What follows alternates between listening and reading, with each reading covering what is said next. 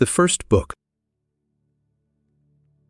Of my grandfather, Verus I have learned to be gentle and meek, and to refrain from all anger and passion. From the fame and memory of him that begot me, I have learned both shamefastness and manlike behavior. Of my mother I have learned to be religious and bountiful, and to forbear, not only to do, but to intend any evil, to content myself with a spare diet, and to fly all such excess as is incidental to great wealth. Of my great-grandfather, both to frequent public schools and auditories, and to get me good and able teachers at home, and that I ought not to think much, if upon such occasions I were at excessive charges. Of him that brought me up, not to be fondly addicted to either of the two great factions of the coursers in the circus, called Prasini and Venedii, nor in the amphitheatre, partially to favor any of the gladiators, or fencers, as either the parmulariae or the secutors. Moreover, to endure labor, nor to need many things. When I have anything to do it myself rather than by others, not to meddle with many businesses, and not easily to admit of any slander. Of Diognetus, not to busy myself about vain things, and not easily to believe those things, which are commonly spoken, by such as take upon them to work wonders, and by sorcerers, or prestidigitators, and impostors, concerning the power of charms, and their driving out of demons, or evil spirits, and the like. Not to keep quails for the game, nor to be mad after such things. Not to be offended with other men's liberty of speech, and to apply myself unto philosophy.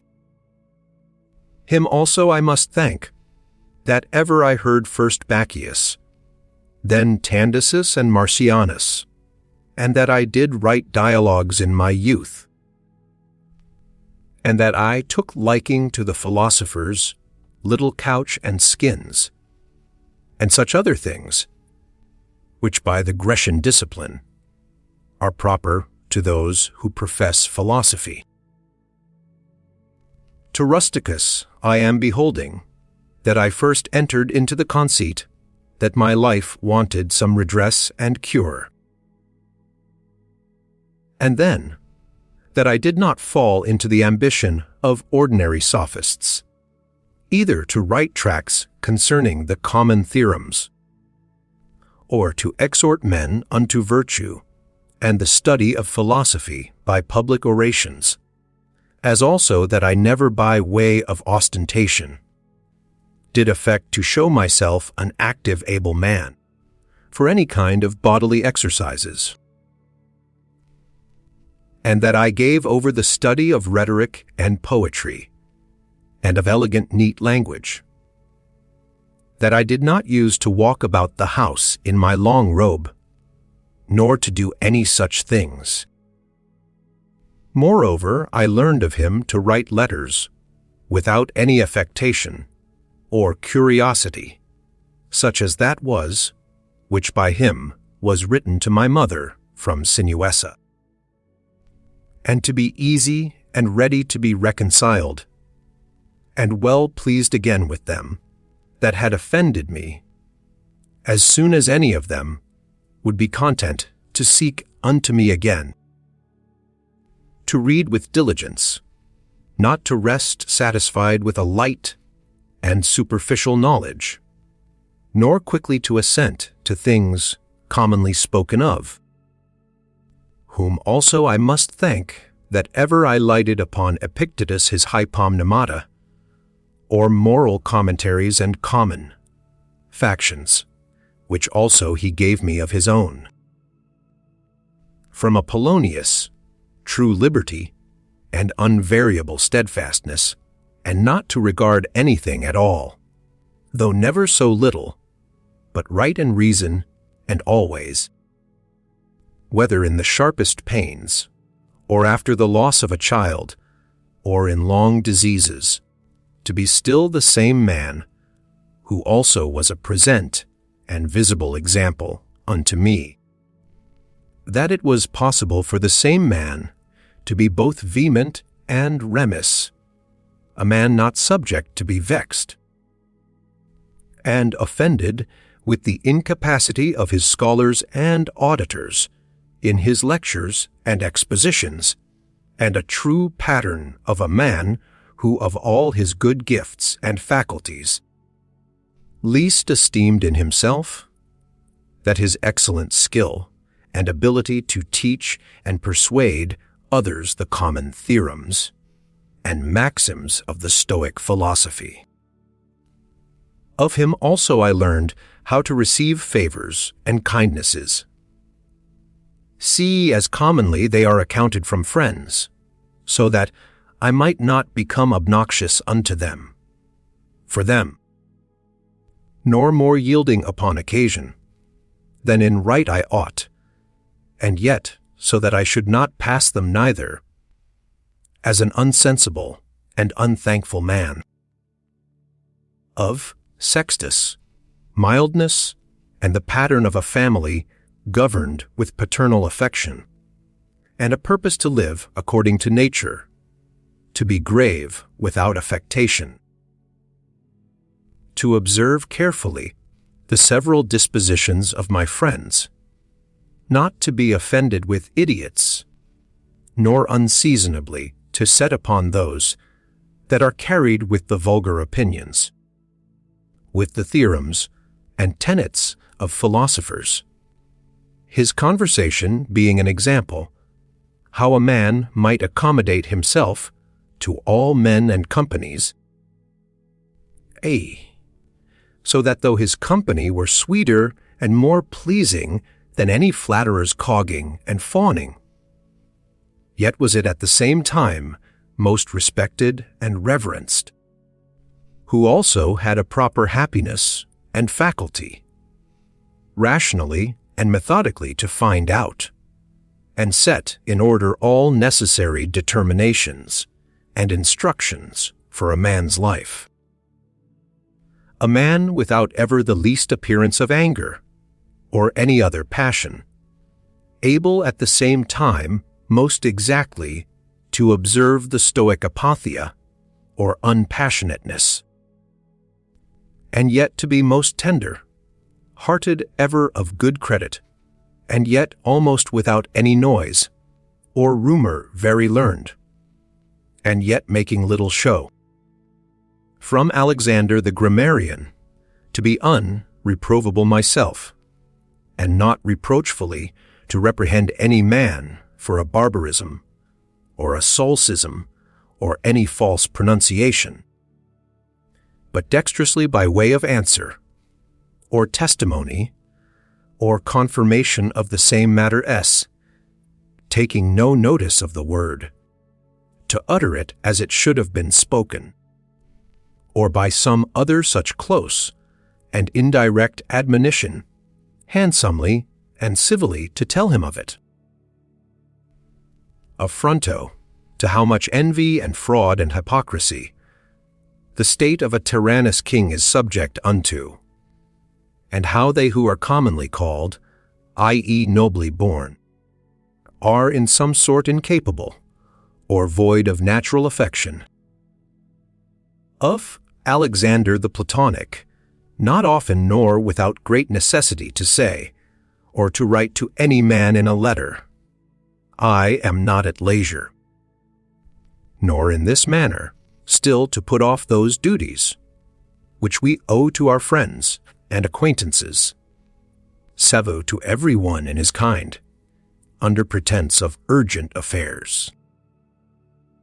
Of Catullus, not to contemn any friend's expostulation, though unjust, but to strive to reduce him to his former disposition, freely and heartily to speak well of all my masters upon any occasion, as it is reported of Domitius and Athenodotus, and to love my children with true affection. From my brother Severus, to be kind and loving to all them of my house and family, by whom also I came to the knowledge of Thrasea, and Helvidius, and Cato, and Dio, and Brutus. He it was also that did put me in the first conceit and desire of an equal commonwealth, administered by justice and equality, and of a kingdom wherein should be regarded nothing more than the good and welfare of the subjects. Of him also to observe a constant tenor, sepi not interrupted, with any other cares and distractions, in the study and esteem of philosophy, to be bountiful and liberal in the largest measure, always to hope the best, and to be confident that my friends love me, in whom I moreover observed open, dealing towards those whom he reproved at any time, and that his friends might without all doubt or much observation know what he would, or would not, so open and plain was he. From Claudius Maximus, in all things to endeavor to have power of myself, and in nothing to be carried about, to be cheerful and courageous in all sudden chances and accidents, as in sicknesses to love mildness, and moderation, and gravity, and to do my business, whatsoever it be, thoroughly and without querulousness. Whatsoever he said, all men believed him that as he spake, so he thought, and whatsoever he did, that he did it with a good intent. His manner was, never to wonder at anything, never to be in haste, and yet never slow, nor to be perplexed, or dejected, or at any time unseemly, or excessively to laugh, nor to be angry or suspicious, but ever ready to do good, and to forgive, and to speak truth, and all this as one that seemed rather of himself to have been straight and right, than ever to have been rectified or redressed. Neither was there any man that ever thought himself undervalued by him, or that could find in his heart to think himself a better man than he. He would also be very pleasant and gracious. In my father, I observed his meekness, his constancy without wavering in those things, which after a due examination and deliberation he had determined. How free from all vanity he carried himself in matter of honor and dignity, see, as they are esteemed. His laboriousness and assiduity, his readiness to hear any man, that had aught to say tending to any common good, how generally and impartially he would give every man his due, his skill and knowledge, when rigor or extremity, or when remissness or moderation was in season, how he did abstain from all unchaste love of youths, his moderate condescending to other men's occasions as an ordinary man, neither absolutely requiring of his friends that they should wait upon him at his ordinary meals, nor that they should of necessity accompany him in his journeys, and that whensoever any business upon some necessary occasions was to be put off and omitted before it could be ended, he was ever found, when he went about it again, the same man that he was before. His accurate examination of things in consultations, and patient hearing of others, he would not hastily give over the search of the matter, as one easy to be satisfied with sudden notions and apprehensions. His care to preserve his friends, how neither at any time he would carry himself towards them with disdainful neglect and grow weary of them, nor yet at any time be madly fond of them. His contented mind in all things, his cheerful countenance, his care to foresee things afar off, and to take order for the least, without any noise or clamor.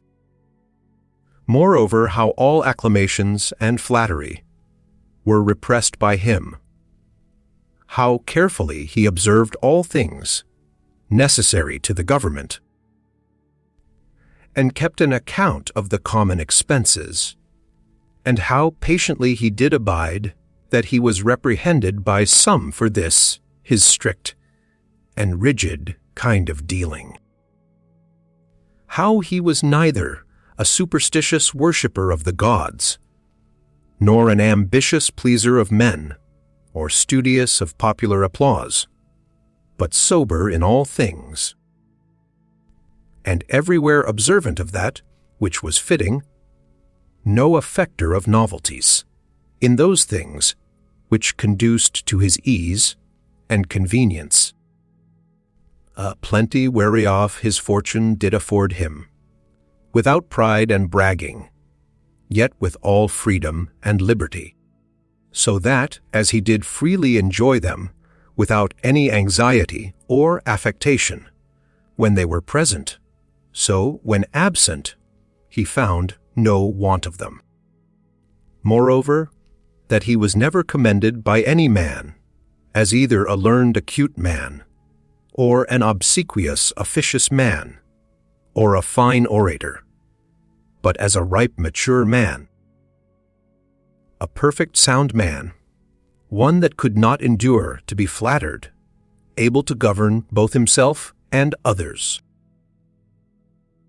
Moreover, how much he did honor all true philosophers, without upbraiding those that were not so, his sociableness, his gracious and delightful conversation, but never unto satiety, his care of his body within bounds and measure, not as one that desired to live long, or over studious of neatness and elegancy, and yet not as one that did not regard it, so that through his own care and providence he seldom needed any inward physic or outward applications.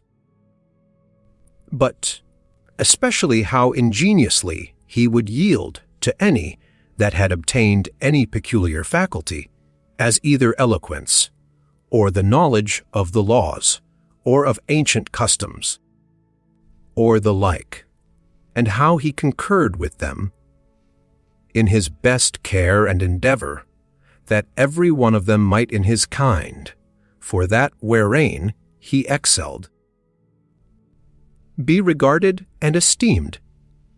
And although he did all things carefully, after the ancient customs of his forefathers, yet even of this was he not desirous that men should take notice, that he did imitate ancient customs.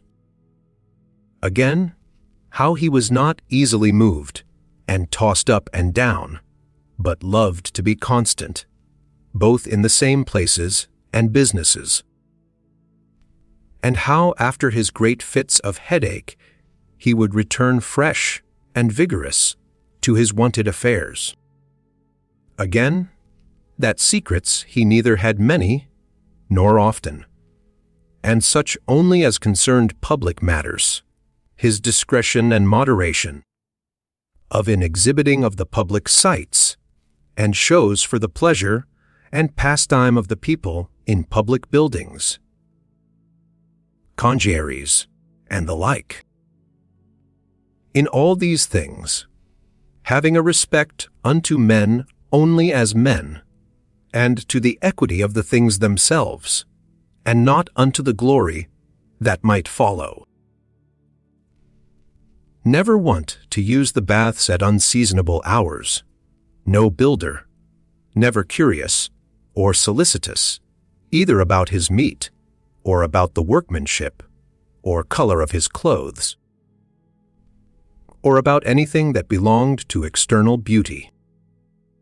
In all his conversation, far from all inhumanity, all boldness and incivility, all greediness and impetuosity, never doing anything with such earnestness and intention, that a man could say of him that he did sweat about it, but contrariwise, all things distinctly, as at leisure, without trouble, orderly, soundly, and agreeably. A man might have applied that to him, which is recorded of Socrates, that he knew how to want, and to enjoy those things, in the want whereof most men show themselves weak, and in the fruition intemperate, but to hold out firm and constant, and to keep within the compass of true moderation and sobriety in either estate, is proper to a man who hath a perfect and invincible soul, such as he showed himself in the sickness of Maximus.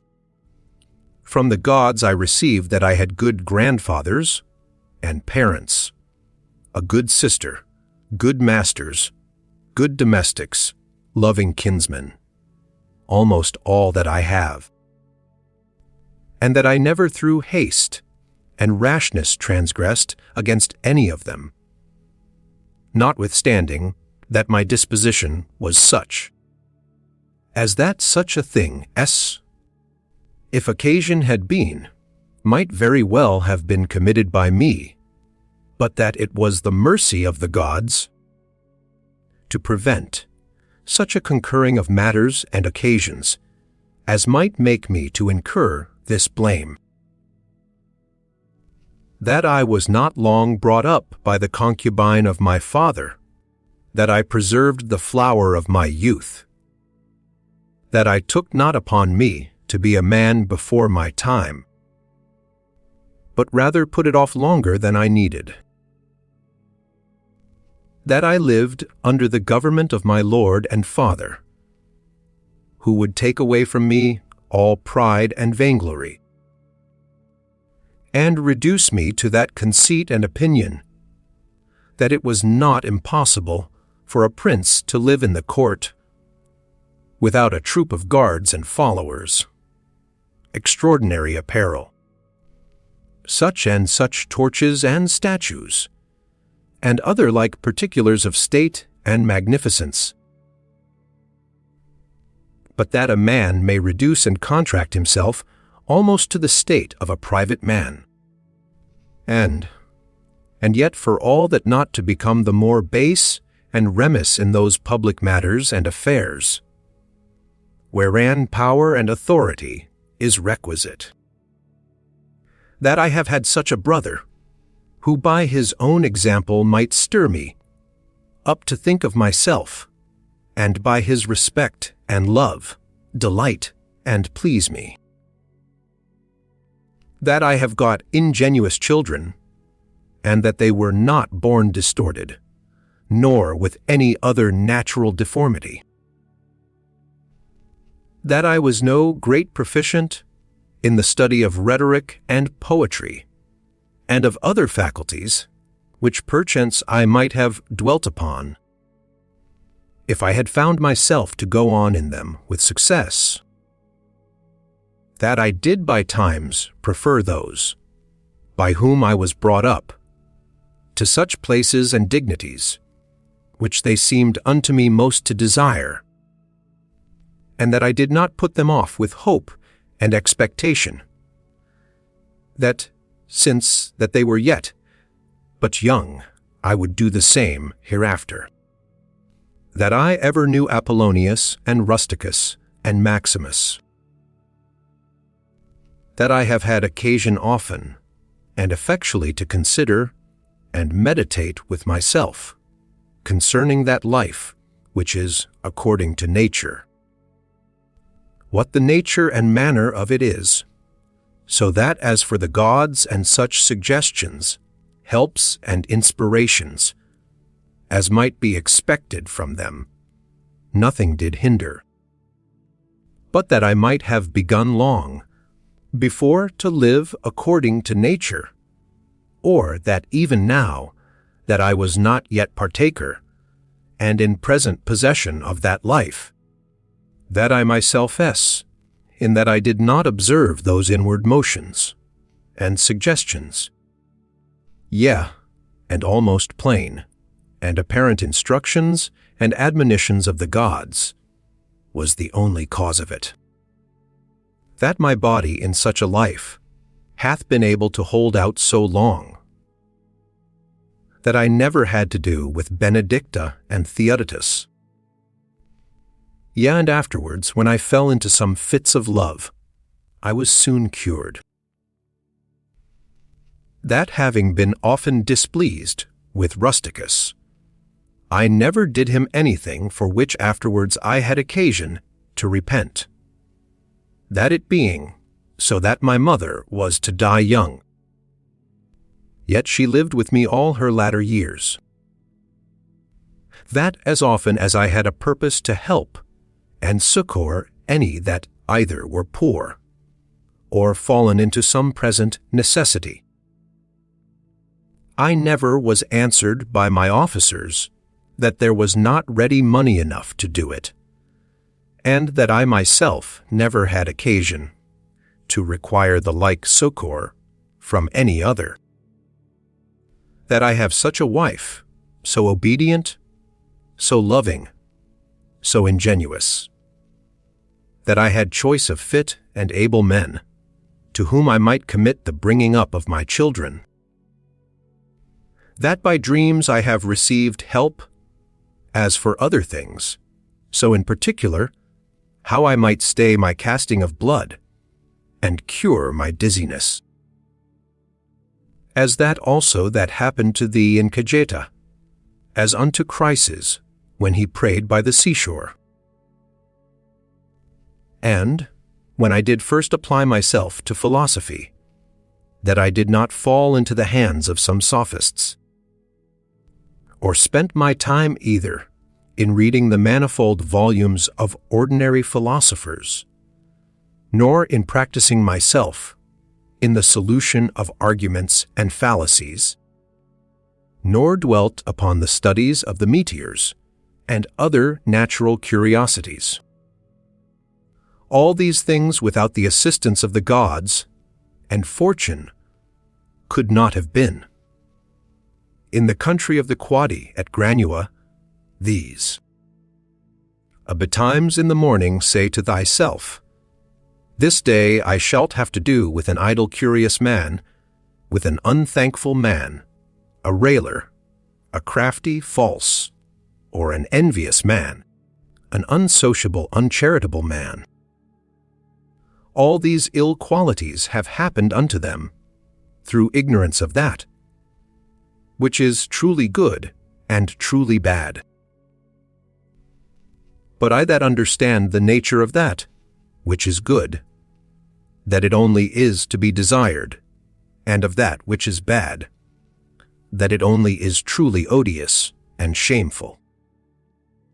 Who know moreover, that this transgressor, whosoever he be, is my kinsman, not by the same blood and seed, but by participation of the same reason, and of the same divine particle. How can I either be hurt by any of those, since it is not in their power to make me incur anything that is truly reproachful, or angry, and ill affected towards him, who by nature is so near unto me? For we are all born to be fellow workers, as the feet, the hands, and the eyelids, as the rows of the upper and under teeth. For such therefore to be in opposition is against nature. And what is it to chafe at, and to be averse from, but to be in opposition? Whatsoever I am is either flesh or life, or that which we commonly call the mistress and overruling part of man, reason. Away with thy books, suffer not thy mind any more to be distracted, and carried to and fro, for it will not be. But as even now ready to die, think little of thy flesh, blood, bones, and a skin, a pretty piece of knit and twisted work, consisting of nerves, veins, and arteries. Think no more of it than so. And as for thy life, consider what it is, a wind, not one constant wind neither, but every moment of an hour let out and sucked in again.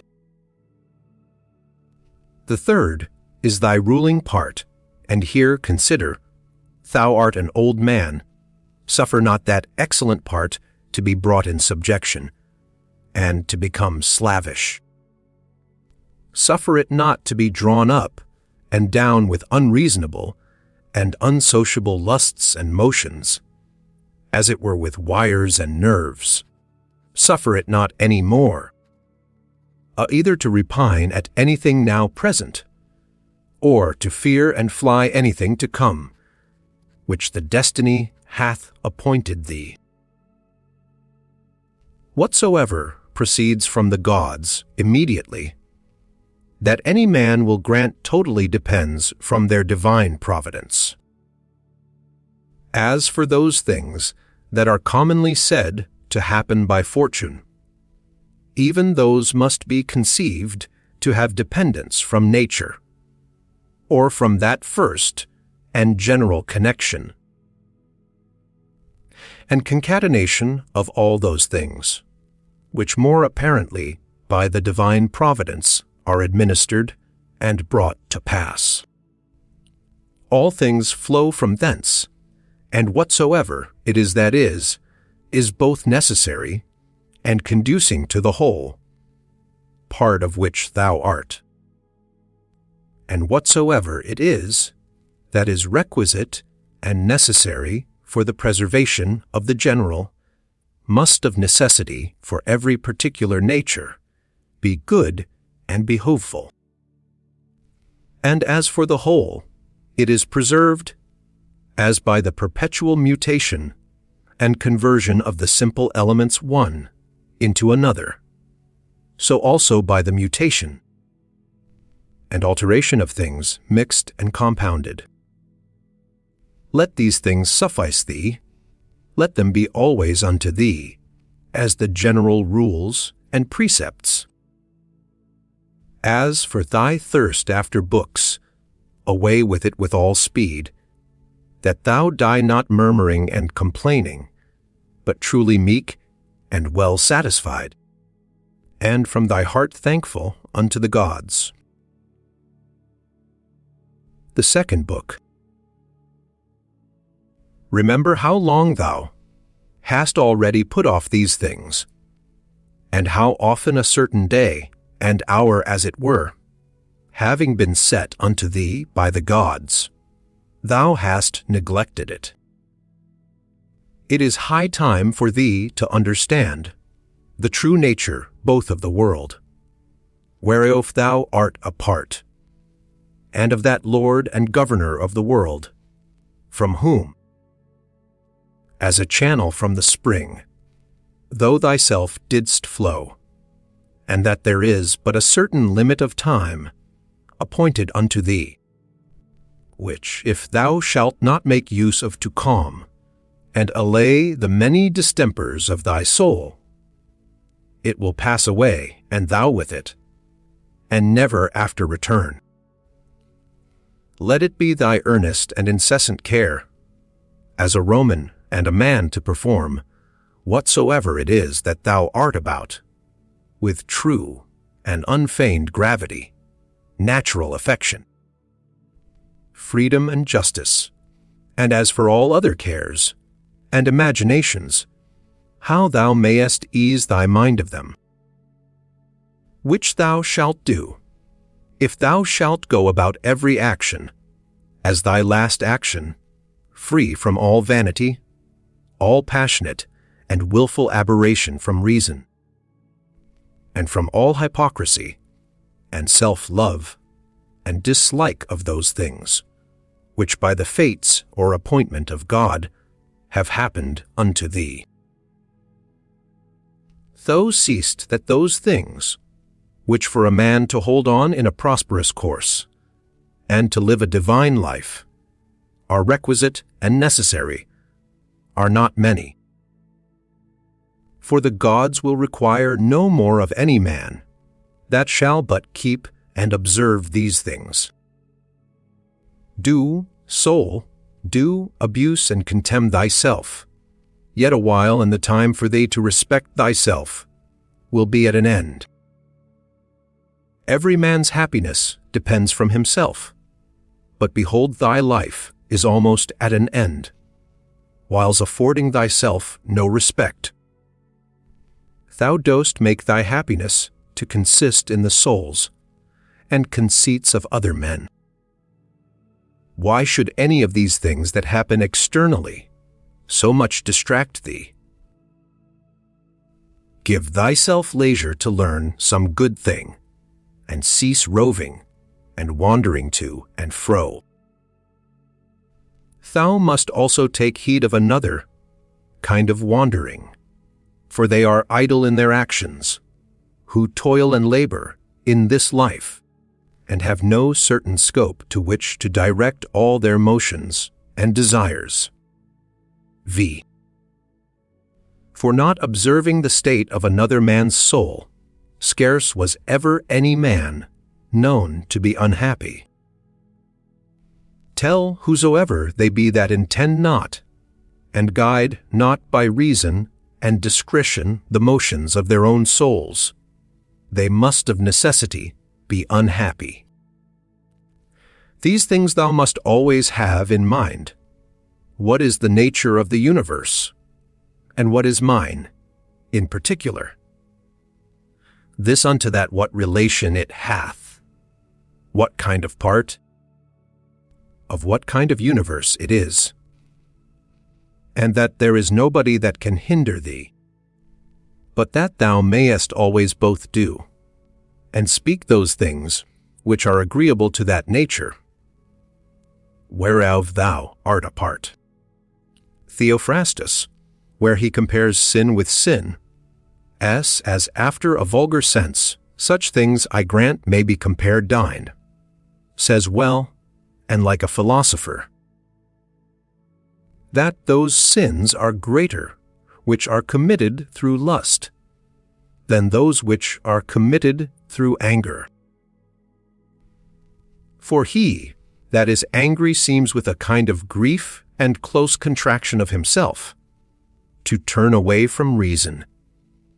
But he that sins through lust, being overcome by pleasure, doth in his very sin bewray a more impotent and unmanlike disposition. Well then, and like a philosopher doth he say, that he of the two is the more to be condemned that sins with pleasure than he that sins with grief. For indeed, this latter may seem first to have been wronged, and so in some manner through grief thereof to have been forced to be angry. Whereas he who through lust doth commit anything, did of himself merely resolve upon that action. Whatsoever thou dost effect, whatsoever thou dost project, so do, and so project all, as one who, for aught thou knowest, may at this very present depart out of this life. And as for death, if there be any gods, it is no grievous thing to leave the society of men. The gods will do thee no hurt, thou mayest be sure. But if it be so that there be no gods, or that they take no care of the world, why should I desire to live in a world void of gods, and of all divine providence?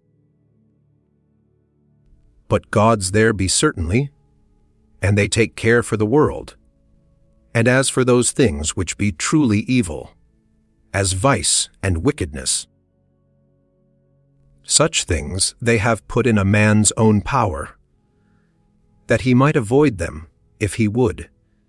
And had there been anything besides that had been truly bad and evil, they would have had a care of that also, that a man might have avoided it. But why should that be thought to hurt and prejudice a man's life in this world, which cannot any ways make man himself the better or the worse in his own person? Neither must we think that the nature of the universe did either through ignorance pass these things, or if not as ignorant of them, yet as unable either to prevent, or better to order and dispose them. It cannot be that she through want either of power or skill should have committed such a thing, so as to suffer all things both good and bad, equally and promiscuously, to happen unto all both good and bad.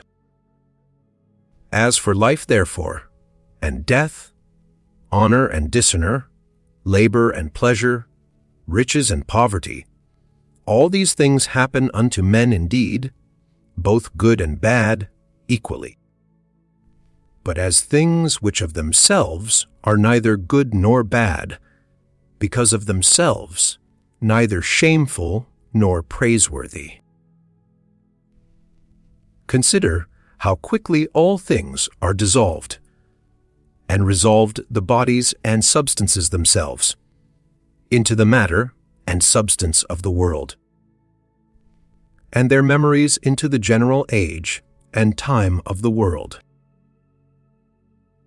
Consider the nature of all worldly sensible things, of those especially which either ensnare by pleasure, or for their irksomeness are dreadful, or for their outward luster and show are in great esteem and request, how vile and contemptible, how base and corruptible, how destitute of all true life and being they are.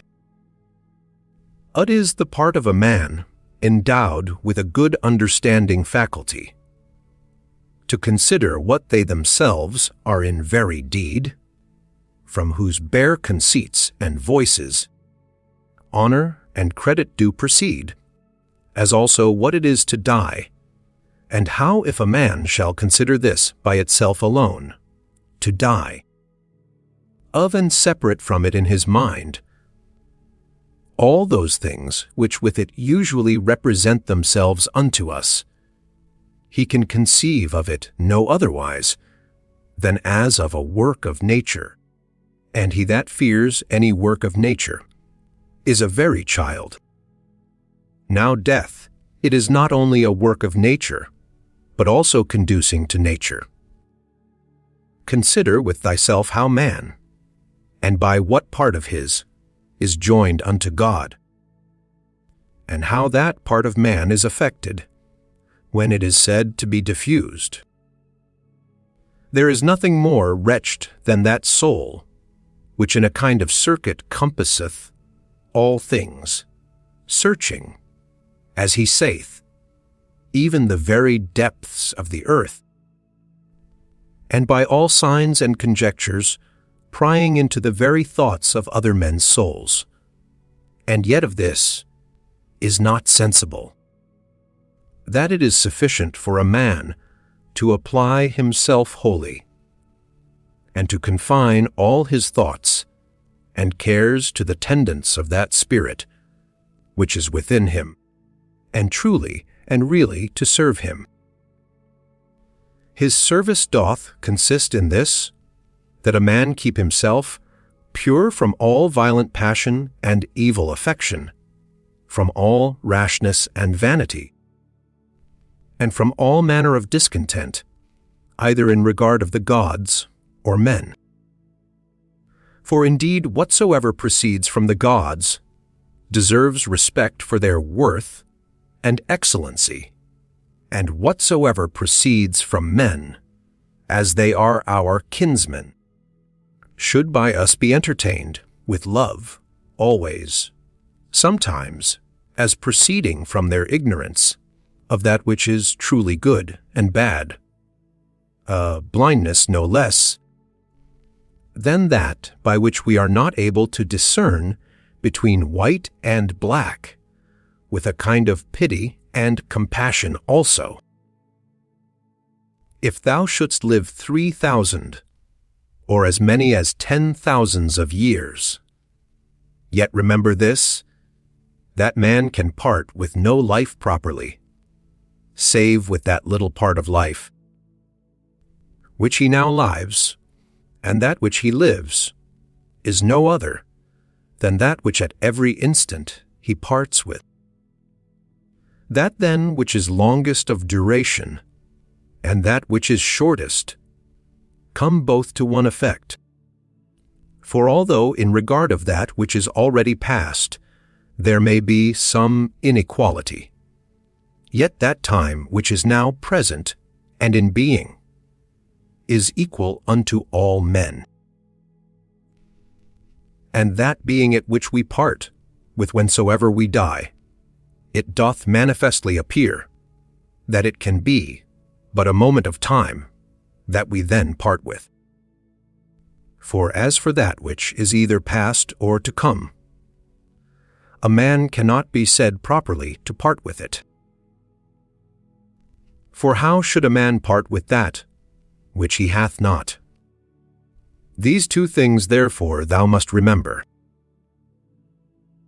First, that all things in the world from all eternity, by a perpetual revolution of the same times, and things ever continued and renewed, are of one kind and nature, so that whether for 100 or 200 years only, or for an infinite space of time, a man see those things which are still the same, it can be no matter of great moment.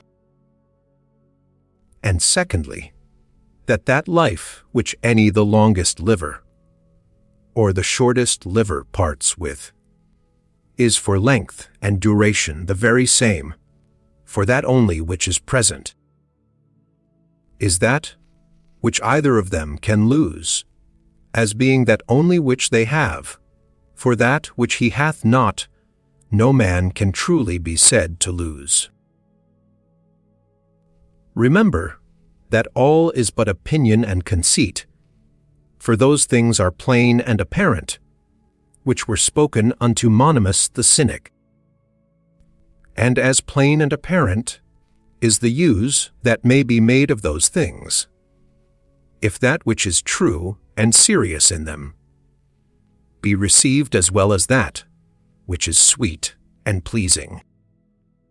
A man's soul doth wrong, and disrespect itself first, and especially, when as much as in itself lies it becomes an aposteme, and as it were an excrescency of the world. For to be grieved and displeased with anything that happens in the world is direct apostasy from the nature of the universe, part of which all particular natures of the world are. Secondly, when she either is averse from any man, or led by contrary desires or affections, tending to his hurt and prejudice, such as are the souls of them that are angry. Thirdly, when she is overcome by any pleasure or pain. Fourthly, when she doth dissemble, and covertly and falsely either doth or saith anything. Fifthly, when she doth either affect or endeavor anything to no certain end, but rashly and without due ratiocination and consideration, how consequent or inconsequent it is to the common end. For even the least things ought not to be done without relation unto the end, and the end of the reasonable creatures is to follow and obey him who is the reason as it were, and the law of this great city and ancient commonwealth. The time of a man's life is as a point, the substance of it ever flowing, the sense obscure, and the whole composition of the body tending to corruption. His soul is restless, fortune uncertain, and fame doubtful. To be brief, as a stream, so are all things belonging to the body. As a dream, or as a smoke, so are all that belong unto the soul. Our life is a warfare, and a mere pilgrimage. Fame after life is no better than oblivion. What is it then that will adhere and follow? Only one thing, philosophy. And philosophy doth consist in this, for a man to preserve that spirit which is within him, from all manner of contumelies and injuries, and above all pains or pleasures, never to do anything either rashly, or feignedly, or hypocritically, wholly to depend from himself, and his own proper actions.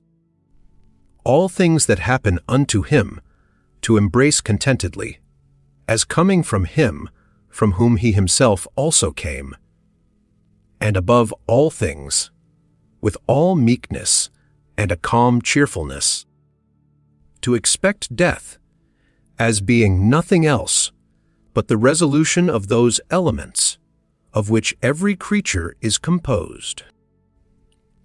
And if the elements themselves suffer nothing, by this their perpetual conversion of one into another, that dissolution and alteration which is so common unto all, why should it be feared by any? Is not this according to nature? But nothing that is according to nature can be evil. Whilst I was at Carnuntum. The Third Book. A man must not only consider how daily his life wasteth and decreaseth, but this also, that if he live long, he cannot be certain whether his understanding shall continue so able and sufficient for either discreet consideration in matter of businesses, or for contemplatione, it being the thing, whereon true knowledge of things, both divine and human, doth depend. For if once he shall begin to dote, his respiration, nutrition, his imaginative and appetitive, and other natural faculties, may still continue the same, he shall find no want of them. But how to make that right use of himself, that he should, how to observe exactly in all things that which is right and just, how to redress and rectify all wrong, of or sudden apprehensions and imaginations, and even of this particular, whether he should live any longer or no, to consider dule for all such things, wherein the best strength and vigor of the mind is most requisite, his power and ability will be past and gone. Thou must hasten, therefore, not only because thou art every day nearer unto death than other, but also because that intellective faculty in thee, whereby thou art enabled to know the true nature of things, and to order all thy actions by that knowledge, doth daily waste and decay, or may fail thee before thou die. This also thou must observe, that whatsoever it is, that naturally doth happen to things natural, hath somewhat in itself that is pleasing and delightful. As a great loaf, when it is baked, some parts of it cleave as it were, and part asunder, and make the crust of it rugged and unequal, and yet those parts of it though in some sort it be against the art and intention of baking itself, that they are thus cleft and parted, which should have been, and were first made all even and uniform. They become it well nevertheless, and have a certain peculiar property to stir the appetite. So figs are accounted fairest and ripest then, when they begin to shrink and wither as it were. So ripe olives, when they are next to putrefaction, then are they in their proper beauty. The hanging down of grapes, the brow of a lion, the froth of a foaming wild boar, and many other like things, though by themselves considered, they are far from any beauty, yet because they happen naturally, they both are comely and delightful, so that if a man shall with a profound mind and apprehension consider all things in the world, even among all those things which are but mere accessories and natural appendices, as it were, there will scarce appear anything unto him, wherein he will not find matter of pleasure and delight. So will he behold with as much pleasure the true rictus of wild beasts, as those which by skillful painters and other artificers are imitated. So will he be able to perceive the proper ripeness and beauty of old age, whether in man or woman, and whatsoever else it is that is beautiful and alluring in whatsoever is, with chaste and continent eyes, he will soon find out and discern. Those and many other things will he discern, not credible unto every one, but unto them only who are truly and familiarly acquainted, both with nature itself and all natural things. Hippocrates, having cured many sicknesses, fell sick himself and died. The Chaldeans and astrologians, having foretold the deaths of divers, were afterwards themselves surprised by the fates. Alexander and Pompeius and Caius Caesar, having destroyed so many towns and cut off in the field so many thousands both of horse and foot, yet they themselves at last were fain to part with their own lives. Heraclitus, having written so many natural tracts concerning the last and general conflagration of the world, died afterwards, all filled with water within, and all bedaubed with dirt and dung without. Lice killed Democritus, and Socrates, another sort of vermin, wicked, ungodly men. How then stands the case? Thou hast taken ship, thou hast sailed, thou art come to land. Go out, if to another life, there also shalt thou find gods, who are everywhere. If all life and sense shall cease, then shalt thou cease, also to be subject to either pains or pleasures, and to serve and tend this vile cottage, so much the viler. By how much that which ministers unto it doth excel, the one being a rational substance, and a spirit, the other nothing but earth and blood. Spend not the remnant of thy days in thoughts and fancies concerning other men, when it is not in relation to some common good, when by it thou art hindered from some other better work.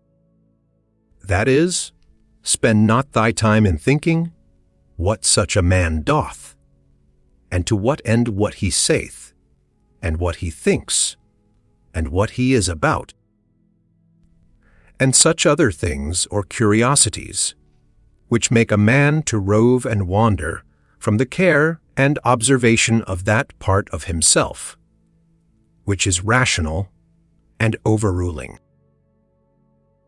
See therefore in the whole series and connection of thy thoughts, that thou be careful to prevent whatsoever is idle and impertinent, but especially whatsoever is curious and malicious, and thou must use thyself to think only of such things, of which if a man upon a sudden should ask thee, what it is that thou art now thinking, thou mayest answer this, and that, freely and boldly, that so by thy thoughts it may presently appear that in all thee is sincere and peaceable, as becometh one that is made for society, and regards not pleasures, nor gives way to any voluptuous imaginations, at all free from all contentiousness, envy, and suspicion, and from whatsoever else thou wouldest blush to confess thy thoughts were set upon. He that is such, is he surely that doth not put off to lay hold on that which is best indeed, a very priest and minister of the gods, well acquainted and in good correspondence with him, especially that is seated and placed within himself, as in a temple and sacrary, to whom also he keeps and preserves, himself unspotted by pleasure, undaunted by pain, free from any manner of wrong, or contumely, by himself offered unto himself, not capable of any evil, from others a wrestler of the best sort, and for the highest prize, that he may not be cast down by any passion or affection of his own, deeply dyed and drenched in righteousness, embracing and accepting with his whole heart whatsoever either happeneth or is allotted unto him. One who not often, nor without some great necessity, tending to some public good, mindeth what any other either speaks, or doth, or purposeth. For those things only that are in his own power, or that are truly his own, are the objects of his employments, and his thoughts are ever taken up with those things, at which of the whole universe are by the fates or providence destinated and appropriated unto himself.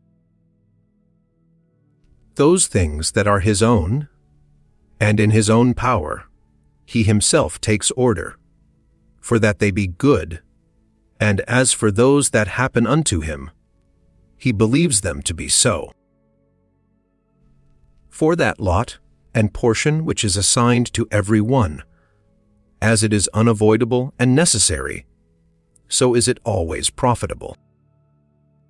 He remembers besides that whatsoever partakes of reason is akin unto him, and that to care for all men generally is agreeing to the nature of a man.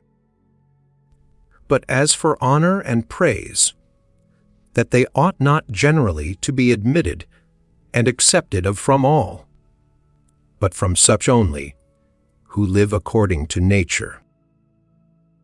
As for them that do not, what manner of men they be at home, or abroad, day or night, how conditioned themselves, with what manner of conditions,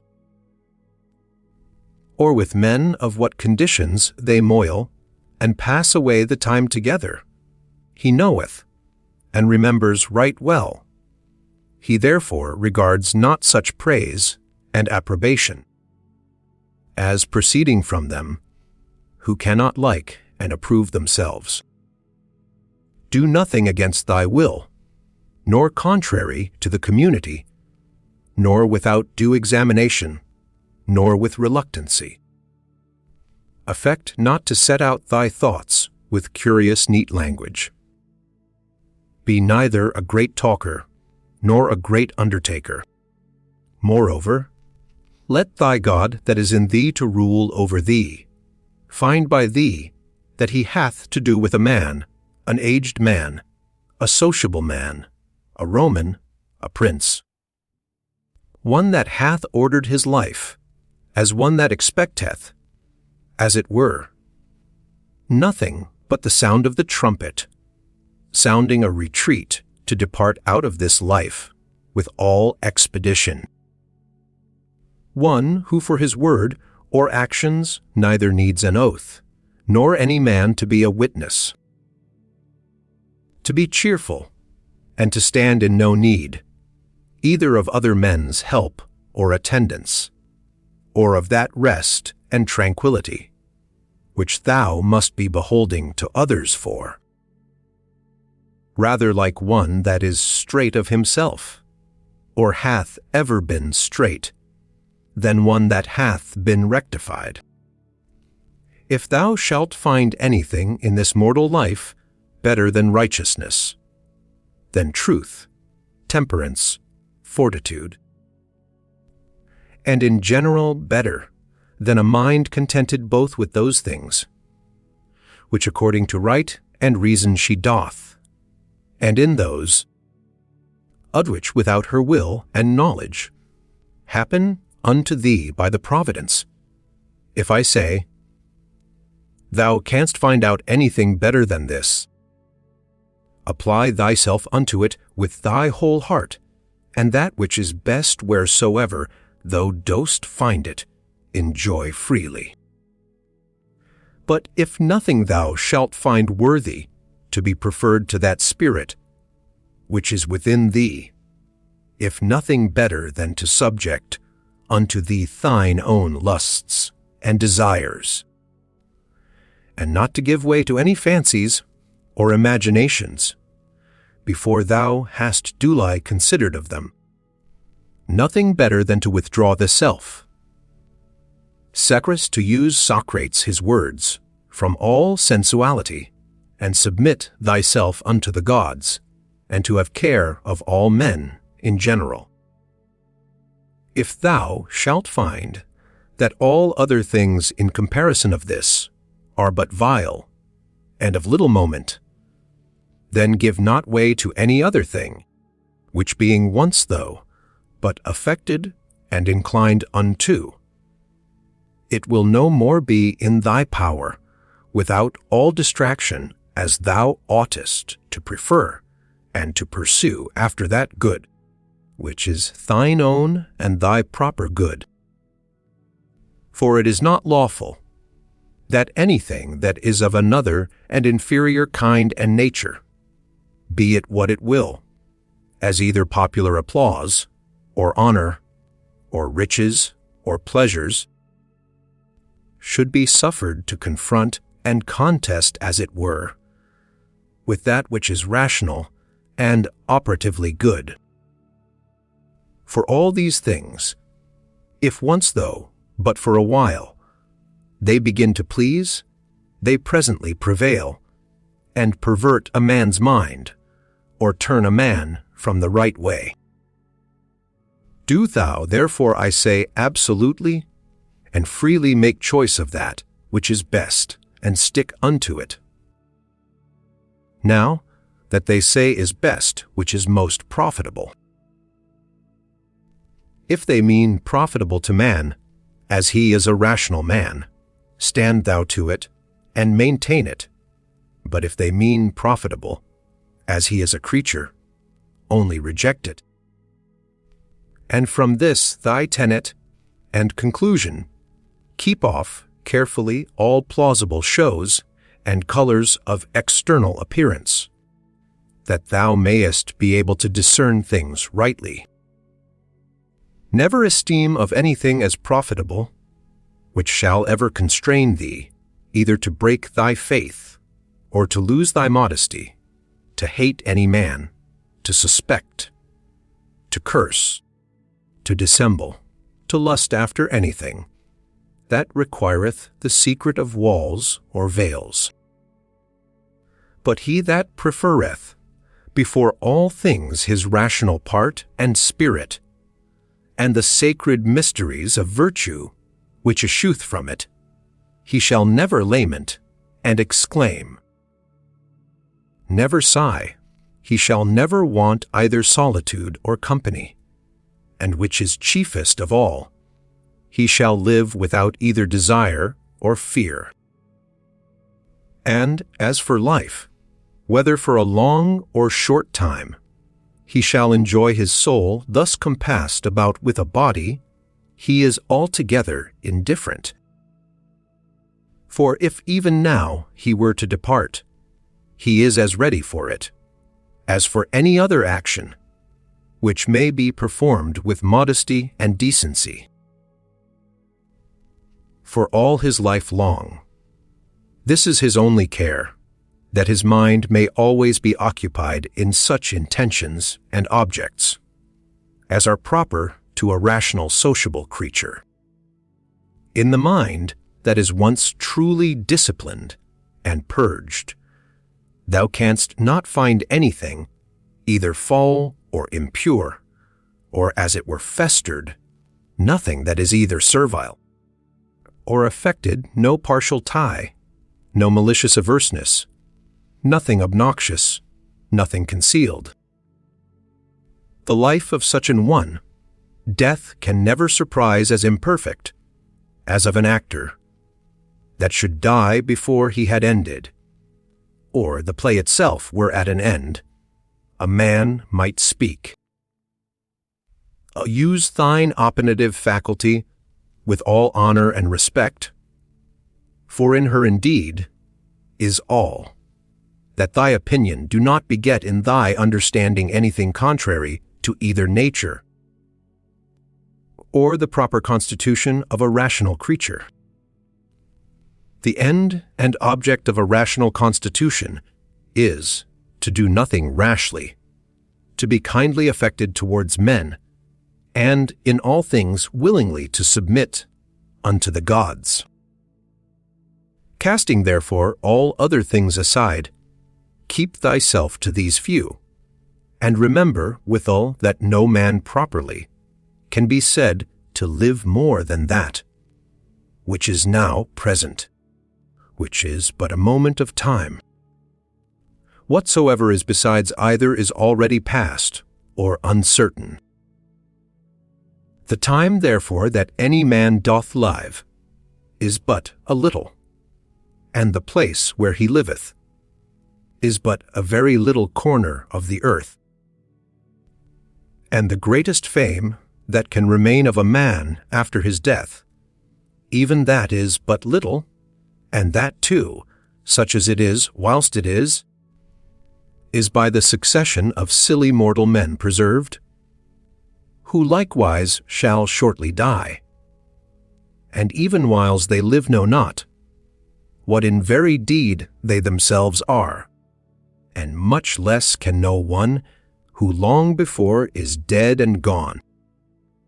To these ever present helps and mementos, let one more be added, ever to make a particular description and delineation, as it were, of every object that presents itself to thy mind, that thou mayest wholly and throughly contemplate it, of in its own proper nature, bare and naked, wholly and severally, divided into its several parts and quarters, and then by thyself in thy mind, to call both it, and those things of which it doth consist, and in which it shall be resolved, by their own proper true names and appellations.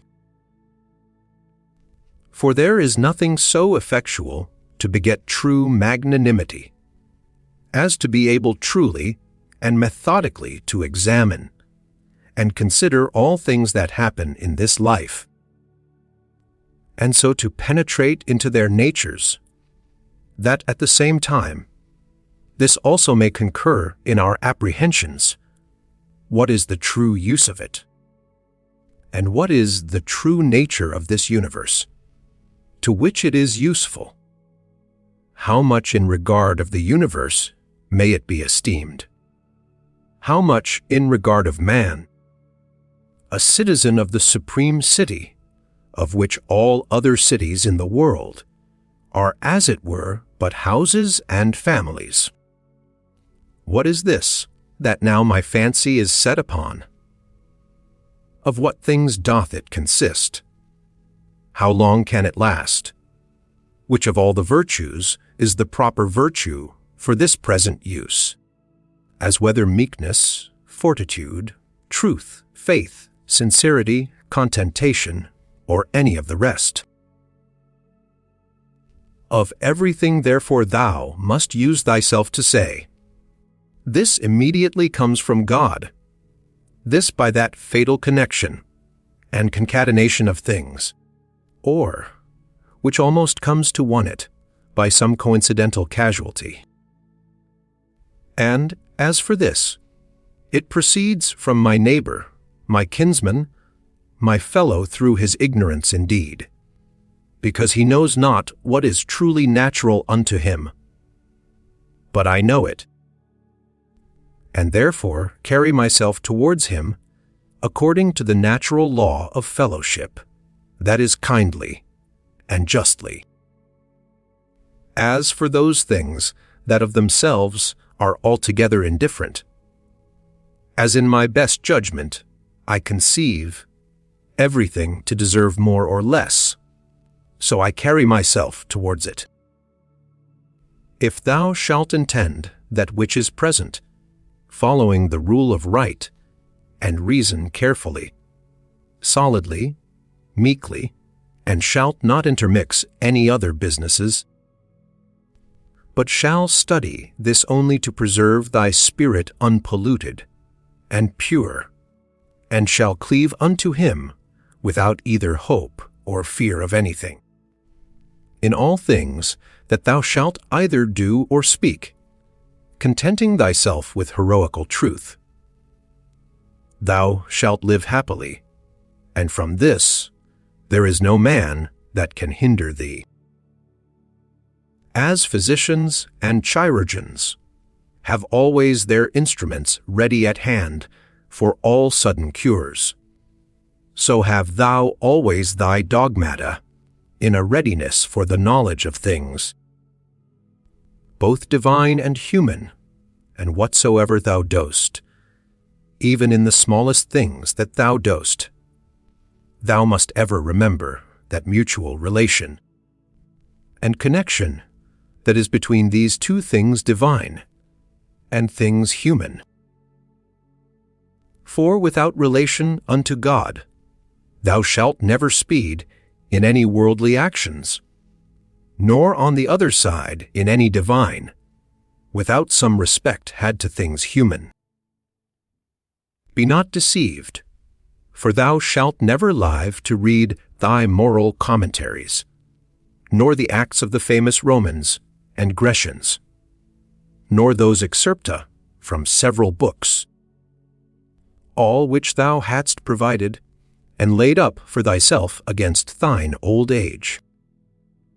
Hasten therefore to an end, and giving over all vain hopes, help thyself in time, if thou carest for thyself, as thou oughtest to do.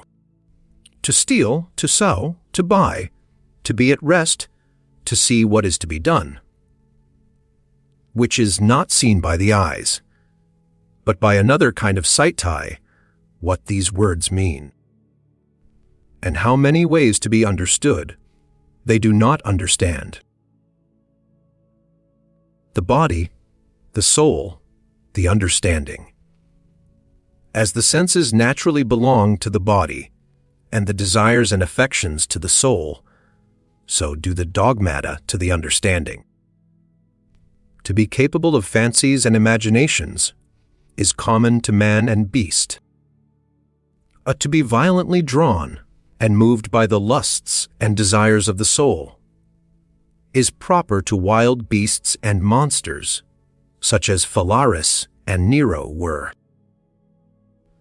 To follow reason for ordinary duties and actions is common to them also, who believe not that there be any gods, and for their advantage would make no conscience to betray their own country, and who, when once the doors be shut upon them, dare do anything. If, therefore, all things else be common to these likewise, it follows that for a man to like and embrace all things that happen and are destinated unto him, and not to trouble and molest that spirit which is seated in the temple of his own breast, with a multitude of vain fancies and imaginations, but to keep him propitious and to obey him as a god, never either speaking anything contrary to truth or doing anything contrary to justice. It is the only true property of a good man. And such a one, though no man should believe that he liveth as he doth, either sincerely and conscionably, or cheerful and contentedly, yet is he neither with any man at all angry for it, nor diverted by it from the way that leadeth to the end of his life, through which a man must pass pure, ever ready to depart, and willing of himself without any compulsion to fit, and accommodate himself to his proper lot and portion. The Fourth Book. That inward mistress part of man, if it be in its own true natural temper, is towards all worldly chances and events ever so disposed and affected, that it will easily turn and apply itself to that which may be, and is within its own power to compass, when that cannot be which at first it intended. For it never doth absolutely addict, and apply itself to any one object, but whatsoever it is that it doth now intend and prosecute, it doth prosecute it with exception and reservation, so that whatsoever it is, that falls out contrary to its first intentions, even that afterwards it makes its proper object, even as the fire, when it prevails upon those things that are in his way, by which things, indeed, a little fire would have been quenched. But a great fire doth soon turn to its own nature, and so consume whatsoever comes in his way. By those very things it is made greater and greater. Let nothing be done rashly, and at random, but all things according to the most exact and perfect rules of art. They seek for themselves private retiring places, as country villages, the sea, shore, mountains, yea, though thyself art wont to long much after such places.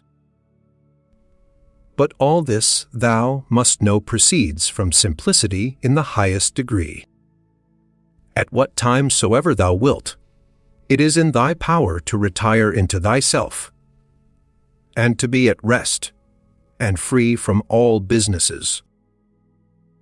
A man cannot any whither retire better than to his own soul, he especially who is beforehand provided of such things within, which whensoever he doth withdraw himself to look in, may presently afford unto him perfect ease and tranquility. By tranquility, I understand a decent orderly disposition and carriage, free from all confusion and tumultuousness.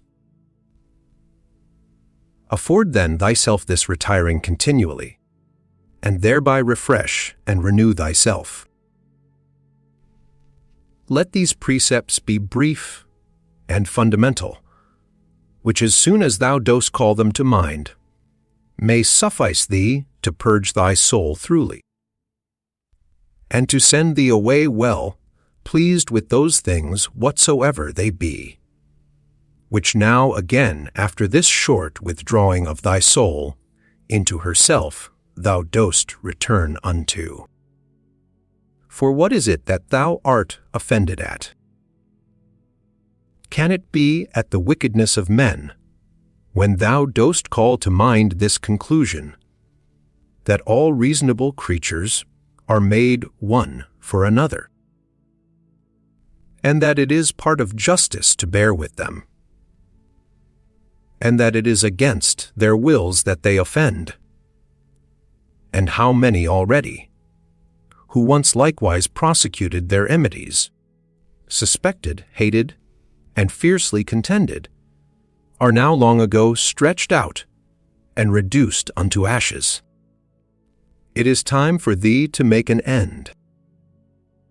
As for those things which among the common chances of the world happen, unto thee, as thy particular lot and portion, canst thou be displeased with any of them? When thou dost call that our ordinary dilemma to mind, either a providence, or Democritus his atoms, and with it, whatsoever we brought to prove, that the whole world is as it were one city. And as for thy body, what canst thou fear, if thou dost consider that thy mind and understanding, when once it hath recollected itself, and knows its own power, hath in this life and breath, whether it runs smoothly and gently, or whether harshly and rudely, no interest at all, but is altogether indifferent, and whatsoever else thou hast heard, and assented unto concerning either pain or pleasure. But the care of thine honor and reputation will perchance distract thee.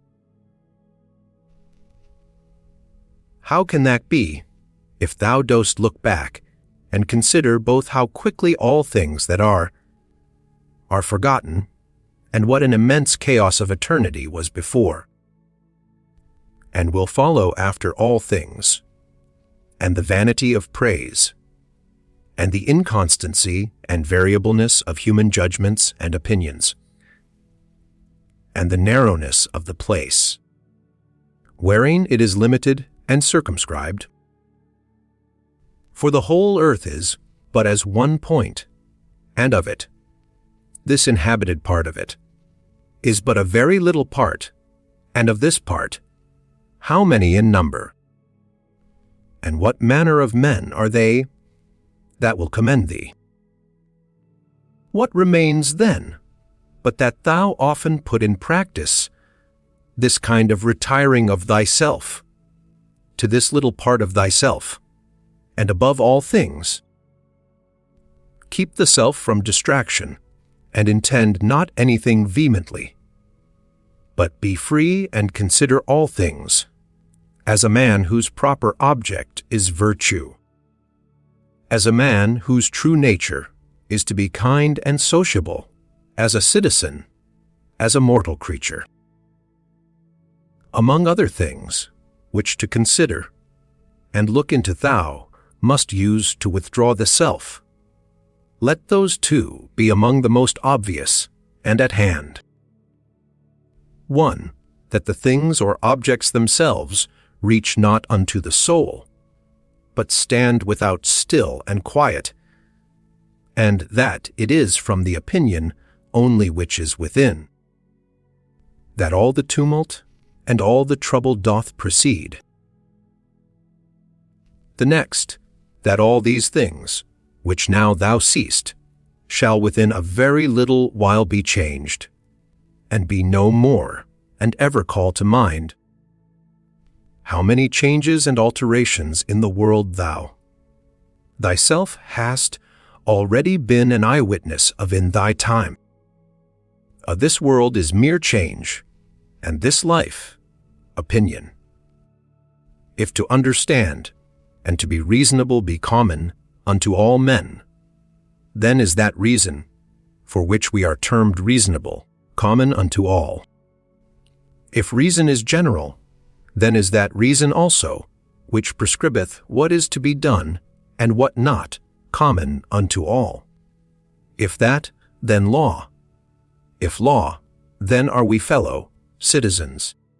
If so, then are we partners in some one commonweal? If so, then the world is as it were a city. For which other commonweal is it that all men can be said to be members of? From this common city it is, that understanding, reason, and law is derived unto us, for from whence else? For as that which in me is earthly I have from some common earth, and that which is moist from some other element is imparted. As my breath and life hath its proper fountain, and that likewise which is dry and fiery in me. For there is nothing which doth not proceed from something, as also there is nothing that can be reduced unto mere nothing. So also is there some common beginning from, whence my understanding hath proceeded. As generation is, so also death, a secret of nature's wisdom, a mixture of elements, resolved into the same elements again. A thing surely which no man ought to be ashamed of, in a series of other fatal events and consequences, which a rational creature is subject unto, not improper or incongruous, nor contrary to the natural and proper constitution of man himself. Such and such things, from such and such causes, must of necessity proceed. He that would not have such things to happen is as he that would have the fig tree grow without any sap or moisture. In sum, remember this, that within a very little while, both thou and he shall both be dead, and after a little while more. Not so much as your names and memories shall be remaining. Let opinion be taken away, and no man will think himself wronged. If no man shall think himself wronged, then is there no more any such thing as wrong. That which makes not man himself the worse cannot make his life the worse, neither can it hurt him either inwardly or outwardly. It was expedient in nature that it should be so, and therefore necessary. Whatsoever doth happen in the world, doth happen justly, and so if thou dost well take heed, thou shalt find it. I say not only in right order, by a series of inevitable consequences, but according to justice, and as it were by way of equal distribution, according to the true worth of everything. Continue then to take notice of it, as thou hast begun, and whatsoever thou dost, do it not without this proviso, that it be a thing of that nature that a good man as the word good is properly taken may do it. This observe carefully in every action. Conceit no such things, as he that wrongeth thee conceiveth, or would have thee to conceive, but look into the matter itself, and see what it is in very truth. These two rules thou must have always in a readiness. First, do nothing at all, but what reason proceeding from that regal and supreme part shall, for the good and benefit of men, suggest unto thee. And secondly, if any man that is present shall be able to rectify thee, or to turn thee from some erroneous persuasion, that thou be always ready to change thy mind, and this change to proceed, not from any respect of any pleasure, or credit thereon depending, but always from some probable, apparent ground of justice, or of some public good thereby to be furthered, or from some other such inducement. Hast thou reason? I have. why then makest thou not use of it? For if thy reason do her part, what more canst thou require? As a part hitherto thou hast had a particular subsistence, and now shalt thou vanish away into the common substance of him who first begot thee. Or rather thou shalt be resumed again into that original rational substance, out of which all others have issued, and are propagated. Many small pieces of frankincense are set upon the same altar. One drops first and is consumed, another after, and it comes all to one. Within 10 days, if so happen, thou shalt be esteemed a god of them, who now, if thou shalt return to the dogmata and to the honoring of reason, will esteem of thee no better than of a mere brute and of an ape. Not as though thou hadst thousands of years to live. Death hangs over thee, whilst yet thou livest, whilst thou mayest be good. Now much time and leisure doth he gain, who is not curious to know what his neighbor hath said, or hath done, or hath attempted, but only what he doth himself, that it may be just and holy. Or, to express it in Agatho's words, not to look about upon the evil conditions of others, but to run on straight in the line, without any loose and extravagant agitation. He who is greedy of credit and reputation after his death doth not consider that they themselves by whom he is remembered shall soon after every one of them be dead, and they likewise that succeed those, until at last all memory, which hitherto by the succession of men admiring, and soon after dying hath had its course, be quite extinct. But suppose that both they that shall remember thee, and thy memory with them should be immortal, what is that to thee? I will not say to thee after thou art dead, but even to thee living, what is thy praise? But only for a secret and politic consideration, which we call, or dispensation. For as for that it is the gift of nature, whatsoever is commended in thee, what might be objected from thence? Let that now that we are upon another consideration be omitted as unseasonable. That which is fair and goodly, whatsoever it be, and in what respect soever it be, that it is fair and goodly, it is so of itself, and terminates in itself, not admitting praise as a part or member, that therefore which is praised is not thereby made either better or worse. This I understand even of those things that are commonly called fair and good, as those which are commended either for the matter itself or for curious workmanship. As for that which is truly good, what can it stand in need of more than either justice or truth, or more than either kindness and modesty, which of all those either becomes good or fair, because commended or dispraised suffers any damage? Doth the emerald become worse in itself, or more vile, if it be not commended? Doth gold, or ivory, or purple?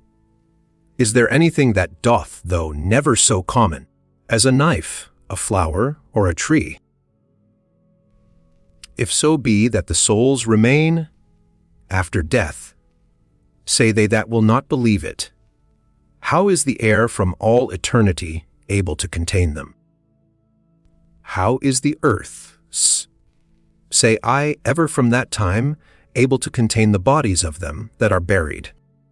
For as here the change and resolution of dead bodies into another kind of subsistence, whatsoever it be, makes place for other dead bodies, so the souls after death transferred into the air, after they have conversed there a while, are either by way of transmutation, or transfusion, or conflagration, received again into that original rational substance, from which all others do proceed, and so give way to those souls, who before coupled and associated unto bodies, now begin to subsist single. This upon a supposition that the souls after death do, for a while, subsist single, may be answered. And here, A, besides the number of bodies, so buried and contained by the earth, we may further consider the number of several beasts, eaten by us men, and by other creatures.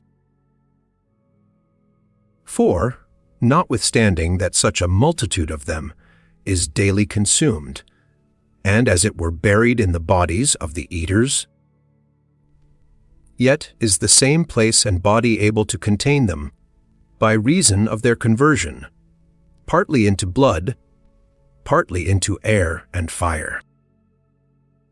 What in these things is the speculation of truth? To divide things into that which is passive and material, and that which is active and formal.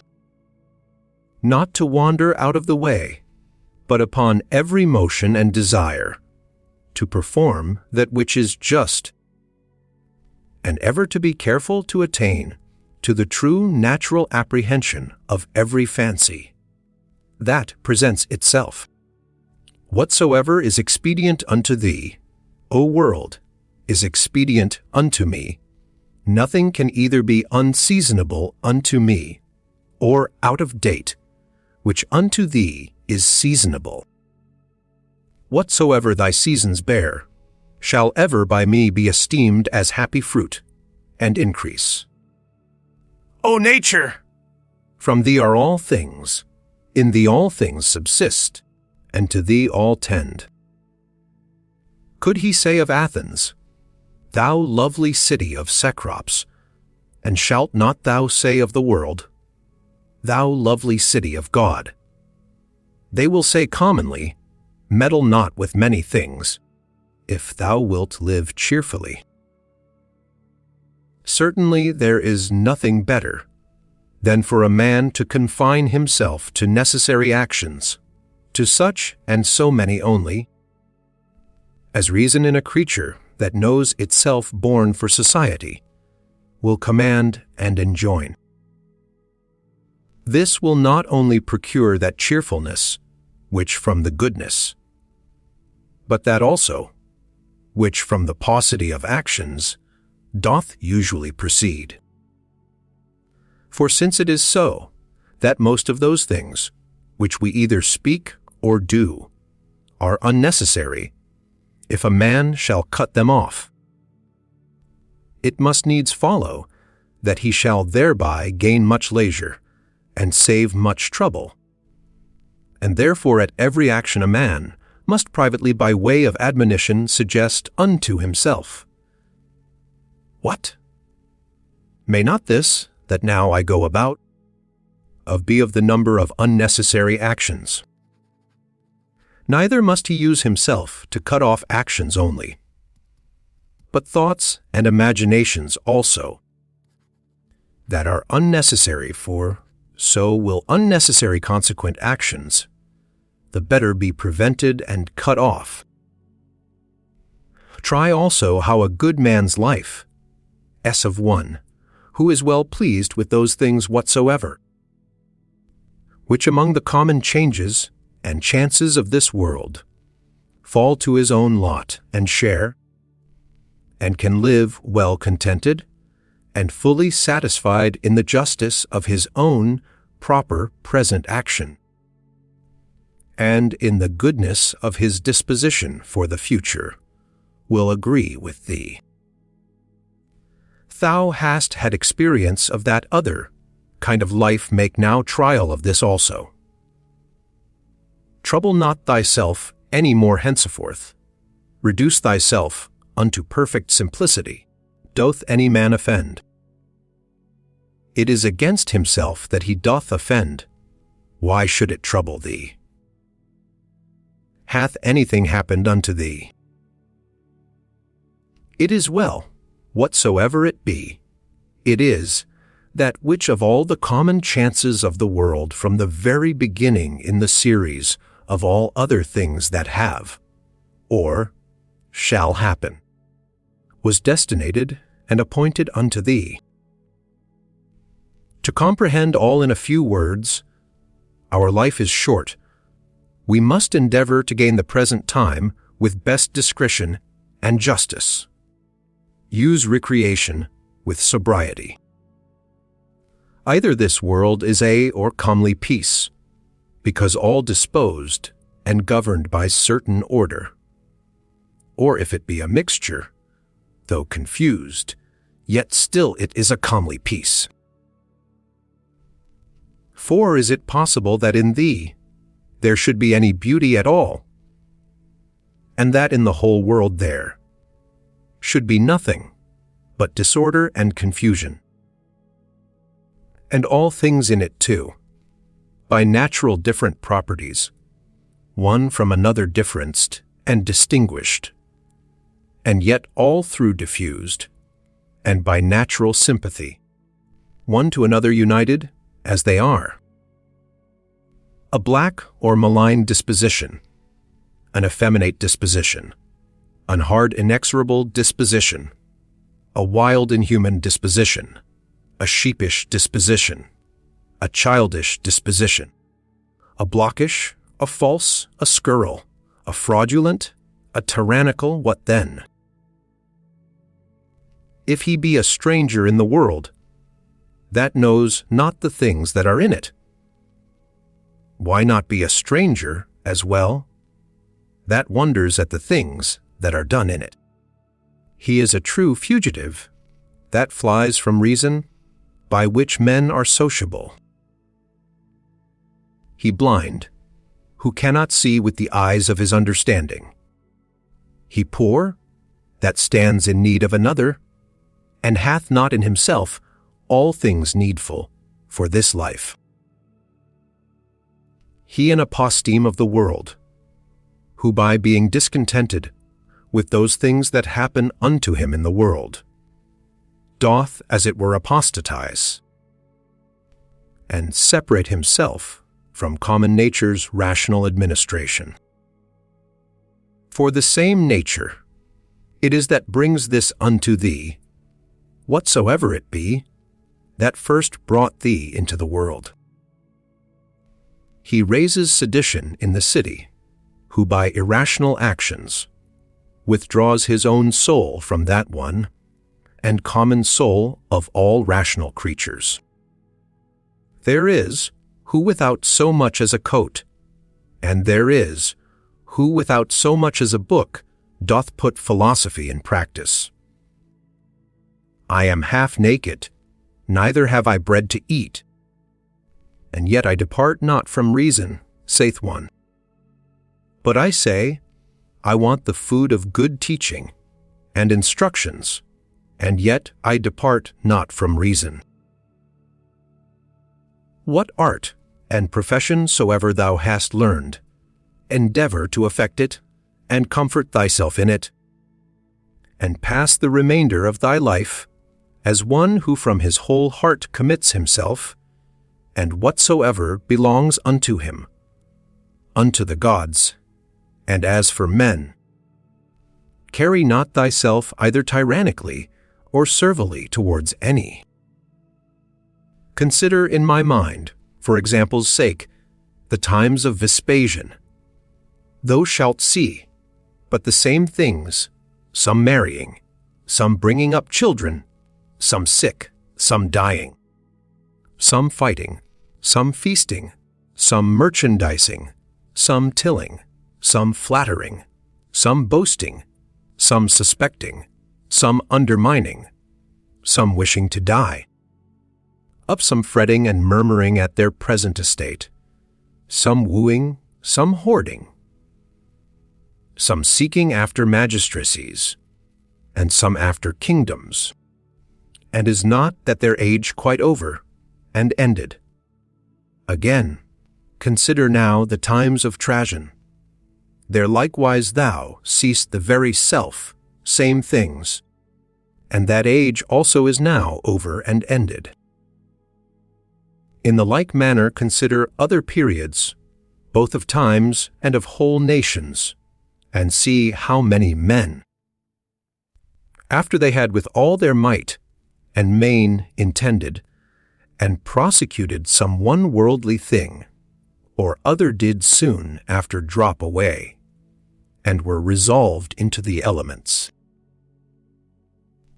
But especially thou must call to mind them, whom thou thyself in thy lifetime hast known much distracted about vain things, and in the meantime neglecting to do that, and closely and inseparably, as fully satisfied with it, to adhere unto it, which their own proper constitution did require.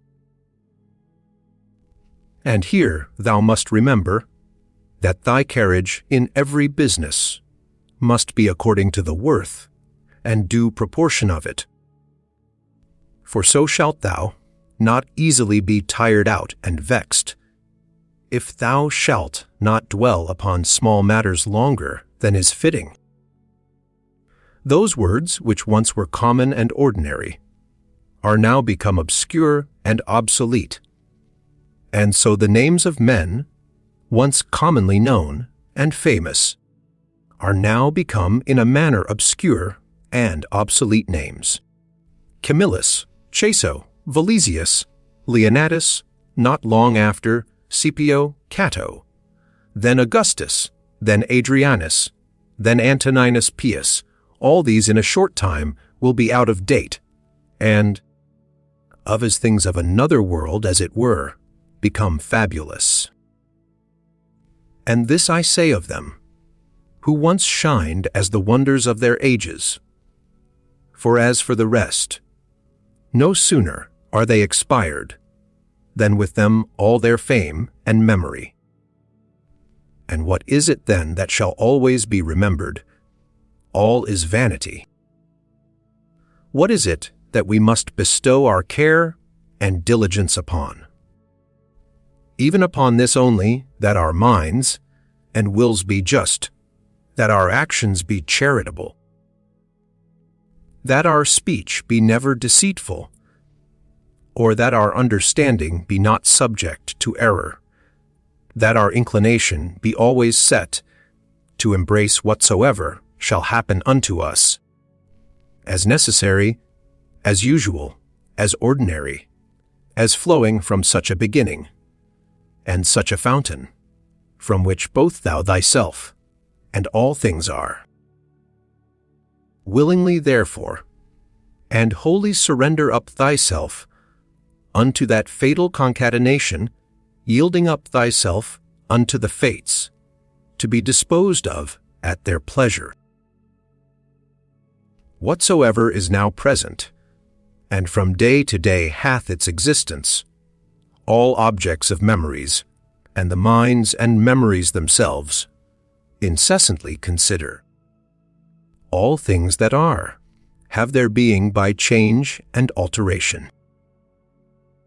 Use thyself, therefore, often to meditate upon this, that the nature of the universe delights in nothing more than in altering those things that are, and in making others like unto them, so that we may say that whatsoever is but as it were the seed of that which shall be.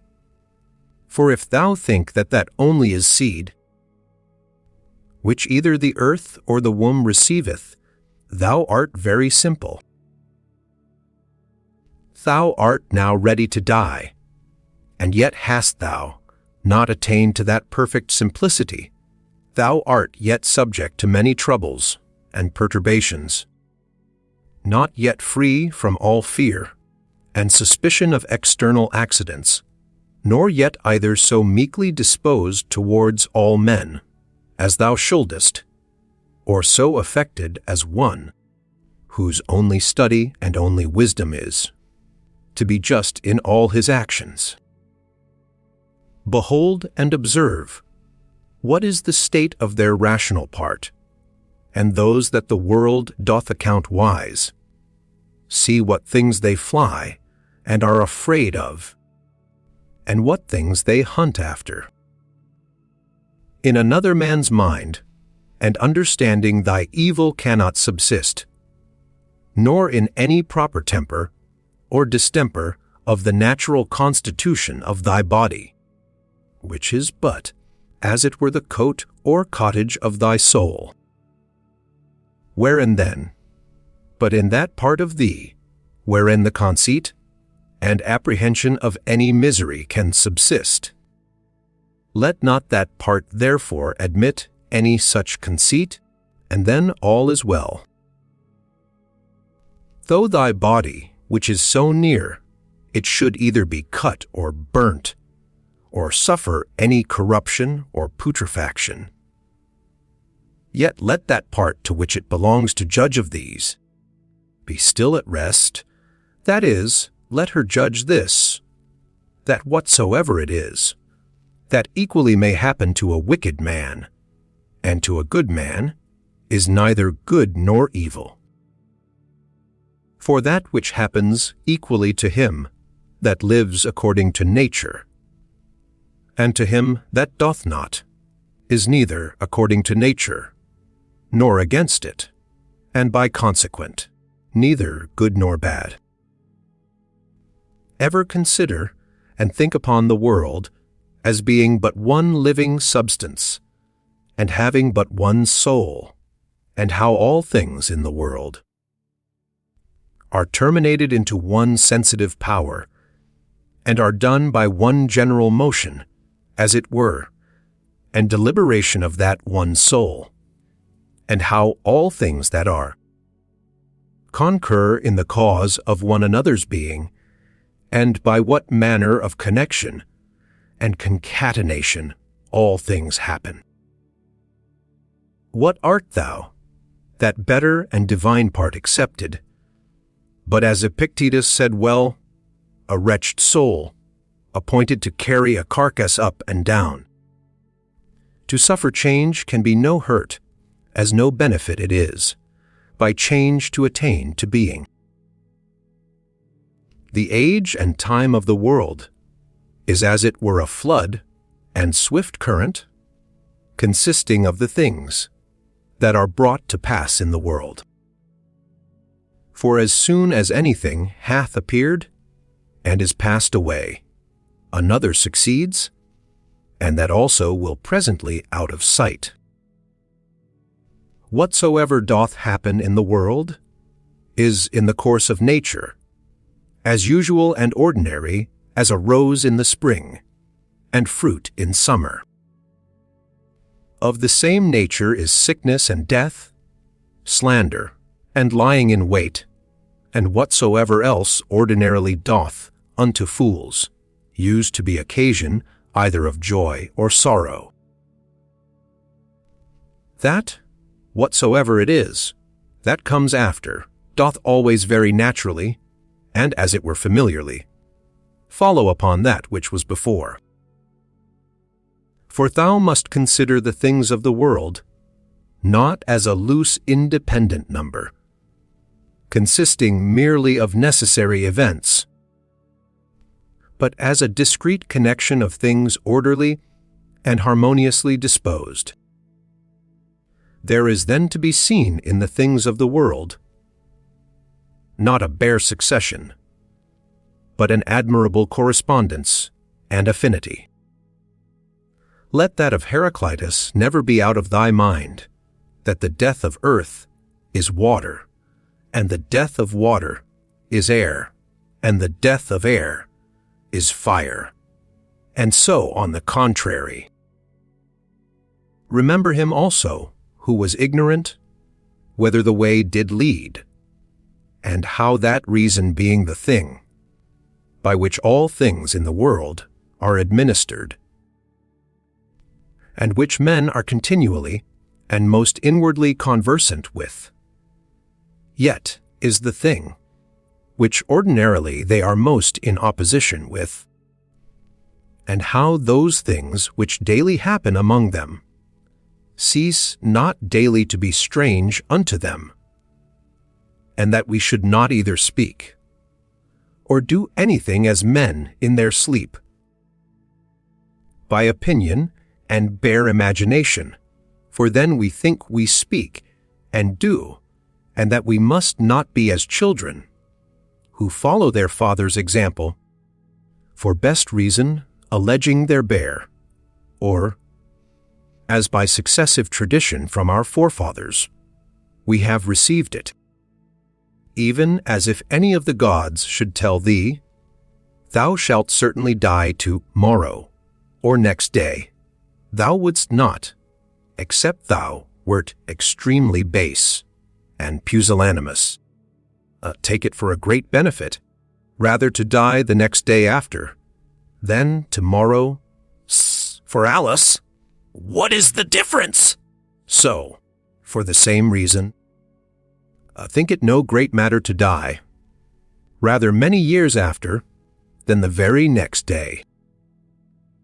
Let it be thy perpetual meditation, how many physicians, who once looked so grim, and so theatrically shrunk their brows upon their patients, are dead and gone themselves. How many astrologers, after that in great ostentation, they had foretold the death of some others? How many philosophers, after so many elaborate tracts and volumes concerning either mortality or immortality, how many brave captains and commanders, after the death and slaughter of so many, how many kings and tyrants, after they had with such horror and insolency abused their power upon men's lives, as though themselves had been immortal, how many, that I may so speak, whole cities, both men and towns, Hillis, Pompeii, Herculaneum, and others innumerable are dead and gone. Run them over also, whom thou thyself, one after another, hast known in thy time to drop away. Such and such a one took care of such and such a one's burial, and soon after was buried himself. So one, so another, and all things in a short time. For herein lieth all indeed, ever to look upon all worldly things, as things for their continuance, that are but for a day, and for their worth, most vile and contemptible. As for example, what is man?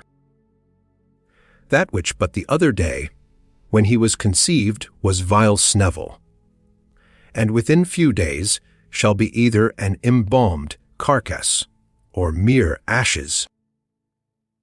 Thus must thou, according to truth and nature, truly consider how man's life is but for a very moment of time, and so depart meek and contented. Even as if a ripe olive falling should praise the ground that bare her, and give thanks to the tree that begat her. Thou must be like a promontory of the sea, against which though the waves beat continually, yet it both itself stands, and about it are those swelling waves, stilled and quieted. Oh, wretched I, to whom this mischance is happened! Nay, happy I, to whom this thing being happened, I can continue without grief.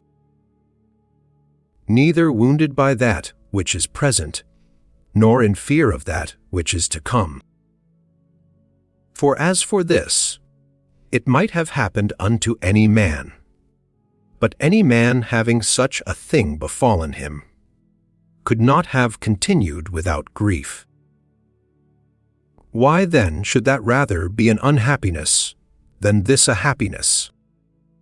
But however canst thou, O man, term that unhappiness, which is no mischance to the nature of man? I canst thou think that a mischance to the nature of man, which is not contrary to the end and will of his nature? What then hast thou learned is the will of man's nature? Doth that then which hath happened unto thee hinder thee from being just, or magnanimous, or temperate, or wise, or circumspect, or true, or modest, or free, or from anything else of all those things in the present enjoying and possession, whereof the nature of man? Us as then enjoying all that is proper unto her, is fully satisfied. Now to conclude, upon all occasion of sorrow remember, henceforth to make use of this dogma, that whatsoever it is that hath happened unto thee, is in very deed no such thing of itself as a misfortune, but that to bear it generously is certainly great happiness. It is but an ordinary course one, yet it is a good effectual remedy against the fear of death, for a man to consider in his mind the examples of such, who greedily and covetously, as it were, did for a long time enjoy their lives. What have they got more than they whose deaths have been untimely? Are not they themselves dead at the last, as Cadicians, Fabius, Julianus Lepidus, or any other who in their lifetime, having buried many, were at the last buried themselves?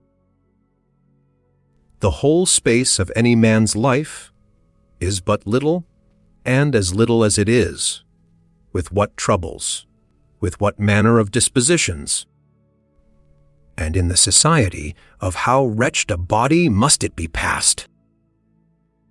Let it be therefore unto thee altogether as a matter of indifferency. For if thou shalt look backward, behold, what an infinite chaos of time doth present itself unto thee, and as infinite a chaos if thou shalt look forward. In that which is so infinite, what difference can there be between that which liveth but 3 days, and that which liveth 3 ages? Let thy course ever be the most compendious way. The most compendious is that which is according to nature, that is, in all both words and deeds, ever to follow that which is most sound and perfect. For such a resolution will free a man from all trouble, strife, dissembling, and ostentation. The Fifth Book. In the morning, when thou findest thyself unwilling to rise, consider with thyself presently, it is to go about a man's work that I am stirred up. Am I then yet unwilling to go about that, for which I myself was born and brought forth into this world? Or was I made for this, to lay me down, and make much of myself in a warm bed? Oh, but this is pleasing. And was it then for this that thou wert born, that thou mightest enjoy pleasure? Was it not in very truth for this, that thou mightest always be busy and in action? Seest thou not how all things in the world besides, how every tree empty plant, how sparrows and ants, spiders and bees, how all in their kind are intent, as it were orderly to perform whatsoever, self towards the preservation of this orderly universe, naturally doth become and belong unto thin? And wilt not thou do that which belongs unto a man to do? wilt not thou run to do that, which thy nature doth require? But thou must have some rest.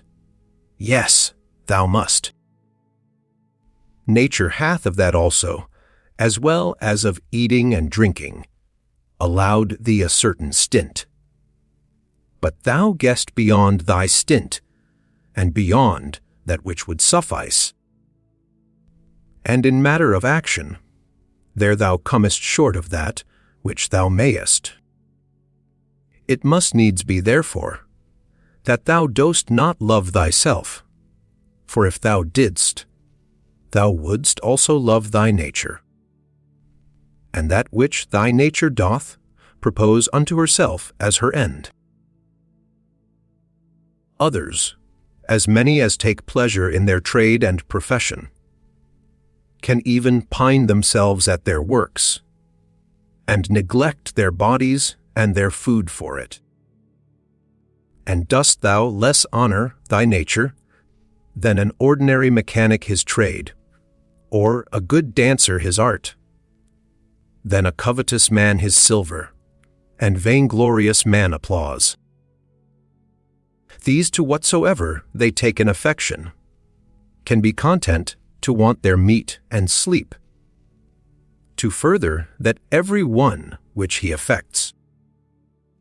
And shall actions, tending to the common good of human society, seem more vile unto thee, or worthy of less respect and intention? How easy a thing is it for a man to put off from him all turbulent adventitious imaginations, and presently to be in perfect rest and tranquillity!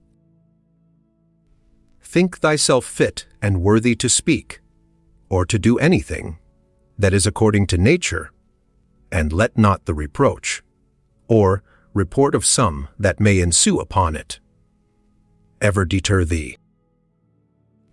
If it be right and honest to be spoken or done, undervalue not the self so much as to be discouraged from it.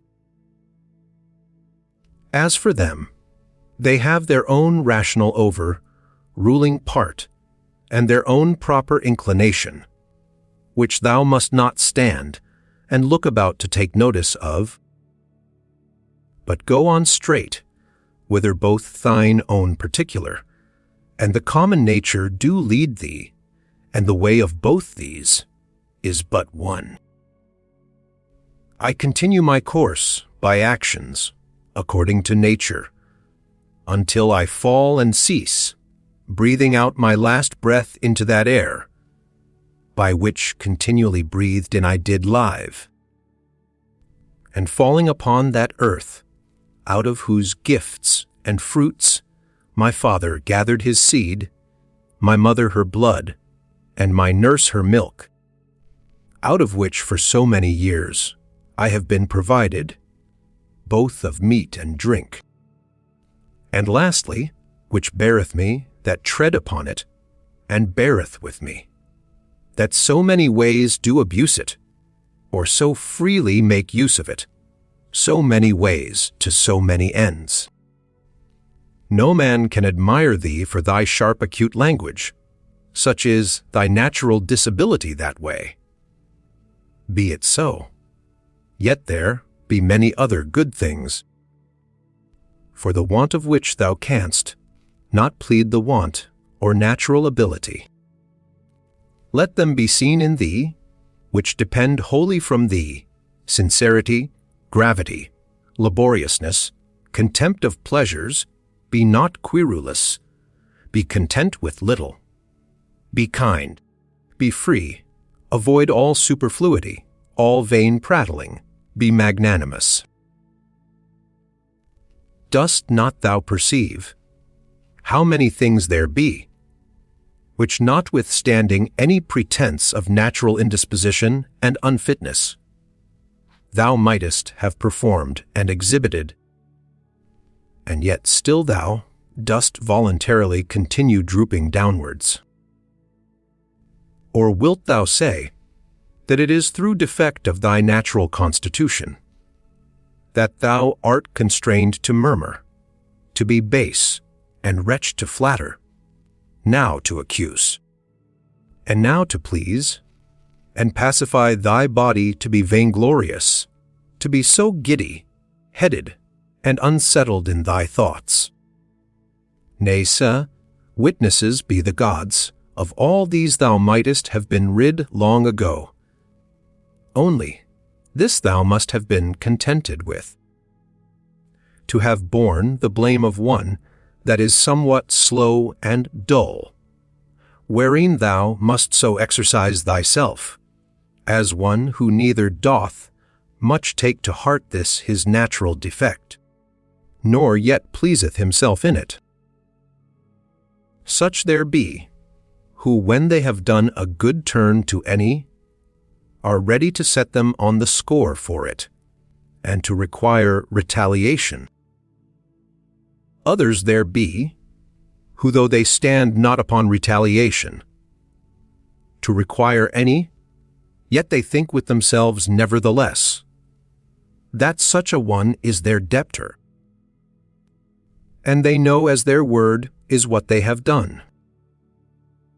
Others again there be, who, when they have done any such thing, do not so much as know what they have done, but are like unto the vine, which beareth her grapes, and when once she hath borne her own proper fruit, is contented, and seeks for no further recompense. As a horse after a race, and a hunting dog when he hath hunted, and a bee when she hath made her honey, look not for applause and commendation. So neither doth that man that rightly doth understand his own nature, when he hath done a good turn, but from one doth proceed to do another, even as the vine after she hath once borne fruit in her own proper season, is ready for another time. Though therefore must be one of them, who what they do, barely do it without any further thought, and are in a manner insensible of what they do. Nay, but, will some reply perchance, this very thing a rational man is bound unto, to understand what it is that he doth. For it is the property, say they, of one that is naturally sociable, to be sensible, that he doth operate sociably, nay, and to desire that the party himself that is sociably dealt with should be sensible of it too. I answer, that which thou sayest is true indeed, but the true meaning of that which is said thou dost not understand, and therefore art thou one of those first, whom I mentioned. For they also are led by a probable appearance of reason. But if thou dost desire to understand truly what it is that is said, fear not that thou shalt therefore give over any sociable action. The form of the Athenians' prayer did run thus, O rain, rain, good Jupiter, upon all the grounds and fields that belong to the Athenians. Either we should not pray at all, or thus absolutely and freely, and not every one for himself in particular alone. As we say commonly, the physician hath prescribed unto this man riding, unto another cold baths, unto a third to go barefoot, so it is alike to say, the nature of the universe hath prescribed unto this man sickness, or blindness, or some loss, or damage, or some such thing. For as there, when we say of a physician that he hath prescribed anything, our meaning is that he hath appointed this for that as subordinate and conducing to health. So here, whatsoever doth happen unto any is ordained unto him as a thing subordinate unto the fates, and therefore do we say of such things, that they do, that is, happen or fall together, as of square stones, when either in walls or pyramids, in a certain position, they fit one another, and agree as it were in an harmony. The masons say that they do, as if thou shouldest say, fall together, so that in the general, though the things be divers that make it, yet the consent or harmony itself is but one. And as the whole world is made up of all the particular bodies of the world, one perfect and complete body, of the same nature that particular bodies, so is the destiny of particular causes and events one general one, of the same nature that particular causes are. What I now say, even they that are mere idiots are not ignorant of. For they say commonly, that is, this his destiny hath brought upon him. This therefore is by the fates properly and particularly brought upon this, as that unto this in particular is by the physician prescribed. These therefore let us accept of in like manner as we do those that are prescribed unto us our physicians. For them also in themselves shall we find to contain many harsh things, but we nevertheless, in hope of health and recovery, accept of them. Let the fulfilling and accomplishment of those things, which the common nature hath determined, be unto thee as thy health. Accept then, and be pleased with whatsoever doth happen, though otherwise harsh and unpleasing, as tending to that end, to the health and welfare of the universe, and to Jehovah's happiness and prosperity. For this whatsoever it be, should not have been produced, had it not conduced to the good of the universe. For neither doth any ordinary particular nature bring anything to pass. That is not to whatsoever is within the sphere of its own proper administration, and government agreeable, and subordinate. For these two considerations, then thou must be well pleased with anything that doth happen unto thee. First, because that for thee properly it was brought to pass, and unto thee it was prescribed, and that from the very beginning by the series and connection of the first causes, it hath ever had a reference unto thee.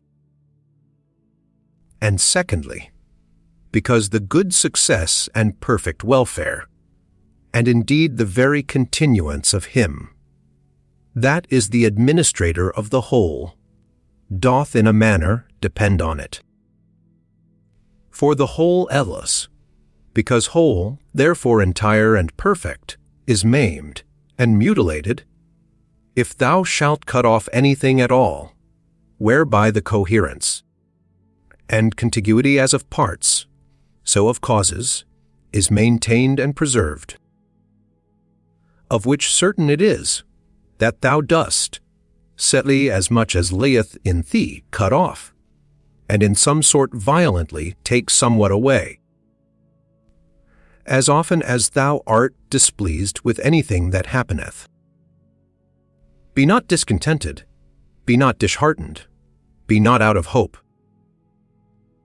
If often it succeed, not so well with thee punctually, and precisely to do all things according to the right dogmata, but being once cast off, return unto them again. And as for those many and more frequent occurrences, either of worldly distractions or human infirmities, which as a man thou canst, not but in some measure be subject unto, be not thou discontented with them, but however, love, and affect, that only which thou dost return unto. A philosopher's life, and proper occupation after the most exact manner. And when thou dost return to thy philosophy, return not unto it, as the manner of some is, after play and liberty as it were, to their schoolmasters and pedagogues, but as they that have sore eyes to their sponge and egg, or as another to his cataplasm, or as others to their fomentations. So shalt not thou make it a matter of ostentation at all to obey reason, but of ease and comfort. And remember that philosophy requireth nothing of thee, but what thy nature requireth. And wouldest thou thyself desire anything that is not according to nature? For which of these sayest thou, that which is according to nature, or against it, is of itself more kind and pleasing? Is it not for that respect especially, that pleasure itself is to so many men's hurt and overthrow, most prevalent, because esteemed commonly most kind and natural? But consider well whether magnanimity rather, and true liberty, and true simplicity, and equanimity, and holiness, whether these be not most kind and natural. And prudency itself, what more kind and amiable than it, when thou shalt truly consider with thyself what it is through all the proper objects of thy rational intellectual faculty, currently to go on without any fall or stumble. As for the things of the world, their true nature is in a manner so involved with obscurity that unto many philosophers, and those no mean ones, they seemed altogether incomprehensible, and the Stoics themselves, though they judge them not altogether incomprehensible, yet scarce, and not without much difficulty, comprehensible, so that all assent of ours is fallible. For who is he that is infallible in his conclusions? From the nature of things, pass now unto their subjects and matter. How temporary, how vile are they such as may be in the power and possession of some abominable loose liver, of some common strumpet, of some notorious oppressor and extortioner. Pass from thence to the dispositions of them that thou dost ordinarily converse with. How hardly do we bear, even with the most loving and amiable, that I may not say, how hard it is for us to bear, even with our own selves, in such obscurity, and impurity of things in such, and so continual a flux both of the substances and time, both of the motions themselves, and things moved, what it is that we can fasten upon, either to honor, and respect especially, or seriously, and studiously to seek after, I cannot so much as conceive, for indeed they are things contrary. Thou must comfort thyself in the expectation of thy natural dissolution, and in the meantime not grieve at the delay, but rest contented in those two things. First, that nothing shall happen unto thee, which is not according to the nature of the universe. Secondly, that it is in thy power to do nothing against thine own proper God and inward spirit. For it is not in any man's power to constrain thee to transgress against him. What is the use that now, at this present, I make of my soul? Thus, from time to time, and upon all occasions, thou must put this question to thyself. What is now that part of mine, which they call the rational mistress part, employed about? Whose soul do I now properly possess? A child's, or a youth's? A woman's, or a tyrant's? Some brute, or some wild beast's soul? What those things are in themselves, which by the greatest part are esteemed good, thou mayest gather even from this. For if a man shall hear things mentioned as good, which are really good indeed, such as are prudence, temperance, justice, fortitude, after so much heard and conceived, he cannot endure to hear of any more, for the word good is properly spoken of them. But as for those which by the vulgar are esteemed good, if he shall hear them mentioned as good, he doth hearken for more. He is well contented to hear that what is spoken by the comedian is but familiarly and popularly spoken, so that even the vulgar apprehend the difference. For why is it else that this offends not, and needs not to be excused, when virtues are styled good? But that which is spoken in commendation of wealth, pleasure, or honor, we entertain it only as merrily and pleasantly spoken. Proceed therefore, and inquire further, whether it may not be that those things also which being mentioned upon the stage were merrily, and with great applause of the multitude, scoffed at with this jest, that they that possessed them had not in all the world of their own. Such was their affluence and plenty, so much as a place where to avoid their excrements. Whether, I say, those ought not also in very deed to be much respected, and esteemed of, as the only things that are truly good. All that I consist of is either form or matter. No corruption can reduce either of these unto nothing, for neither did I of nothing become a subsistent creature. Every part of mine then will by mutation be disposed into a certain part of the whole world, and that in time into another part, and so in infinitum.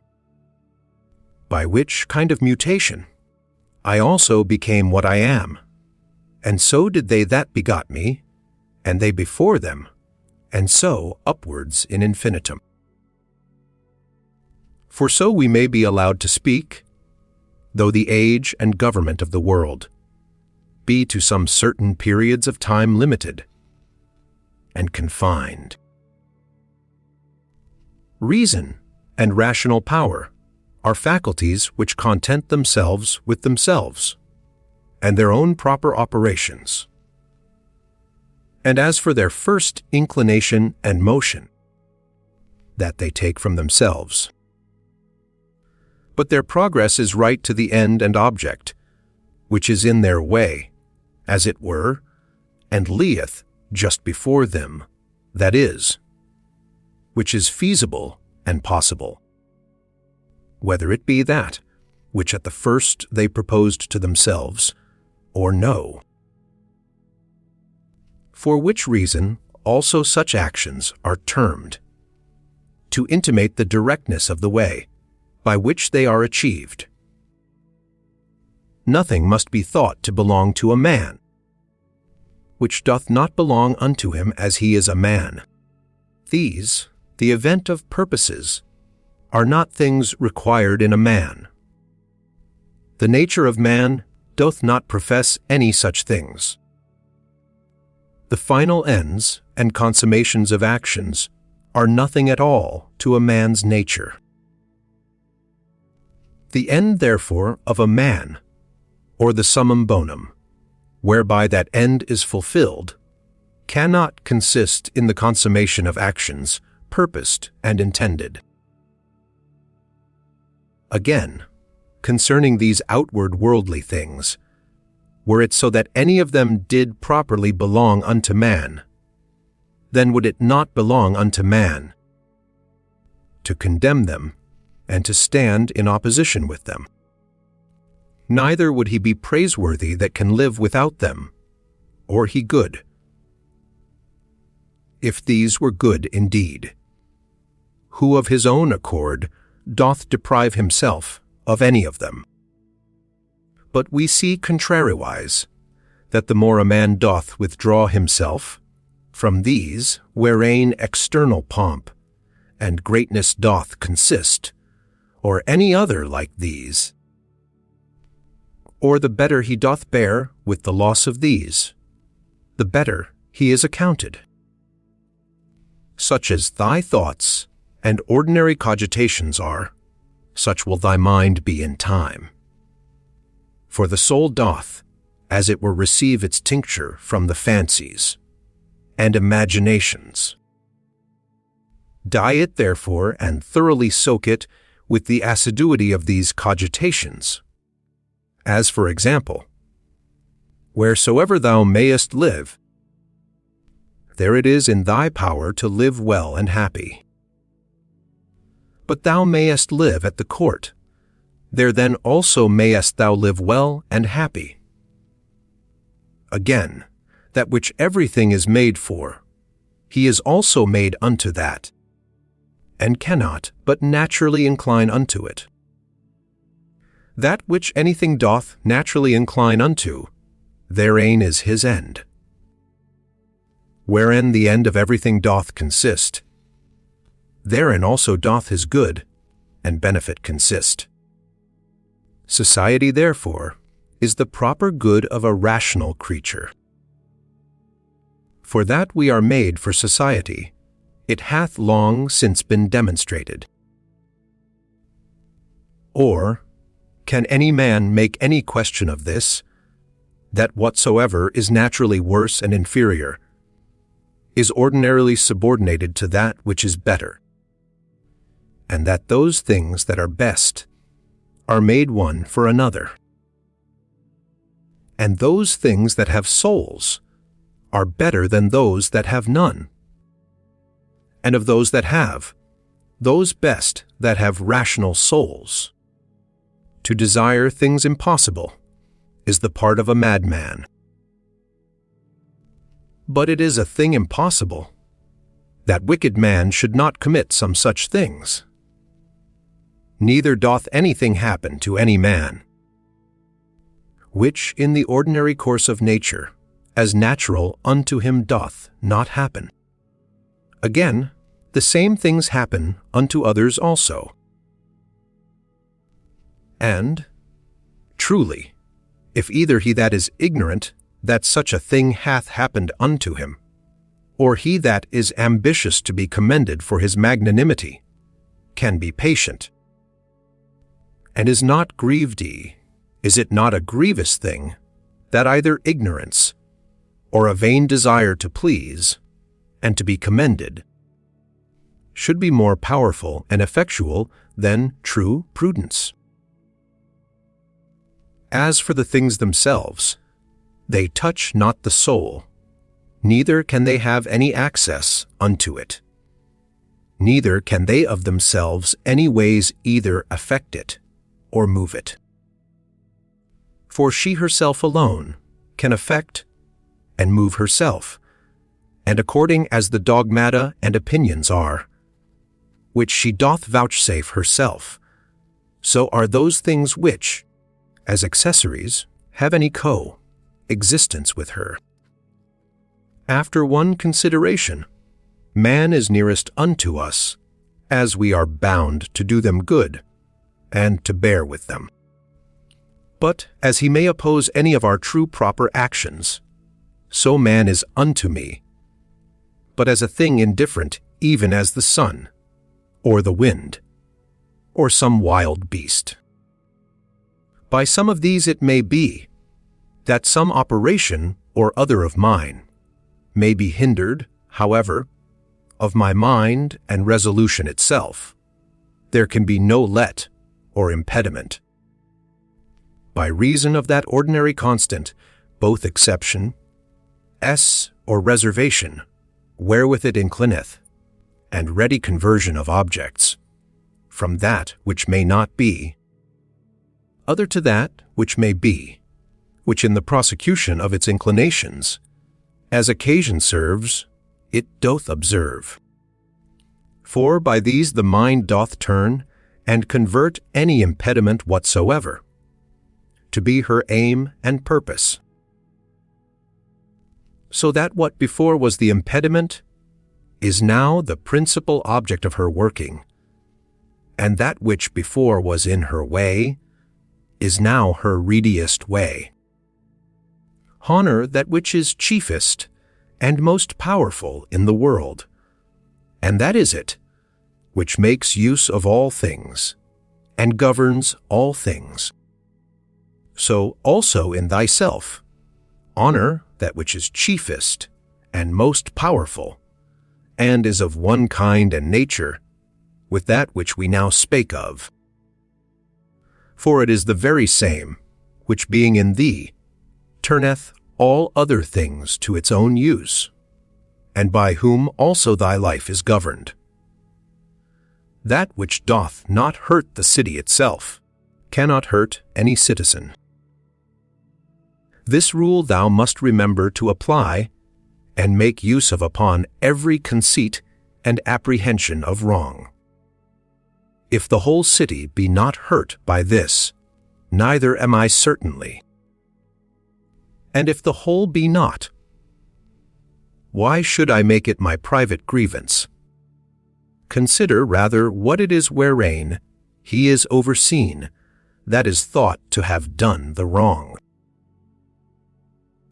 Again, often meditate how swiftly all things that subsist, and all things that are done in the world, are carried away, and as it were conveyed out of sight.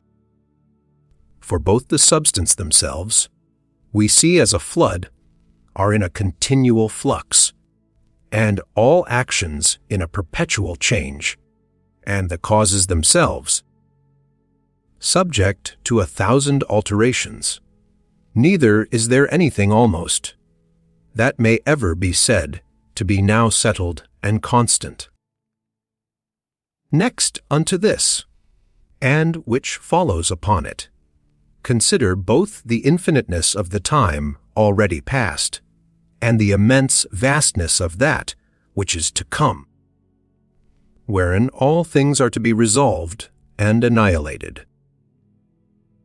Art not thou, then, a very fool, who for these things art either puffed up with pride, or distracted with cares, or canst find in thy heart to make such moans as for a thing that would trouble thee for a very long time? Consider the whole universe whereof thou art, but a very little part, and the whole age of the world together, whereof but a short and very momentary portion is allotted unto thee, and all the fates and destinies together, of which how much is it that comes to thy part and share?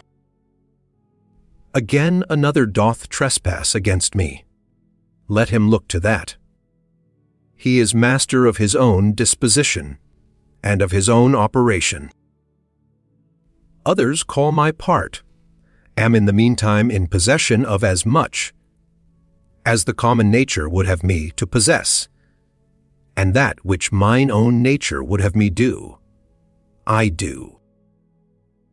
Let not that chief commanding part of thy soul be ever subject to any variation through any corporal either pain or pleasure.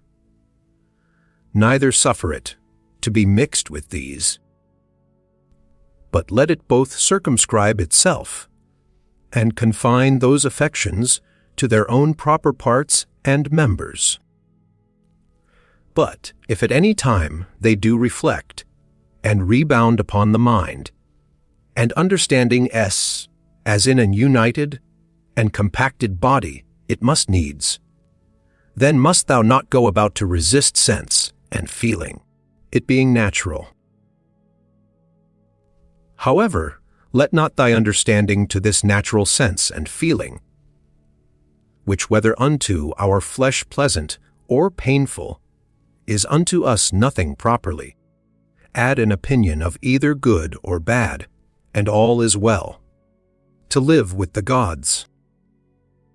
He liveth with the gods, who at all times affords unto them the spectacle of a soul, both contented and well pleased with whatsoever is afforded, or allotted unto her, and performing whatsoever is pleasing to that spirit, whom, being part of himself, Jove hath appointed to every man as his overseer and governor. Be not angry neither with him whose breath, neither with him whose arm holes are offensive. What can he do? Such is his breath naturally, and such are his arm holes, and from such an effect, and such a smell must of necessity proceed. Oh, but the man's, sayest thou, hath understanding in him, and might of himself know, that he by standing near cannot choose but offend, and thou also, God bless thee, hast understanding. Let thy reasonable faculty work upon his reasonable faculty. Show him his fault, admonish him.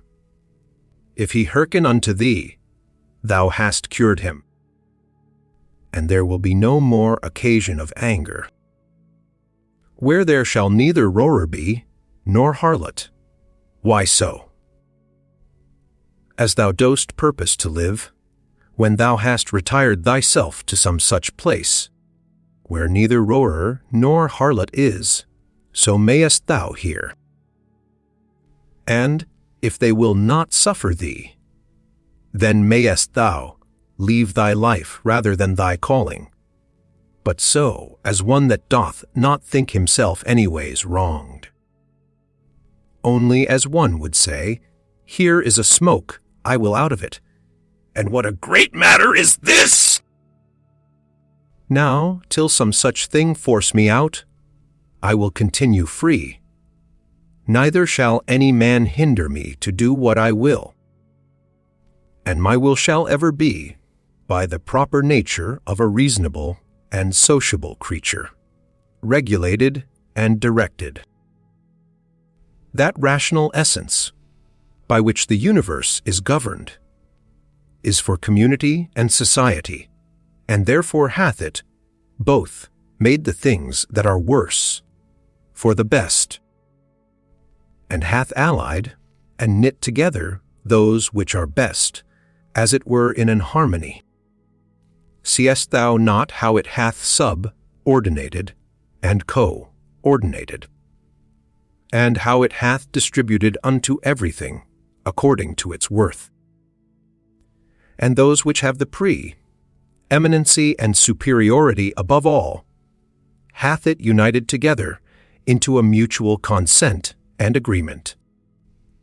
How hast thou carried thyself hitherto towards the gods, towards thy parents, towards thy brethren, towards thy wife, towards thy children, towards thy masters, thy foster fathers, thy friends, thy domestics, thy servants? Is it so with thee, that hitherto thou hast neither by word or deed wronged any of them? Remember withal through how many things thou hast already passed, and how many thou hast been able to endure, so that now the legend of thy life is full, and thy charge is accomplished. Again, how many truly good things have certainly by thee been discerned? How many pleasures, how many pains hast thou passed over with contempt? How many things eternally glorious hast thou despised? Towards how many perverse, unreasonable men hast thou carried thyself kindly and discreetly?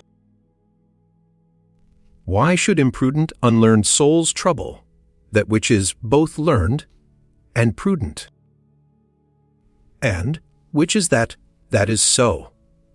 She that understandeth the beginning and the end, and hath the true knowledge of that rational essence, that passeth through all things subsisting, and through all ages being ever the same, disposing and dispensing as it were this universe by certain periods of time. Within a very little while, thou wilt be either ashes or a skeleton, and a name perchance, and perchance, not so much as a name. And what is that but an empty sound, and a rebounding echo?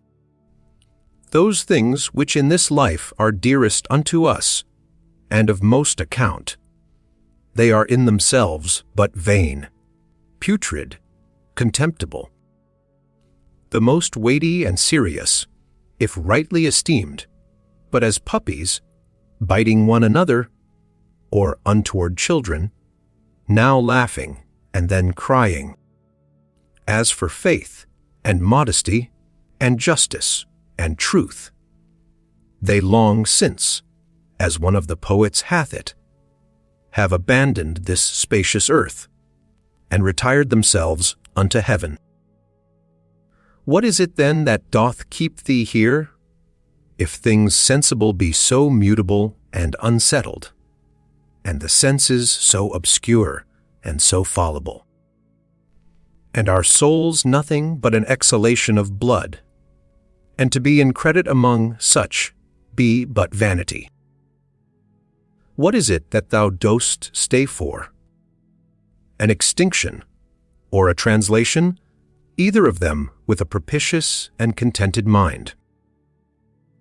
But still that time come, what will content thee? What else, but to worship and praise the gods, and to do good unto men, to bear with them, and to forbear to do them any wrong, and for all external things belonging either to this thy wretched body or life, to remember that they are neither thine nor in thy power. Thou mayest always speed, if thou wilt but make choice of the right way, if in the course both of thine opinions and actions thou wilt observe a true method.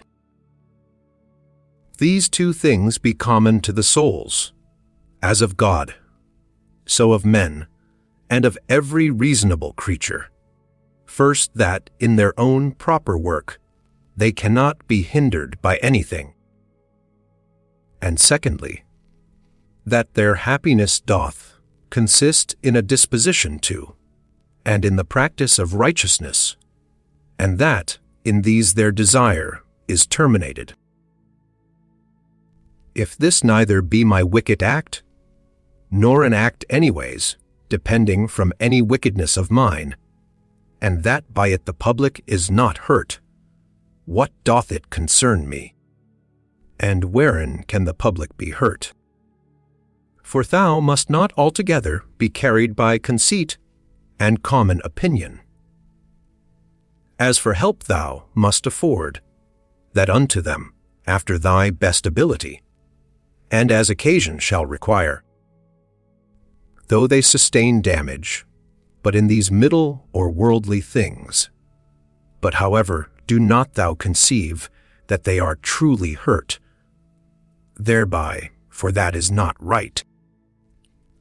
But as that old foster, father in the comedy, being now to take his leave doth, with a great deal of ceremony, require his foster child's rhombus, or rattle, top, remembering nevertheless that it is but a rhombus, so here also do thou likewise.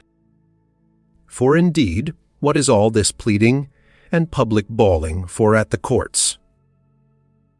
O man, hast thou forgotten what those things are? Yea, but they are things that others much care for, and highly esteem of. Wilt thou therefore be a fool too? Once I was, let that suffice. Let death surprise me when it will, and where it will, I may be, or a happy man, nevertheless. For he is a happy man, who in his lifetime dealeth unto himself a happy lot and portion. A happy lot and portion is good inclinations of the soul, good desires, good actions. The Sixth Book. The matter itself, of which the universe doth consist, is of itself very tractable and pliable. That rational essence that doth govern it hath in itself no cause to do evil. It hath no evil in itself, neither can it do anything that is evil, neither can anything be hurt by it. And all things are done and determined according to its will and prescript. Be it all one unto thee, whether half frozen or well warm, whether only slumbering, or after a full sleep, whether discommended, or commended thou do thy duty. Or whether dying or doing somewhat else, for that also to die must among the rest be reckoned as one of the duties and actions of our lives. Look in, let not either the proper quality or the true worth of anything pass thee, before thou hast fully apprehended it. All substances come soon to their change, and either they shall be resolved by way of exhalation s. If so be that all things shall be reunited into one substance, or as others maintain, they shall be scattered and dispersed.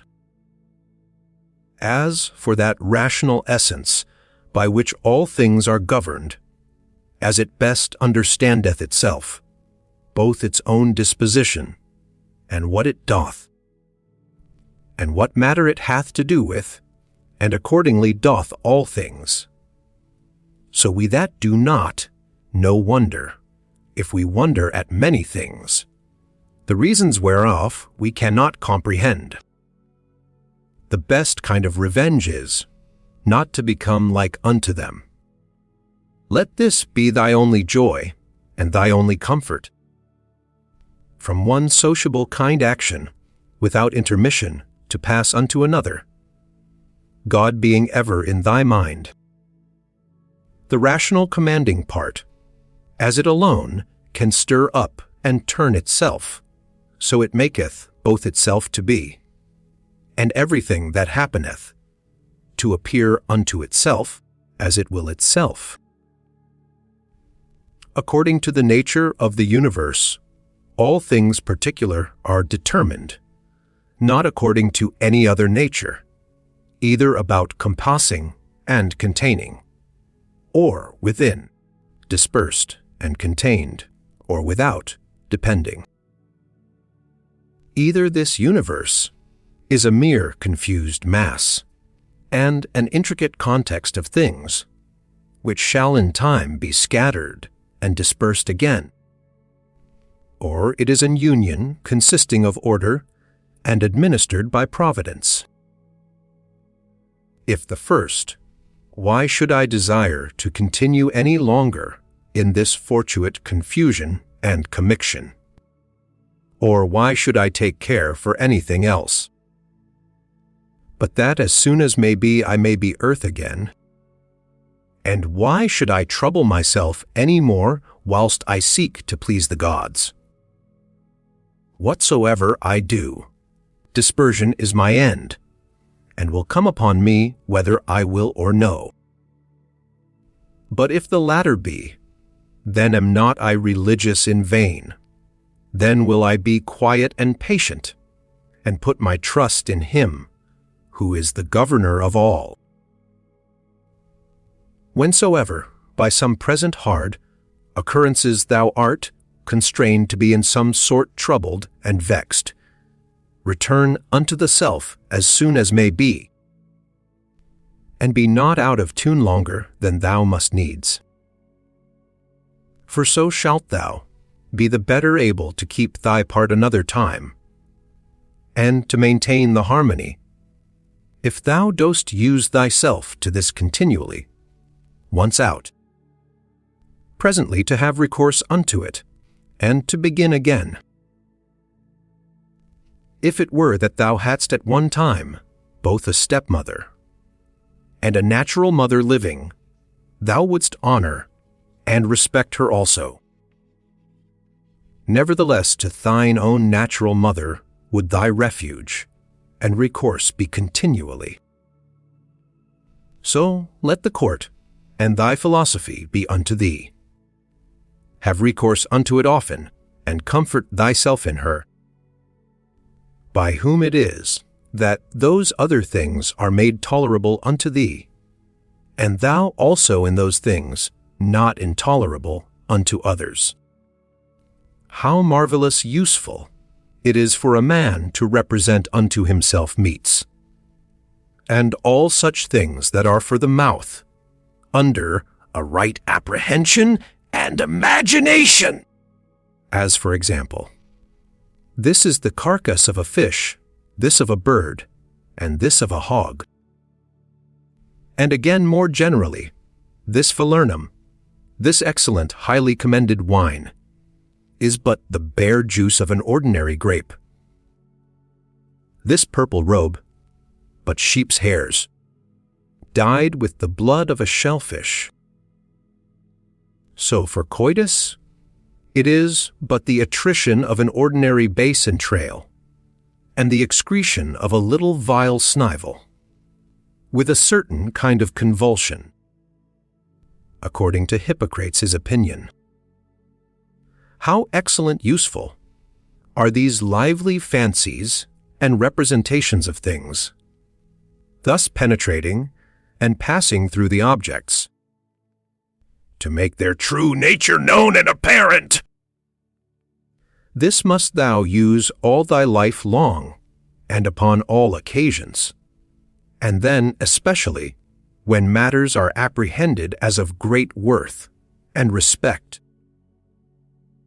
Thy art and care must be to uncover them, and to behold their vileness, and to take away from them all those serious circumstances and expressions, under which they made so grave a show.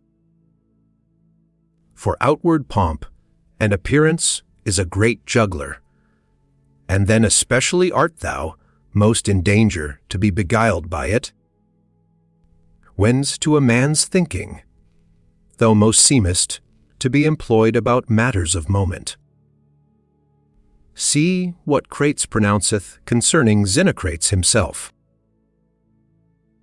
Those things which the common sort of people do admire are most of them such things as are very general, and may be comprehended under things merely natural, or naturally affected and qualified as stones, wood, figs, vines, olives. Those that be admired by them, that are more moderate and restrained, are comprehended under things animated, as flocks and herds.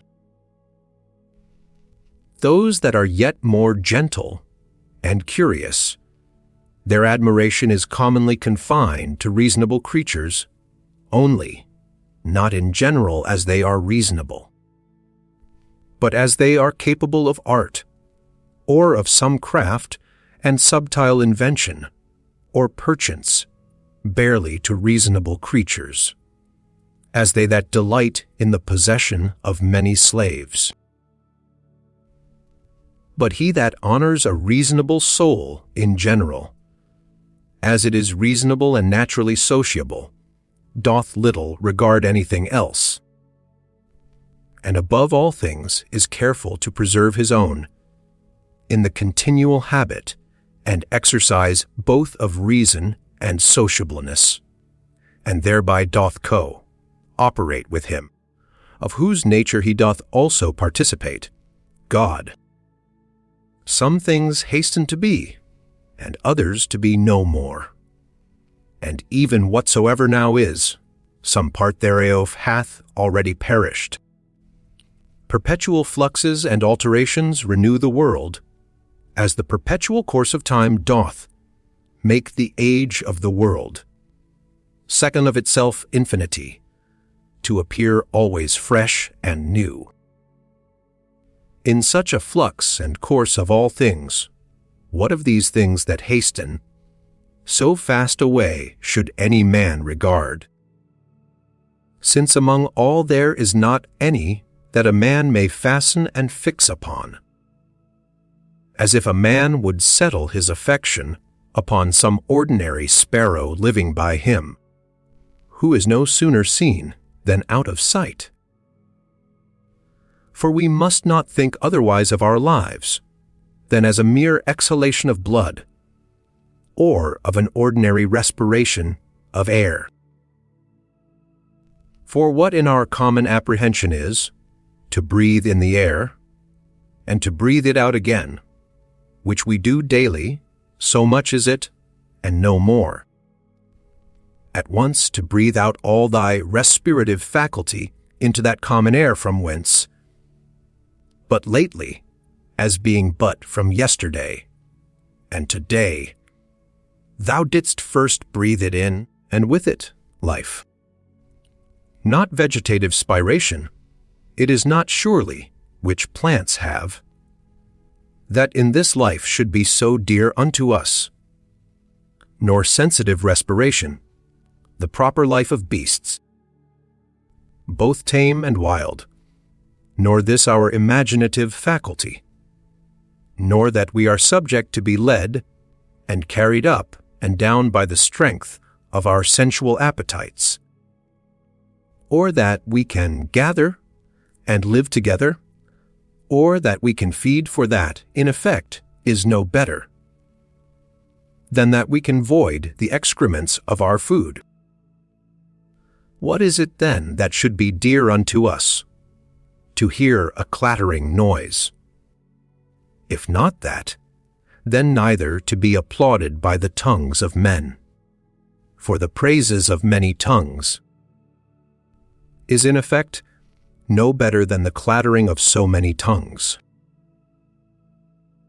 If then neither applause, what is there remaining that should be dear unto thee? This I think, that in all thy motions and actions thou be moved, and restrained according to thine own true natural constitution and construction only. And to this even ordinary arts and professions do lead us. For it is that which every art doth aim at, that whatsoever it is, that is by art effected and prepared, may be fit for that work that it is prepared for. This is the end, that he that dresseth the vine, and he that takes upon him either to tame colts or to train up dogs, doth aim at. What else doth the education of children and all learned professions tend unto? Certainly then it is that which should be dear unto us also. If in this particular it go well with thee, care not for the obtaining of other things. But is it so, that thou canst not but respect other things also? Then canst not thou truly be free. Then canst thou not have self-content. Then wilt thou ever be subject to passions. For it is not possible, but that thou must be envious, and jealous, and suspicious of them whom thou knowest can bereave thee of such things, and again, a secret underminer of them, whom thou seest in present possession of that which is dear unto thee. To be short, he must of necessity be full of confusion within himself, and often accuse the gods, whosoever stands in need of these things. But if thou shalt honor and respect thy mind only, that will make thee acceptable towards thyself towards thy friends very tractable, and conformable and concordant with the gods, that is, accepting with praises whatsoever they shall think good to appoint and allot unto thee. Under, above, and about are the motions of the elements, but the motion of virtue is none of those motions, but is somewhat more excellent and divine. Whose way is to speed and prosper in it must be through a way that is not easily comprehended. Who can choose but wonder at them? They will not speak well of them that are at the same time with them, and live with them. Yet they themselves are very ambitious, that they that shall follow, whom they have never seen, nor shall ever see, should speak well of them. As if a man should grieve that he hath not been commended by them that lived before him. Do not ever conceive anything impossible to man, which by thee cannot, or not without much difficulty be effected. But whatsoever in general thou canst conceive possible and proper unto any man, think that very possible unto thee also. Suppose that at the palæstra somebody hath all to torn thee with his nails, and hath broken thy head. Well, thou art wounded. Yet thou dost not exclaim. Thou art not offended with him. Thou dost not suspect him for it afterwards, as one that watcheth to do thee a mischief. Yea, even then, though thou dost thy best to save the self from him, yet not from him as an enemy. It is not by way of any suspicious indignation, but by way of gentle and friendly declination. Keep the same mind and disposition in other parts of thy life also. For many things there be, which we must conceit and apprehend, as though we had had to do with an antagonist at the palæstra. For as I said, it is very possible for us to avoid and decline, though we neither suspect nor hate. If anybody shall reprove me, and shall make it apparent unto me that in any either opinion or action of mine I do err, I will most gladly retract. For it is the truth that I seek after, by which I am sure that never any man was hurt, and as sure that he is hurt that continueth in any error, or ignorance whatsoever. I for my part will do what belongs unto me, as for other things, whether things unsensible or things irrational, or if rational, yet deceived and ignorant of the true way, they shall not trouble or distract me. For as for those creatures which are not endued with reason, and all other things, and matters of the world, whatsoever I freely and generously, as one endued with reason, of things that have none, make use of them. And as for men, towards them as naturally partakers of the same reason, my care is to carry myself sociably. But whatsoever it is that thou art about, remember to call upon the gods. And as for the time, how long thou shalt live to do these things, let it be altogether indifferent unto thee, for even 3 such hours are sufficient. Alexander of Macedon, and he that dressed his mules, when once dead both came to one. For either they were both resumed into those original rational essences, from whence all things in the world are propagated, or both after one fashion were scattered into atoms. 23. Consider how many different things, whether they concern our bodies or our souls, in a moment of time come to pass in every one of us, and so thou wilt not wonder if many more things, or rather all things that are done, can at one time subsist and coexist in that both one and general which we call the world. 24. If any should put this question unto thee, how this word Antoninus is written, wouldst thou not presently fix thine intention upon it, and utter out in order every letter of it? And if any shall begin to gainsay thee, and quarrel with thee about it, wilt thou quarrel with him again, or rather go on meekly, as thou hast begun, until thou hast numbered out every letter? Here then likewise remember that every duty that belongs unto a man doth consist of some certain letters, or numbers as it were, to which without any noise or tumult keeping the self thou must orderly proceed to thy proposed end, forbearing to quarrel with him that would quarrel and fall out with thee. Is it not a cruel thing to forbid men to affect those things which they conceive to agree best with their own natures, and to tend most to their own proper good and behoof?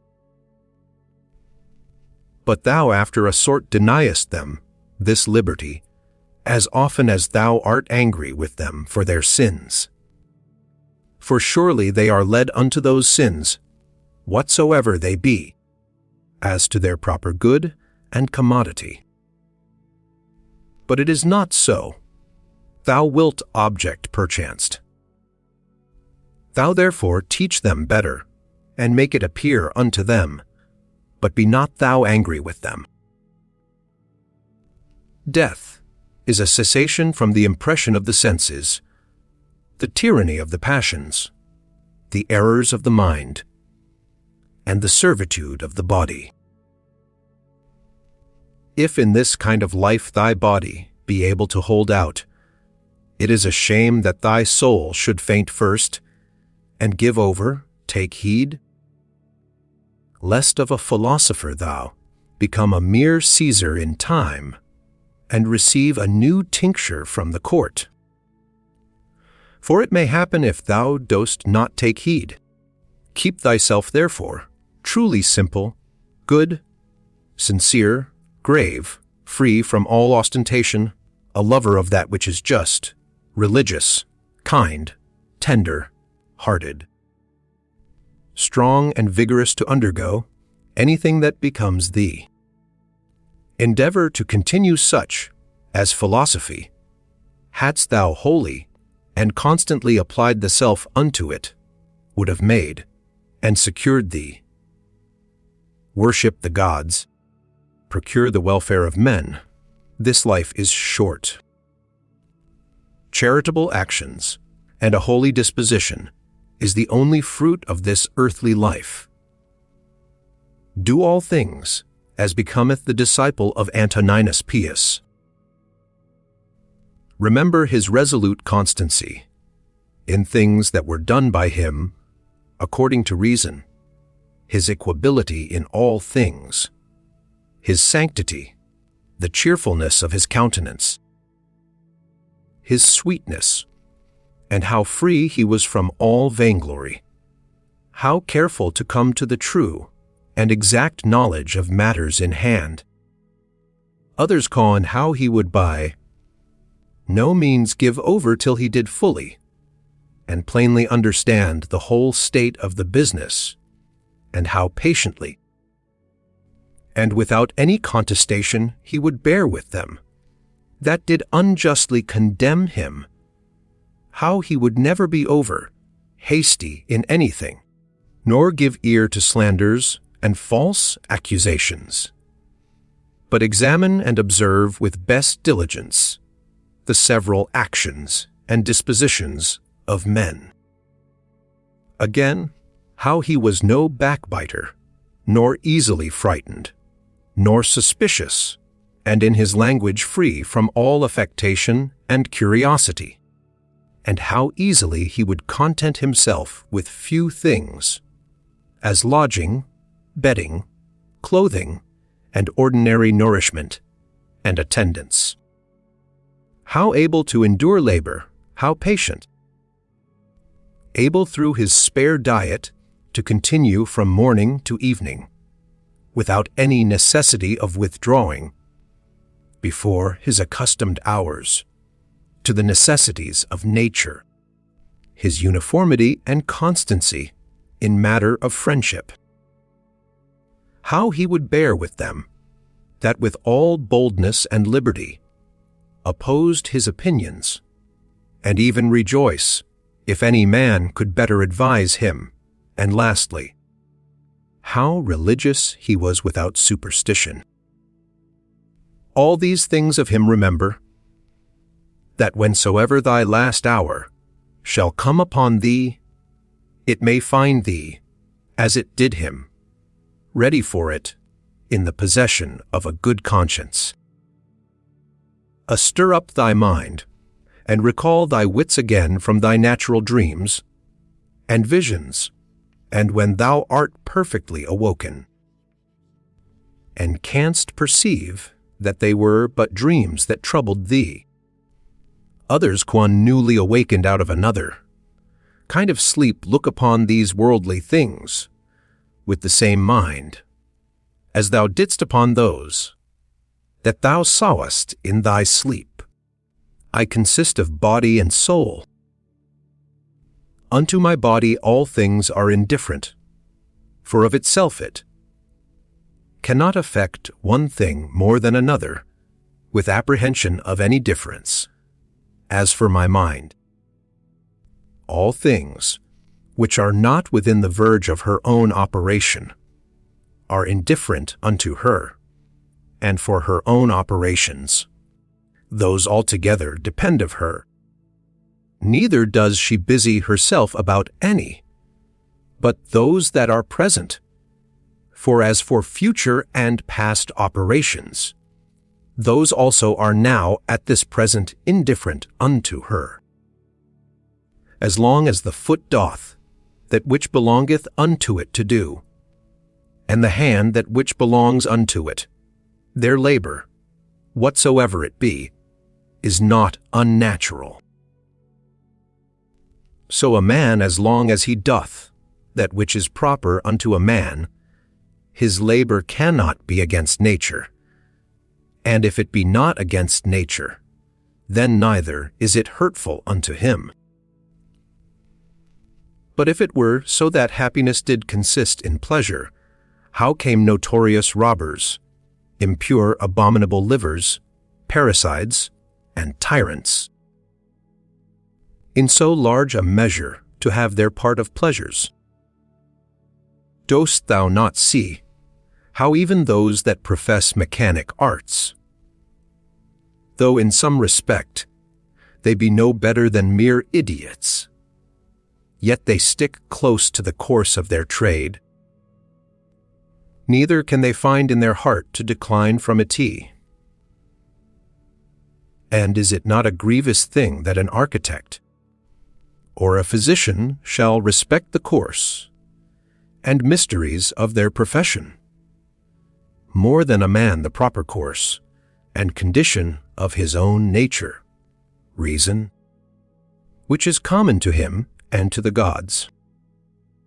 Asia, Europe, what are they but as corners of the whole world, of which the whole sea is but as one drop, and the great Mount Athos but as a clod, as all present time is but as one point of eternity. All petty things, all things that are soon altered, soon perished. And all things come from one beginning, either all severally, and particularly deliberated and resolved upon by the general ruler and governor of all, or all by necessary consequence. so that the dreadful hiatus of a gaping lion, and all poison, and all hurtful things, are but as the thorn and the myriad, the necessary consequences of goodly, fair things. Think not of these, therefore, as things contrary to those which thou dost much honor and respect, but consider in thy mind the true fountain of all. 34. He that seeth the things that are now hath seen all that either was ever, or ever shall be, for all things are of one kind, and all like one unto another. Meditate often upon the connection of all things in the world, and upon the mutual relation that they have one unto another. For all things are after a sort folded and involved one within another, and by these means all agree well together. For one thing is consequent unto another by local motion, by natural conspiration and agreement, and by substantial union, or reduction of all substances into one. Fit and accommodate thyself to that estate, and to those occurrences, which by the destinies have been annexed unto thee. And love those men whom thy fate it is to live with, but love them truly. An instrument, a tool, an utensil, whatsoever it be, if it be fit for the purpose it was made for, it is, as it should be, though he perchance, that made and fitted it, be out of sight and gone. But in things natural, that power which hath framed and fitted them is and abideth within them still, for which reason she ought also the more to be respected, and we are the more obliged, say if we may live and pass our time according to her purpose and intention, to think that all is well with us, and according to our own minds. After this manner also, and in this respect it is, that he that is all in all doth enjoy his happiness. What things soever are not within the proper power and jurisdiction of thine own will either to compass or avoid. If thou shalt propose unto thyself any of those things as either good or evil, it must needs be that, according as thou shalt either fall into that which thou dost think evil, or miss of that which thou dost think good, so wilt thou be ready both to complain of the gods and to hate those men who either shall be so indeed, or shall by thee be suspected as the cause either of thy missing of the one or falling into the other. And indeed we must needs commit many evils, if we incline to any of these things, more or less, with an opinion of any difference. But if we mind and fancy those things only as good and bad, which wholly depend of our own wills, there is no more occasion why we should either murmur against the gods, or be at enmity with any man. We all work to one effect, some willingly, and with a rational apprehension of what we do others, without any such knowledge. As I think, Heraclitus in a place speaketh of them that sleep, that even they do work in their kind, and do confer to the general operations of the world. One man therefore doth operate after one sort, and another after another sort. But even he that doth murmur, and to his power doth resist and hinder, even he as much as any doth operate. For of such also did the world stand in need.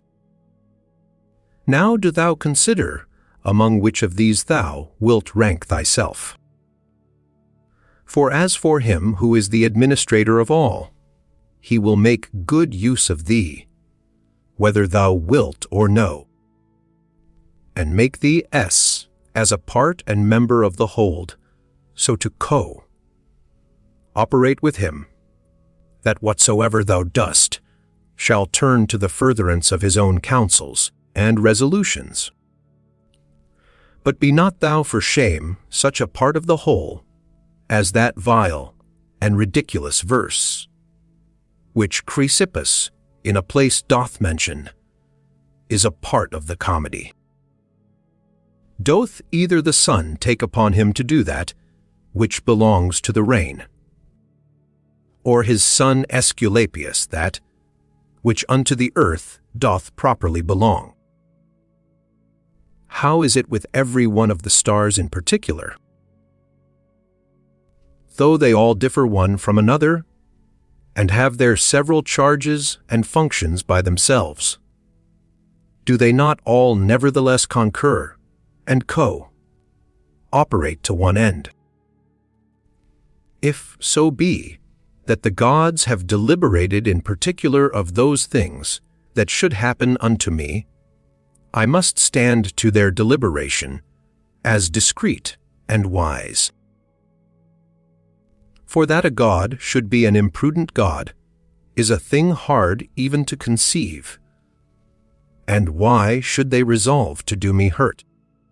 For what profit either unto them or the universe, which they specially take care for it, could arise from it?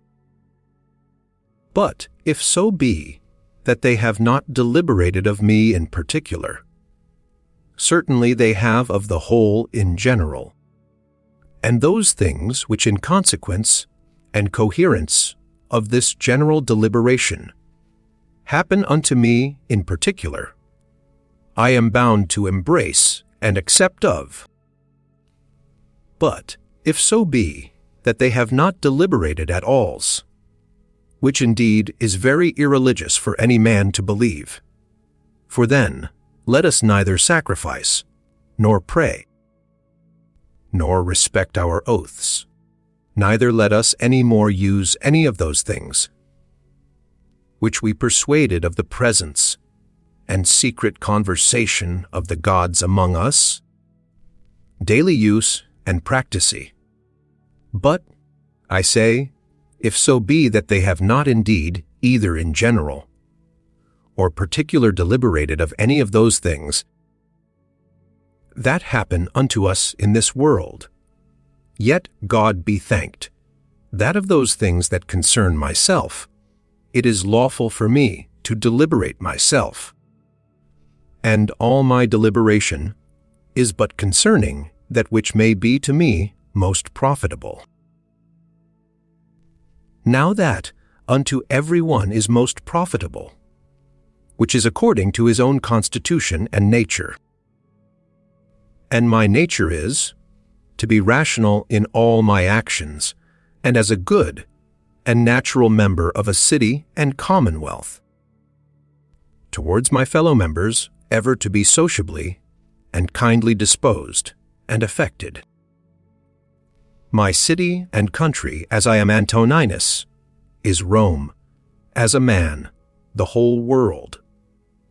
Those things, therefore, that are expedient and profitable to those cities are the only things that are good and expedient for me. Whatsoever in any kind doth happen to any one is expedient to the whole, and thus much to content us might suffice, that it is expedient for the whole in general. But yet this also shalt thou generally perceive, if thou dost diligently take heed, that whatsoever doth happen to any one man or men. And now I am content that the word expedient should more generally be understood of those things, which we otherwise call middle things, or things indifferent, as health, wealth, and the like. as the ordinary shows of the theatre and of other such places, when thou art presented with them, affect thee, as the same things still seen, and in the same fashion. Make the sight ingrateful and tedious, so must all the things that we see all our life long affect us. For all things, above and below, are still the same, and from the same causes. When then will there be an end? Let the several deaths of men of all sorts, and of all sorts of professions, and of all sort of nations, be a perpetual object of thy thoughts, so that thou mayst even come down to Philistio, Phoebus, and Origanian. Pass now to other generations. Thither shall we after many changes, where so many brave orators are, where so many grave philosophers, Heraclitus, Pythagoras, Socrates, where so many heroes of the old times, and then so many brave captains of the latter times, and so many kings. After all these, where Eudoxus, Hipparchus, Archimedes, where so many others sharp, generous, industrious, subtile, peremptory dispositions, and among others, even they that have been the greatest scoffers and deriders of the frailty and brevity of this our human life, as Menippus and others, as many as there have been such as he. Of all these consider that they long since are all dead and gone. And what do they suffer by it? Nay, they that have not so much as a name remaining. What are they the worse for it? One thing there is, and that only, which is worth our while in this world, and ought by us much to be esteemed, and that is, according to truth and righteousness, meekly and lovingly to converse with false and unrighteous men. When thou wilt comfort and cheer thyself, call to mind the several gifts and virtues of them, whom thou dost daily converse with, as for example, the industry of the one, the modesty of another, the liberality of a third, of another some other thing. For nothing can so much rejoice thee as the resemblances and parallels of several virtues, visible and eminent in the dispositions of those who live with thee, especially when, all at once, as near as may be, they represent themselves unto thee. And therefore thou must have them always in a readiness. Dost thou grieve that thou dost weigh but so many pounds, and not 300 rather? Just as much reason hast thou to grieve that thou must live but so many years, and not longer. For as for bulk and substance thou dost content thyself with that proportion of it that is allotted unto thee, so shouldst thou for time. Let us do our best endeavors to persuade them, but however, if reason and justice lead thee to it, do it, though they be never so much against it. But if any shall by force withstand thee, and hinder thee in it, convert thy virtuous inclination from one object unto another, from justice to contented equanimity, and cheerful patience, so that what in the one is thy hindrance, thou mayst make use of it for the exercise of another virtue. And remember that it was with due exception and reservation that thou didst at first incline and desire. For thou didst not set thy mind upon things impossible. Upon what then? that all thy desires might ever be moderated with this due kind of reservation. And this thou hast, and mayst always obtain, whether the thing desired be in thy power or no. And what do I care for more, if that for which I was born and brought forth into the world to rule? All my desires with reason and discretion may be. The ambitious supposeth another man's act, praise and applause, to be his own happiness, the voluptuous his own sense and feeling. But he that is wise, his own action. It is in thy power absolutely to exclude all manner of conceit and opinion, as concerning this matter, and by the same means to exclude all grief and sorrow from thy soul. For as for the things and objects themselves, they of themselves have no such power, whereby to beget and force upon us any opinion at all. The use thyself when any man speaks unto thee, so to hearken unto him, as that in the interim thou give not way to any other thoughts, that so thou mayst as far as is possible, seem fixed and fastened to his very soul, whosoever he be that speaks unto thee. That which is not good for the bee, hive, cannot be good for the bee. Will either passengers or patients find fault and complain, either the one if they be well carried, or the others if well cured? Do they take care for any more than this, the one, that their shipmaster may bring them safe to land, and the other, that their physician may effect their recovery? How many of them who came into the world at the same time when I did are already gone out of it?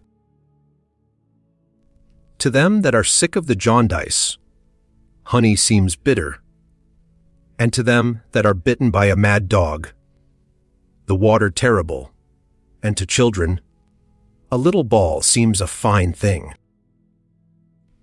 And why then should I be angry? Or do I think that error and false opinion is less powerful to make men transgress than either choler, being immoderate and excessive, to cause the jaundice, or poison, to cause rage? No man can hinder thee to live as thy nature doth require. Nothing can happen unto thee but what the common good of nature doth require. What manner of men they be whom they seek to please, and what to get, and by what actions, how soon time will cover and bury all things, and how many it hath already buried. The Seventh Book. What is wickedness? It is that which many time and often thou hast already seen and known in the world. And so oft as anything doth happen that might otherwise trouble thee, let this memento presently come to thy mind, that it is that which thou hast already often seen and known.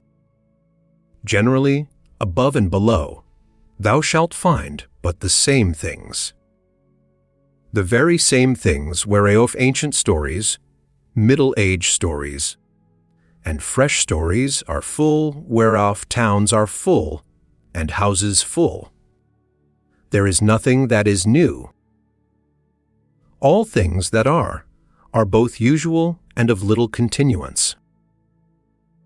What fear is there that thy dogmata, or philosophical resolutions and conclusions, should become dead in thee, and lose their proper power and efficacy to make thee live happy, as long as those proper and correlative fancies and representations of things on which they mutually depend sickness which continually to stir up and revive, is in thy power, are still kept fresh and alive. Ut is in my power concerning this thing that is happened, whatsoever it be, to conceit that which is right and true. If it be, why then am I troubled? Those things that are without my understanding are nothing to it at all, and that is it only, which doth properly concern me. Be always in this mind, and thou wilt be right. That which most men would think themselves most happy for, and would prefer before all things, if the gods would grant it unto them after their deaths. Thou mayst whilst thou livest grant unto thyself to live again. See the things of the world again, as thou hast already seen them. For what is it else to live again? Public shows and solemnities, with much pomp and vanity, stage plays, flocks and herds, conflicts and contentions, a bone thrown to a company of hungry curs, a bait for greedy fishes, the painfulness and continual burden, bearing of wretched ants, the running to and fro of terrified mice, little puppets drawn up and down with wires and nerves. These be the objects of the world. Among all these thou must stand steadfast, meekly affected, and free from all manner of indignation, with this right ratiocination and apprehension, that as the worth is of those things which a man doth affect, so is in very deed every man's worth more or less. Word after word, every one by itself, must the things that are spoken be conceived and understood, and so the things that are done, purpose after purpose, every one by itself likewise. And as in matter of purposes and actions, we must presently see what is the proper use and relation of every one, so of words must we be as ready to consider of every one what is the true meaning and signification of it, according to truth and nature, however it be taken in common use. Is my reason and understanding sufficient for this, or no? If it be sufficient, without any private applause, or public ostentation as of an instrument, which by nature I am provided of, I will make use of it for the work in hand.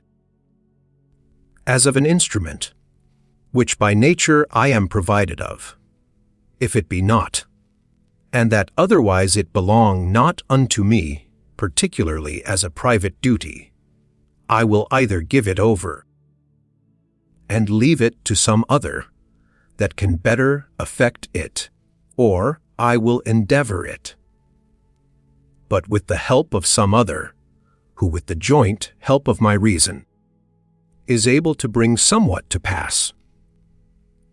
That will now be seasonable and useful for the common good. For whatsoever I do either by myself or with some other, the only thing that I must intend is that it be good and expedient for the public. For as for praise, consider how many who once were much commended are now already quite forgotten, yea, they that commended them, how even they themselves are long since dead and gone. Be not therefore ashamed, whensoever thou must use the help of others. For whatsoever it be that lieth upon thee to effect, thou must propose it unto thyself, as the scaling of walls is unto a soldier. And what if thou through either lameness or some other impediment art not able to reach unto the top of the battlements alone, which with the help of another thou mayst.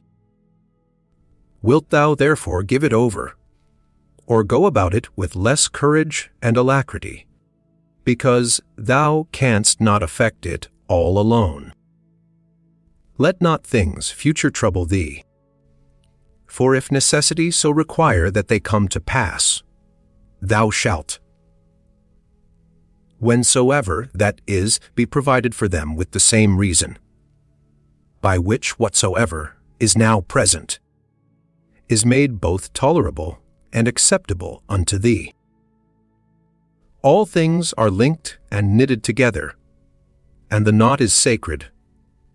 Neither is there anything in the world that is not kind and natural in regard of any other thing, or that hath not some kind of reference and natural correspondence with whatsoever is in the world besides. For all things are ranked together, and by that decency of its due place, and order that each particular doth observe, they all concur together to the making of one and the same or world, as if you said, a comely piece, or an orderly composition. For all things throughout, there is but one and the same order, and through all things, one and the same God, the same substance, and the same law. There is one common reason and one common truth that belongs unto all reasonable creatures. For neither is there save one perfection of all creatures that are of the same kind and partakers of the same reason. Whatsoever is material doth soon vanish away into the common substance of the whole, and whatsoever is formal, or whatsoever doth animate that which is material, is soon resumed into the common reason of the whole, and the fame and memory of anything is soon swallowed up by the general age and duration of the whole. To a reasonable creature, the same action is both according to nature and according to reason, straight of itself, not made straight. As several members in one body united, so are reasonable creatures in a body, divided and dispersed, all made and prepared for one common operation. And this thou shalt apprehend the better, if thou shalt use thyself often to say to thyself, I am, or a member of the mass and body of reasonable substances. But if thou shalt say I am, or a part, thou dost not yet love men from thy heart. The joy that thou takest in the exercise of bounty is not yet grounded upon a due ratiocination and right apprehension of the nature of things. Thou dost exercise it, as yet upon this ground barely, as a thing convenient and fitting, not as doing good to thyself, when thou dost good unto others. Of things that are external happen what will to that which can suffer by external accidents. Those things that suffer let them complain themselves, if they will.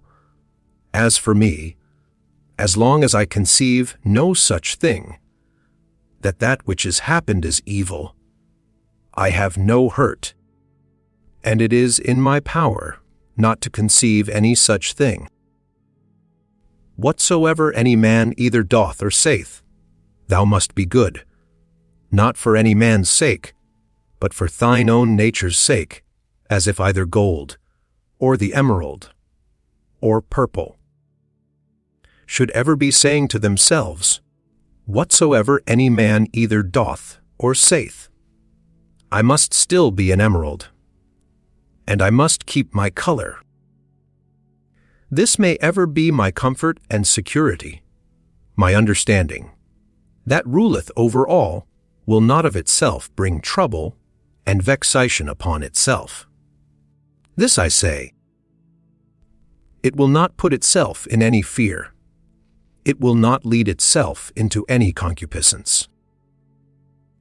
If it be in the power of any other to compel it to fear, or to grieve, it is free for him to use his power.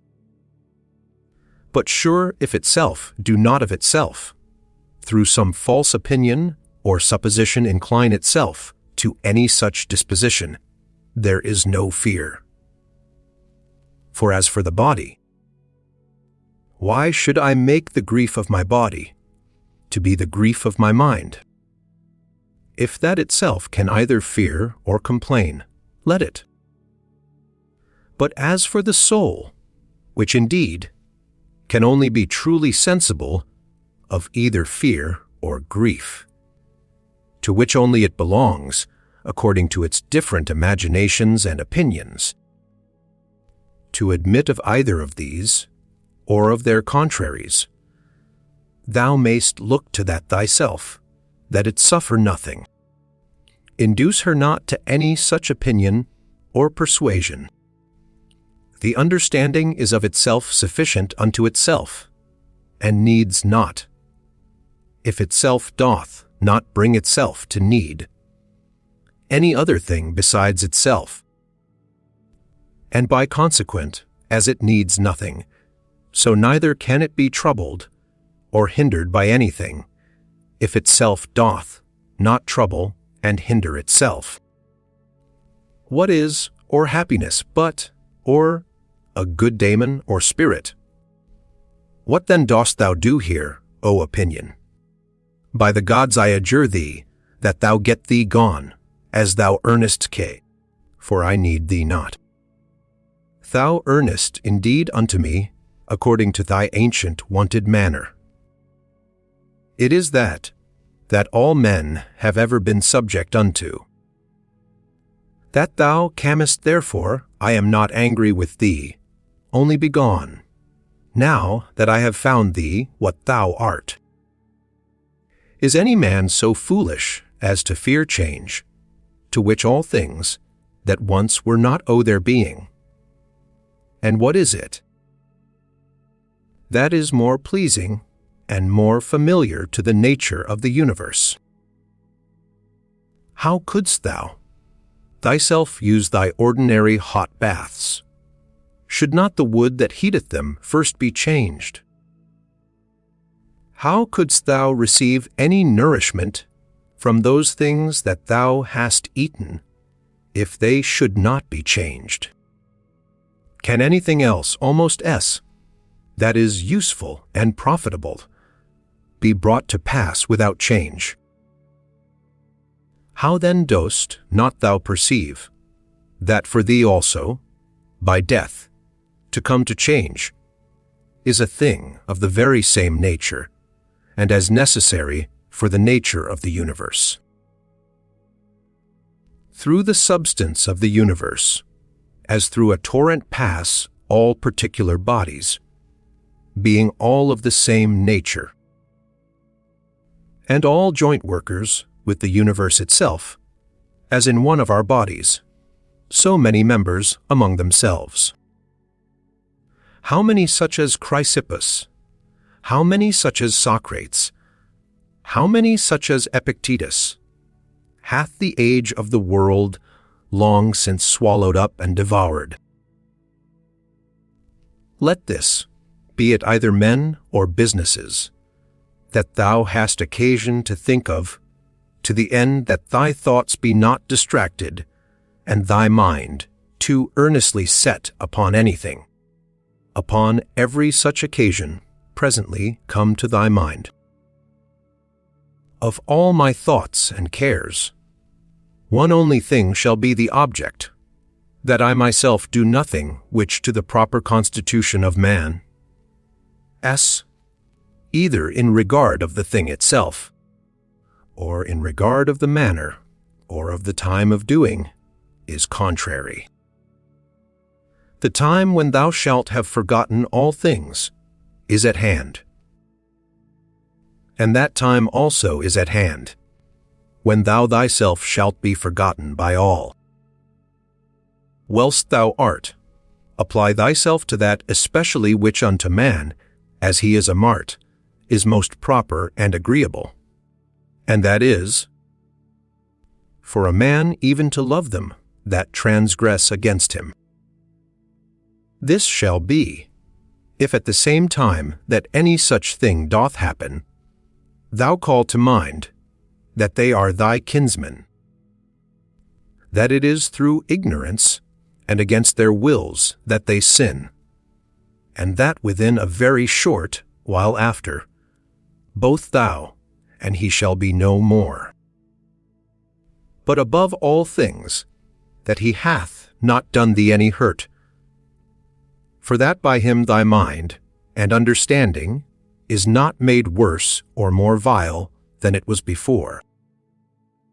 The nature of the universe, of the common substance of all things, as it were of so much wax hath, now perchance formed a horse, and then, destroying that figure, hath new tempered, and fashioned the matter of it into the form and substance of a tree, then that again into the form and substance of a man, and then that again into some other.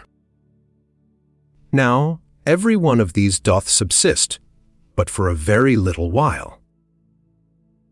As for dissolution, if it be no grievous thing to the chest or trunk, to be joined together, why should it be more grievous to be put asunder?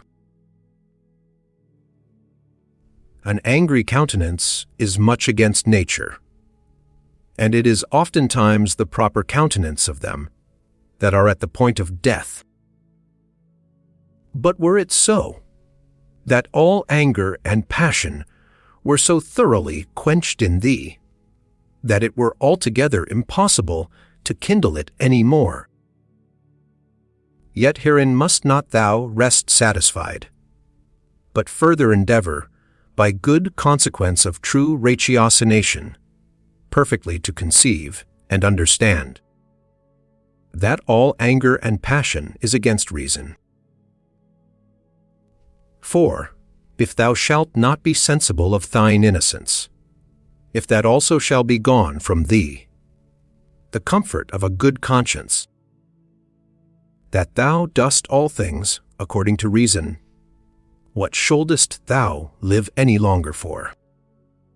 All things that now thou seest are but for a moment. That nature, by which all things in the world are administered, will soon bring change and alteration upon them, and then of their substances make other things like unto them, and then soon after others again of the matter and substance of these, that so by these means the world may still appear fresh and new.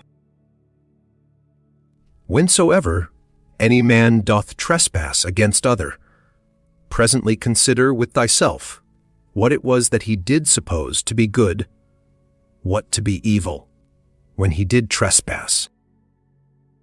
For this, when thou knowest, thou wilt pity him thou wilt have no occasion either to wonder or to be angry.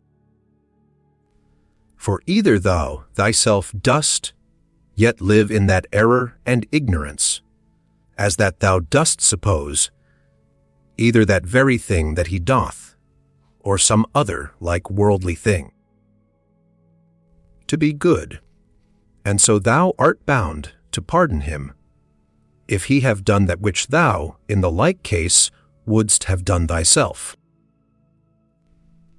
Or if so be that thou dost not any more suppose the same things to be good or evil that he doth, how canst thou but be gentle unto him that is in an error? Fancy not to thyself things future, as though they were present, but of those that are present, take some aside, that thou takest most benefit of, and consider of them particularly how wonderfully thou wouldst want them, if they were not present.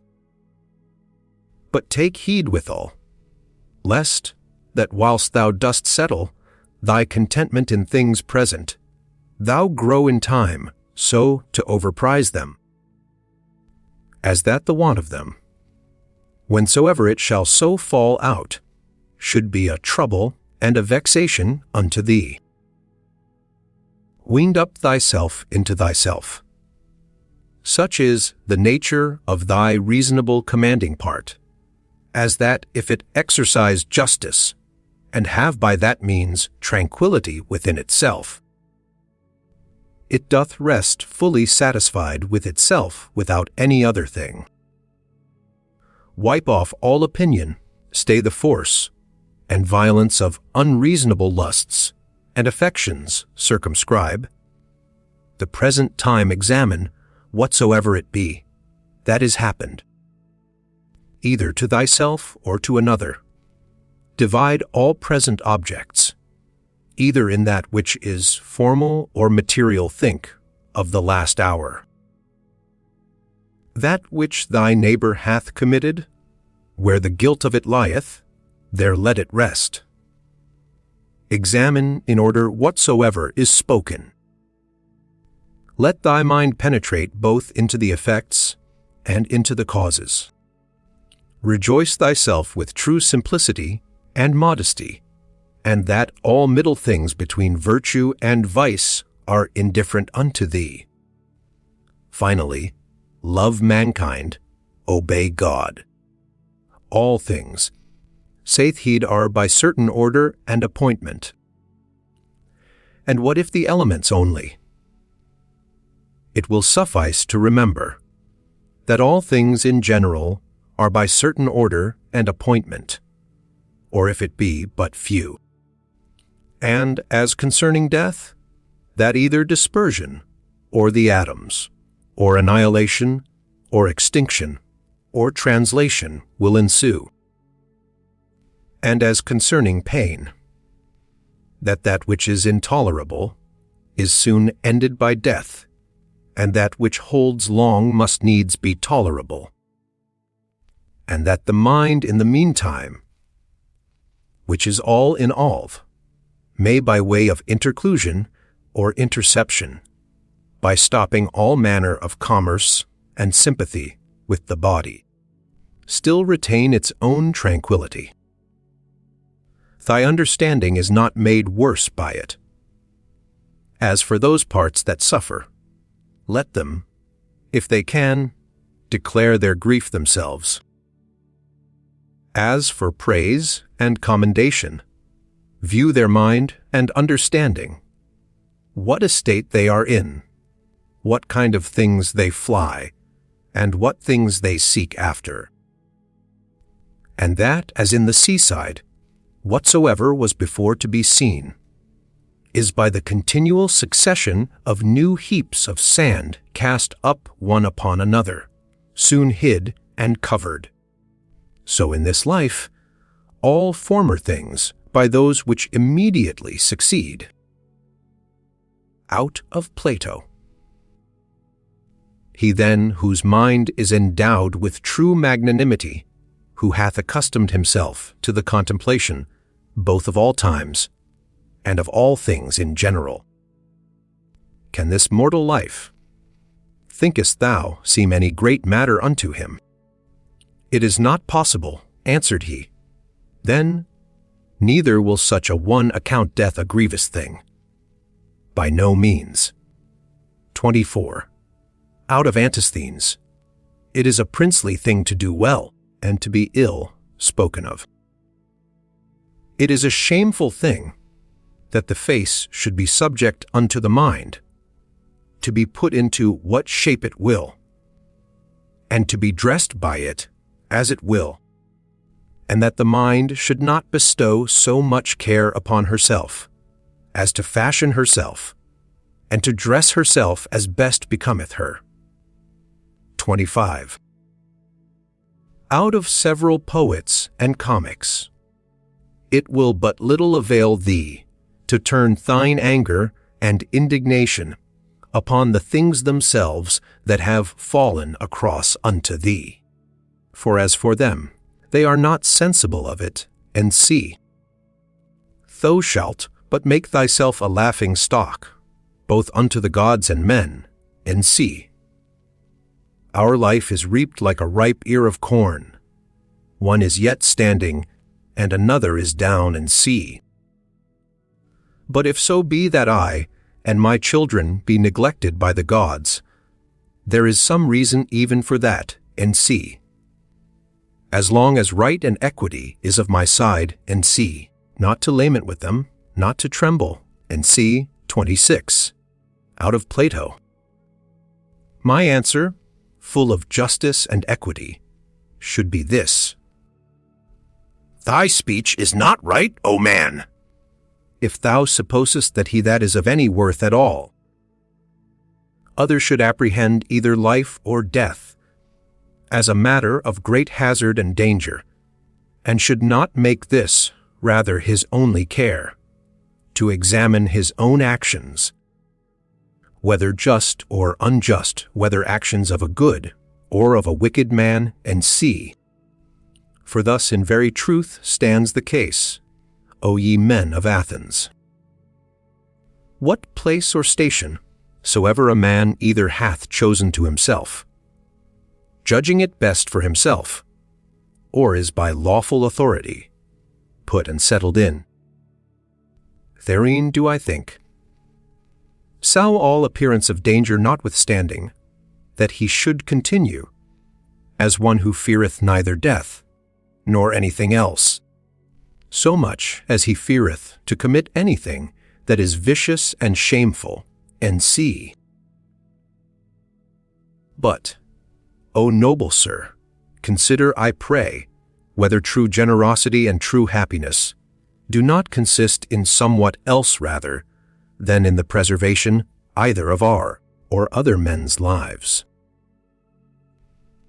For it is not the part of a man that is a man indeed, to desire to live long or to make much of his life whilst he liveth, but rather he that is such will in these things wholly refer himself unto the gods, and believing that which every woman can tell him, that no man can escape death. The only thing that he takes thought and care for is this, that what time he liveth, he may live as well, and as virtuously as he can possibly, and see. To look about, and with the eyes to follow the course of the stars and planets, as though thou wouldst run with them, and to mind perpetually the several changes of the elements one into another.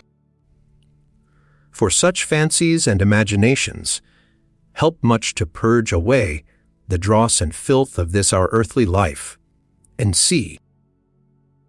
That also is a fine passage of Plato's, where he speaketh of worldly things in these words: Thou must also as from some higher place look down, as it were, upon the things of this world, as flocks, armies, husbandmen's labors, marriages, divorces, generations, deaths, the tumults of courts, and places of judicatures, desert places, the several nations of barbarians, public festivals, mournings, fairs, markets, how all things upon earth are mel, and how miraculously things, contrary one to another, concur to the beauty and perfection of this universe.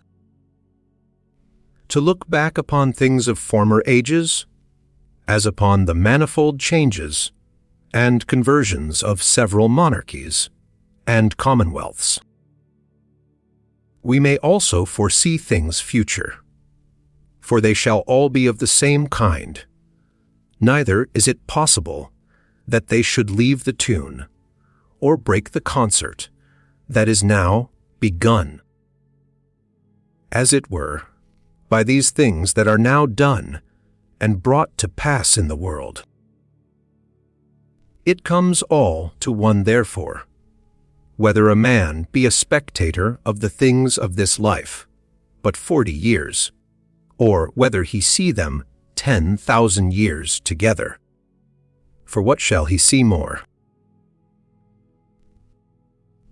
And as for those parts that came from the earth, they shall return unto the earth again, and those that came from heaven, they also shall return unto those heavenly places. Whether it be a mere dissolution and unbinding of the manifold intricacies and entanglements of the confused atoms, or some such dispersion of the simple and incorruptible elements, with meats and drinks and divers charms, they seek to divert the channel, that they might not die. Yet must we needs endure that blast of wind that cometh from above, though we toil and labor never so much. 28. He hath a stronger body, and is a better wrestler than I. What then? Is he more bountiful? Is he more modest? Doth he bear all adverse chances with more equanimity? Or with his neighbor's offenses with more meekness and gentleness than I? Where the matter may be effected agreeably to that reason, which both unto the gods and men is common, there can be no just cause of grief or sorrow.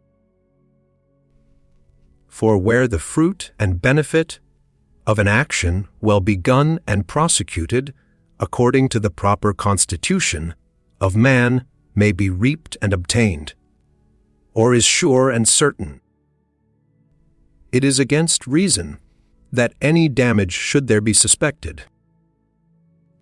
In all places and at all times, it is in thy power religiously to embrace whatsoever by God's appointment is happened unto thee, and justly to converse with those men whom thou hast to do with, and accurately to examine every fancy that presents itself, that nothing may slip and steal in, before thou hast rightly apprehended the true nature of it. Look not about upon other men's minds and understandings, but look right on forwards whither nature, both that of the universe, in those things that happen unto thee, and thine in particular, in those things that are done by thee doth lead and direct thee.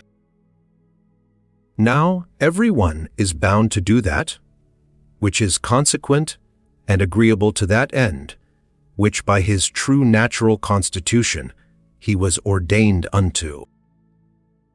As for all other things, they are ordained for the use of reasonable creatures. As in all things we see that which is worse and inferior is made for that which is better. Reasonable creatures, they are ordained one for another.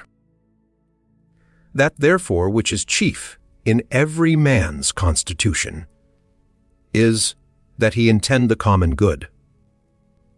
The second is that he yield not to any lusts and motions of the flesh.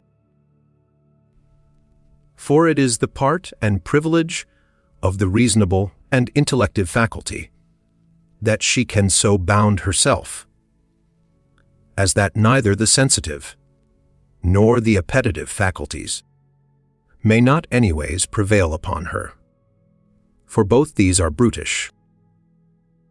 And therefore over both she challengeth mastery, and cannot anyways endure, if in her right temper, to be subject unto either, and this indeed most justly.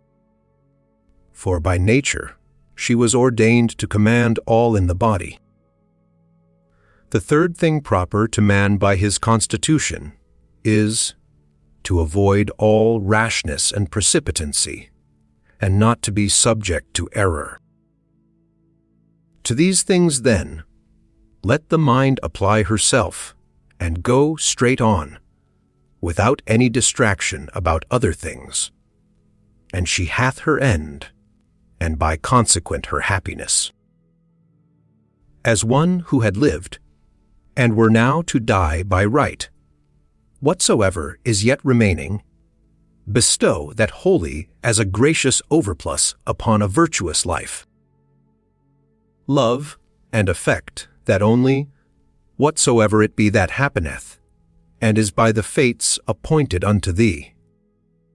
For what can be more reasonable? And as anything doth happen unto thee by way of cross or calamity, call to mind presently, and set before thine eyes the examples of some other men, to whom the self same thing did once happen likewise. Well, what did they?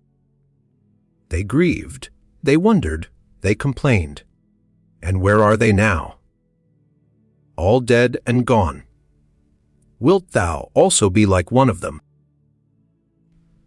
Or rather leaving to men of the world, whose life both in regard of themselves, and them that they converse with is nothing but mere mutability, or men of as fickle minds, as fickle bodies, ever changing and soon changed themselves, let it be thine only care and study, how to make a right use of all such accidents.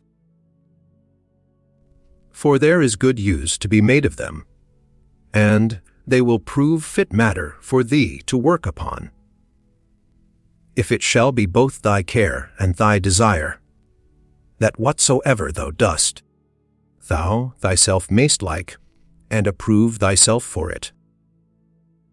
And both these, see that thou remember well, according as the diversity of the matter of the action that thou art about shall require. Look within. Within is the fountain of all good. Such a fountain, where springing waters can never fail, so thou dig still deeper and deeper. Thou must use thyself also to keep thy body fixed and steady, free from all loose fluctuant either motion or posture. And as upon thy face and looks, thy mind hath easily power over them, to keep them to that which is grave and decent, so let it challenge the same power over the whole body also. But so observe all things in this kind, as that it be, without any manner of affectation.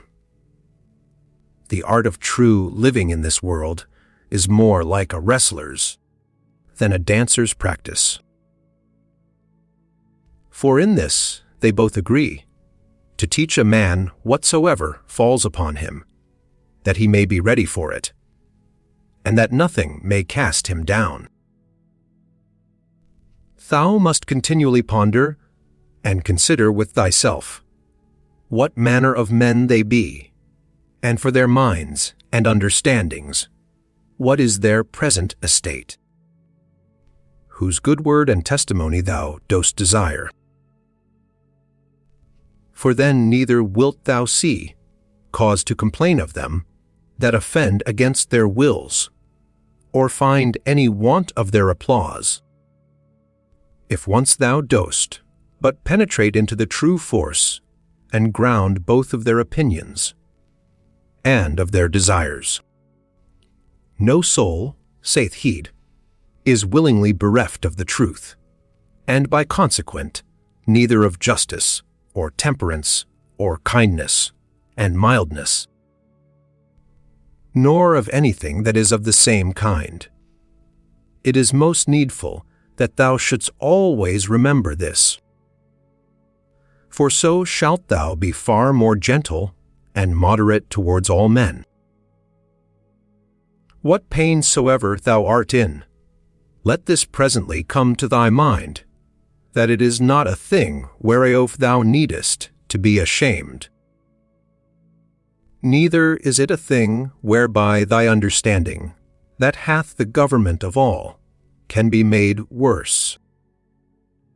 For neither in regard of the substance of it, nor in regard of the end of it, see which is, to intend the common good, can it alter and corrupt it.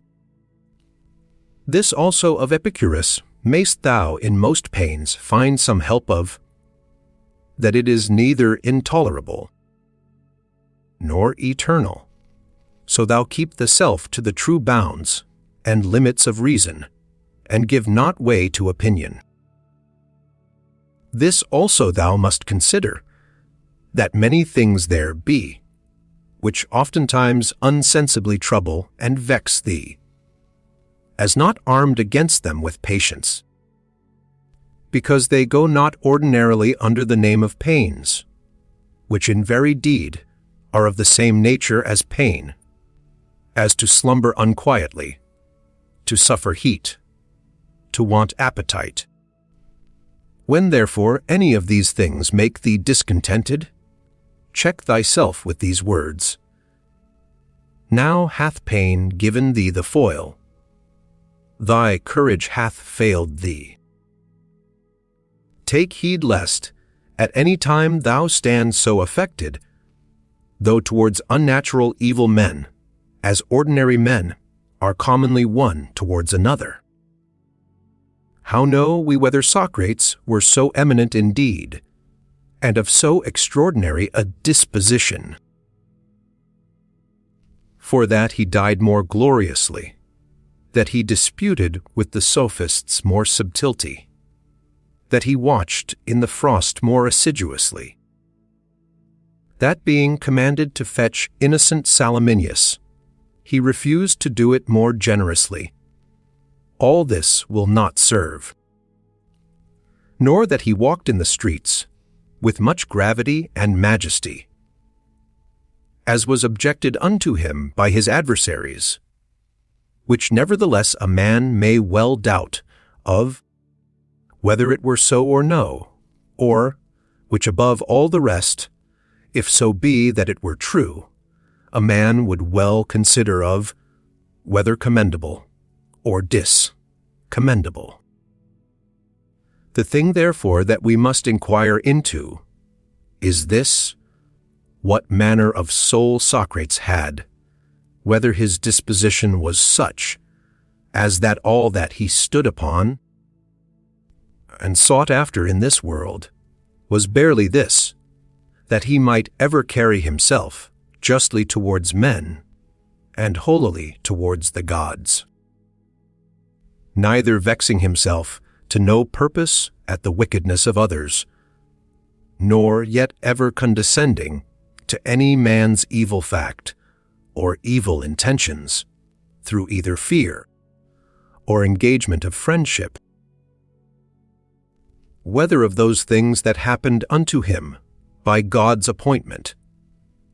He neither did wonder at any when it did happen, or thought it intolerable in the trial of it.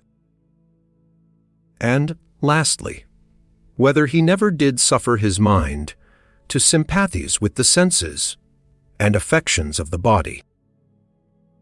For we must not think that nature hath so mixed and tempered it with the body, as that she hath not power to circumscribe herself, and by herself to intend her own ends and occasions. For it is a thing very possible that a man should be a very divine man, and yet be altogether unknown. This thou must ever be mindful of, as of this also, that a man's true happiness doth consist in very few things.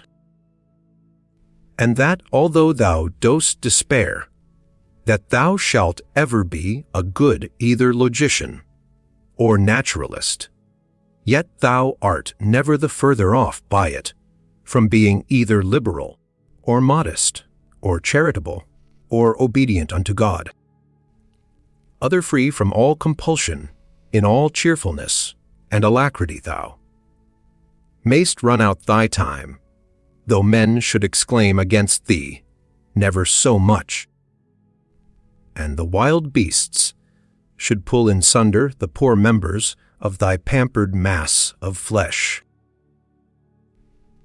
For what in either of these, or the like cases, should hinder the mind to retain her own rest and tranquillity, consisting both in the right judgment of those things that happen unto her, and in the ready use of all present matters and occasions, so that her judgment may say, to that which is befallen her by way of cross, this thou art in very deed, and according to thy true nature.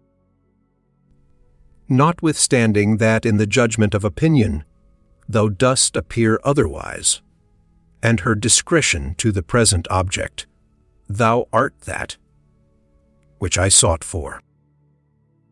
For whatsoever it be that is now present shall ever be embraced by me as a fit and seasonable object, both for my reasonable faculty and for my sociable or charitable inclination to work upon. And that which is principal in this matter is that it may be referred either unto the praise of God or to the good of men.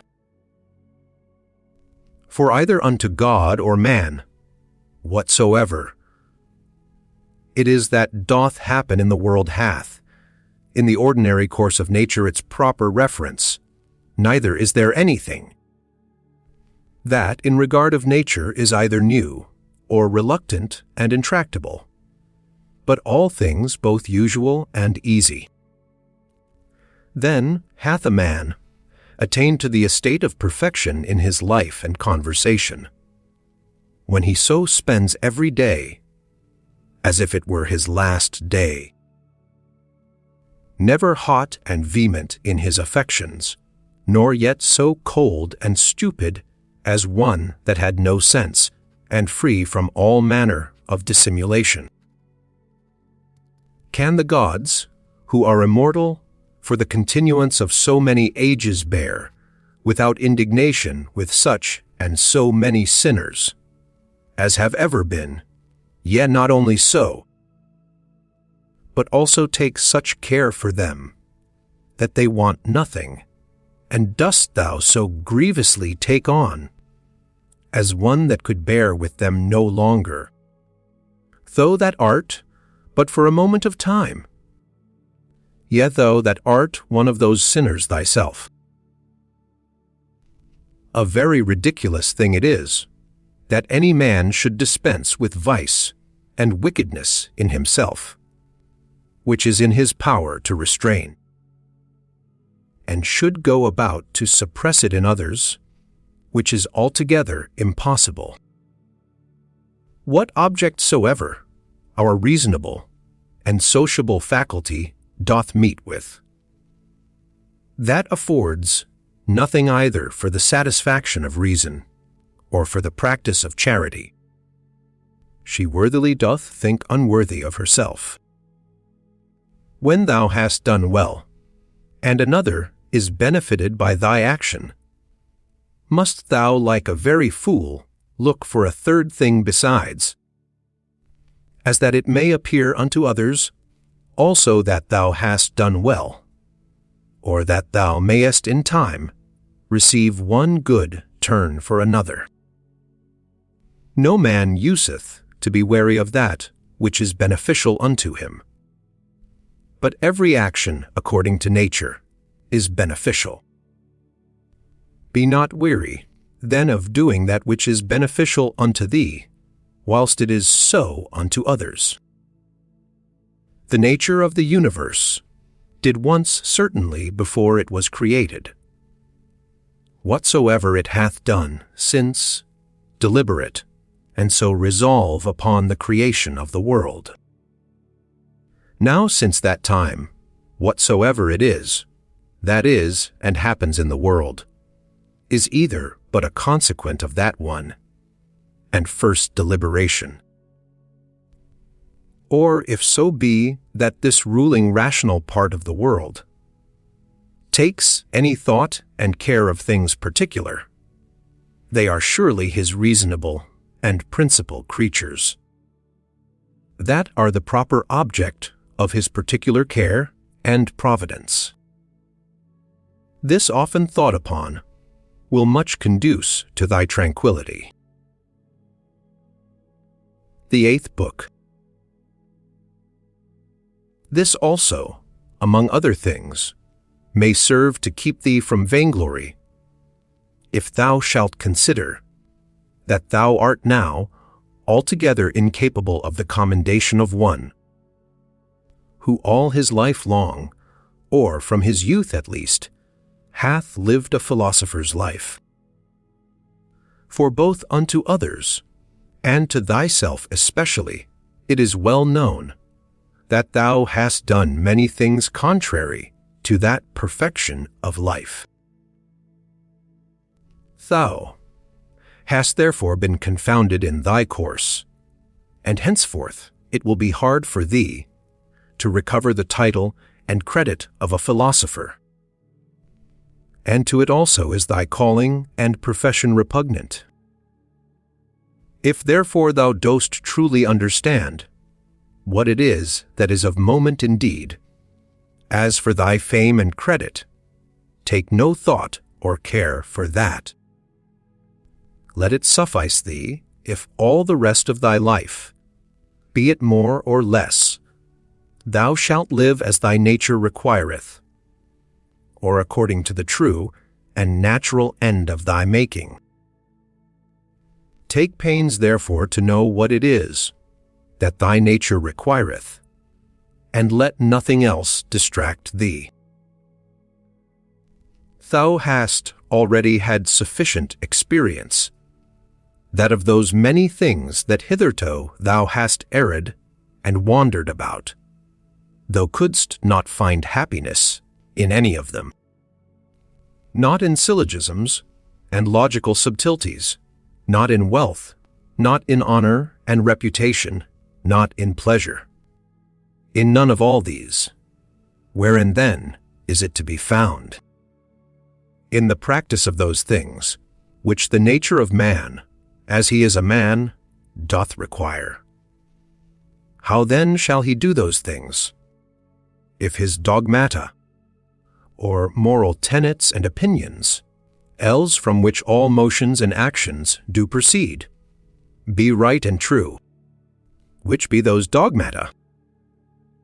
Those that concern that which is good or evil, as that there is nothing truly good and beneficial unto man, but that which makes him just, temperate, courageous, liberal, and that there is nothing truly evil and hurtful unto man, but that which causeth the contrary effects.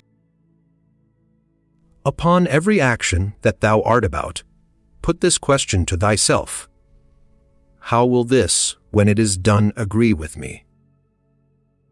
Shall I have no occasion to repent of it? Yet a very little while, and I am dead and gone, and all things are at end. What then do I care for more than this, that my present action, whatsoever it be, may be the proper action of one that is reasonable, whose end is the common good, who in all things is ruled and governed by the same law of right and reason, by which God himself is. Alexander, Caius, Pompeius, what are these to Diogenes, Heraclitus, and Socrates? These penetrated into the true nature of things, into all causes, and all subjects. And upon these did they exercise their power and authority. But as for those, as the extent of their error was, so far did their slavery extend. What they have done, they will still do, although thou shouldst hang thyself. First, let it not trouble thee. For all things, both good and evils, come to pass according to the nature and general condition of the universe. And within a very little while, all things will be at an end. No man will be remembered, as now of Africanus else, for example. And Augustus it is already come to pass. Then, secondly, fix thy mind upon the thing itself. Look into it, and remembering thyself, that thou art bound nevertheless to be a good man, and what it is that thy nature requireth of thee, as thou art a man, be not diverted from what thou art about, and speak that which seemeth unto thee most just. Only speak it kindly, modestly, and without hypocrisy. That which the nature of the universe doth busy herself about is that which is here, to transfer it thither, to change it, and thence again to take it away, and to carry it to another place, so that thou needest not fear any new thing. For all things are usual and ordinary, and all things are disposed by equality. Every particular nature hath content, when in its own proper course it speeds. A reasonable nature doth then speed, when first in matter of fancies and imaginations, it gives no consent to that which is either false uncertain. Secondly, when in all its motions and resolutions, it takes its level at the common good only, and that it desireth nothing, and flieth from nothing. Bet what is in its own power to compass or avoid.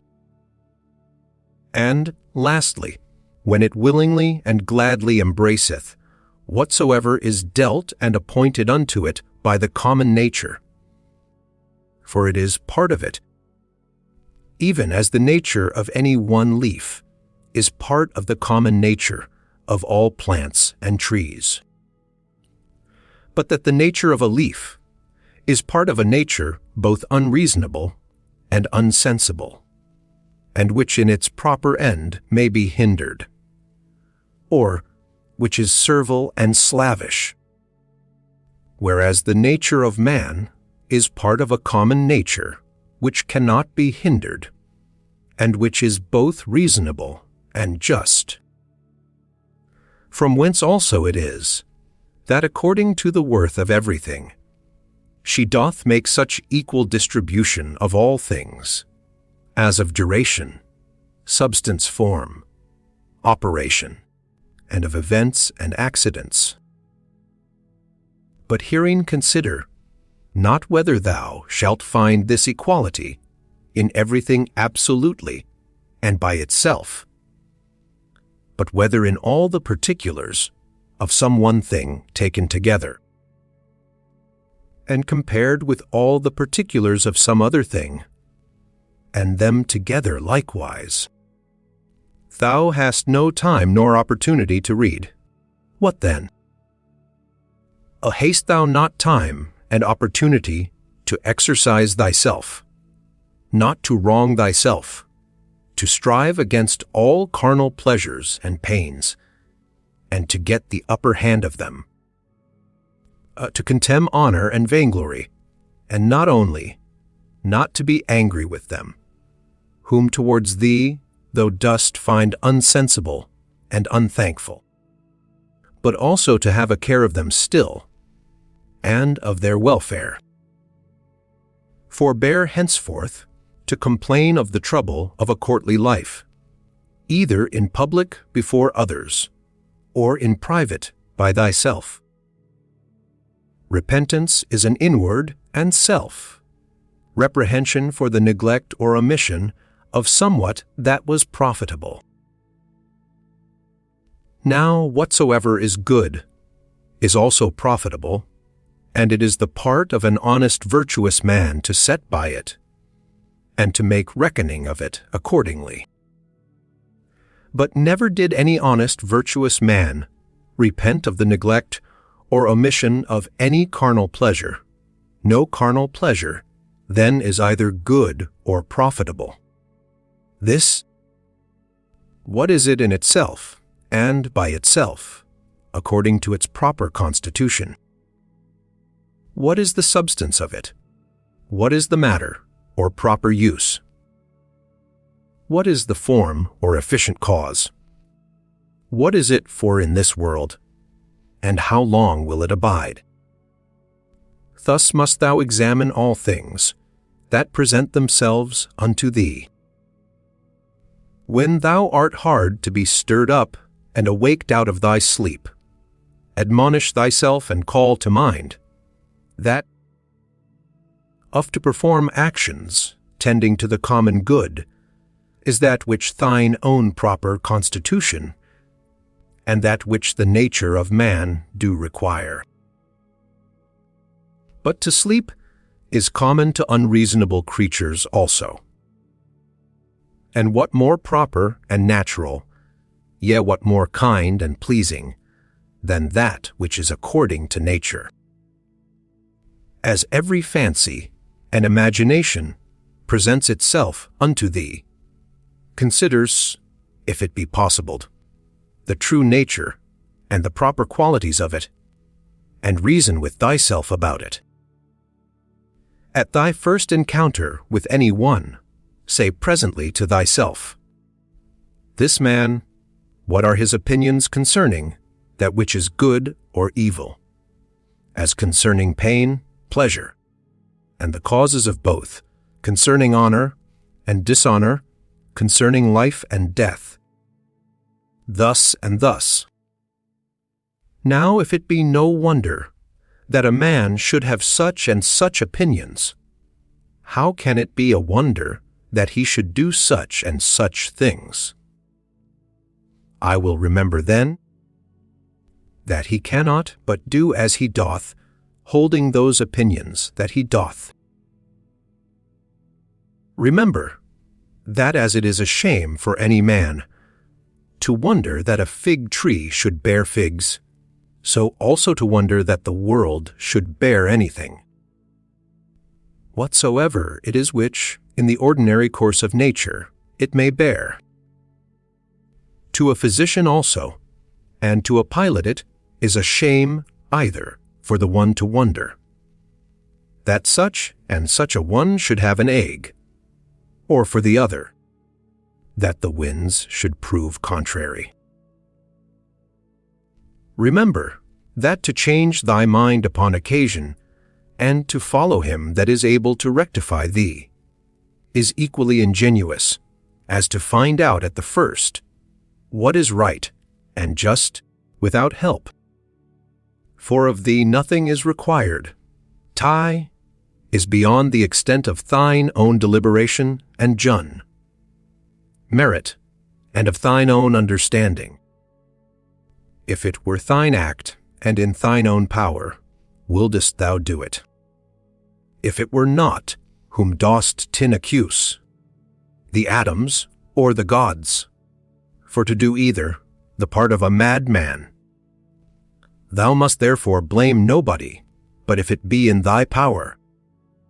Redress what is amiss, if it be not, to what end is it to complain? For nothing should be done, but to some certain end. Whatsoever dieth and falleth, however, and wheresoever it die and fall, it cannot fall out of the world.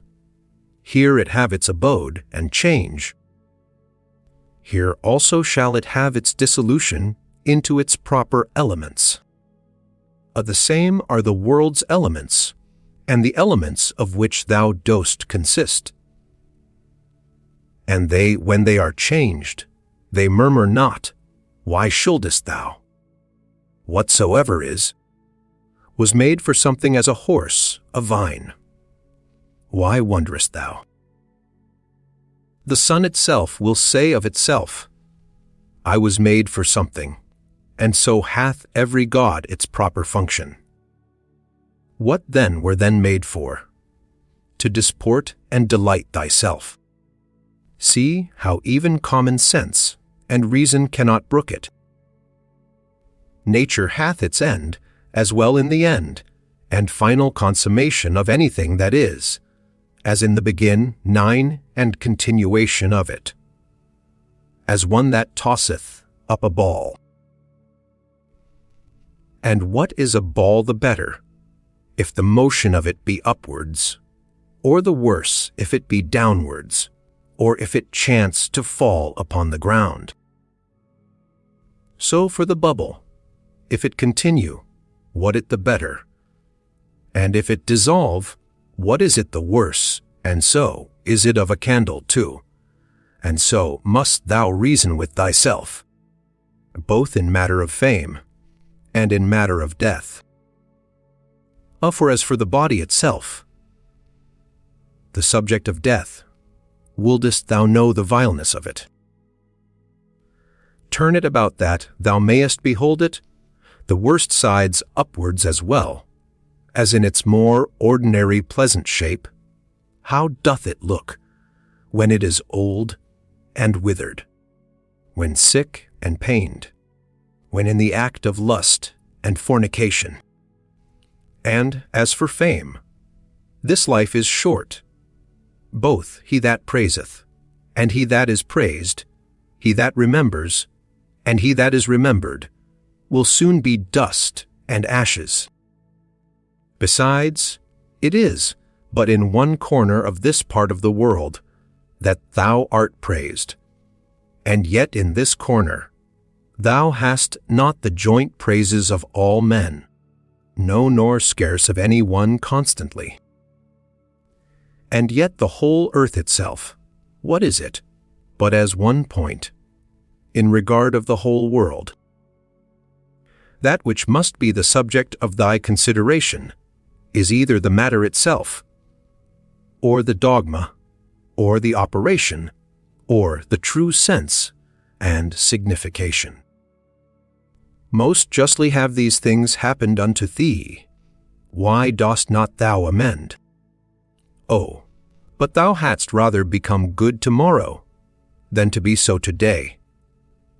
Shall I do it?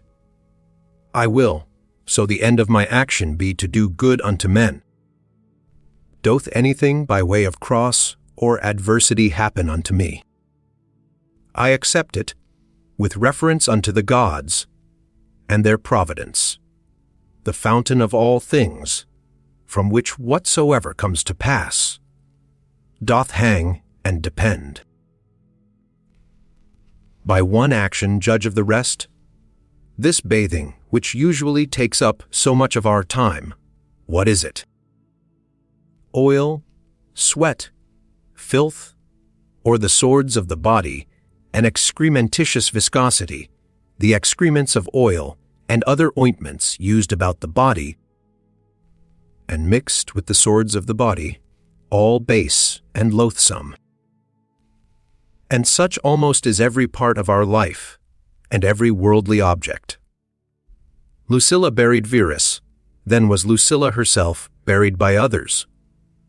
So Secunda Maximus, then Secunda herself. So Epitincanus Diotimus, then Epitincanus himself. So Antoninus Pius, Faustina his wife, then Antoninus himself.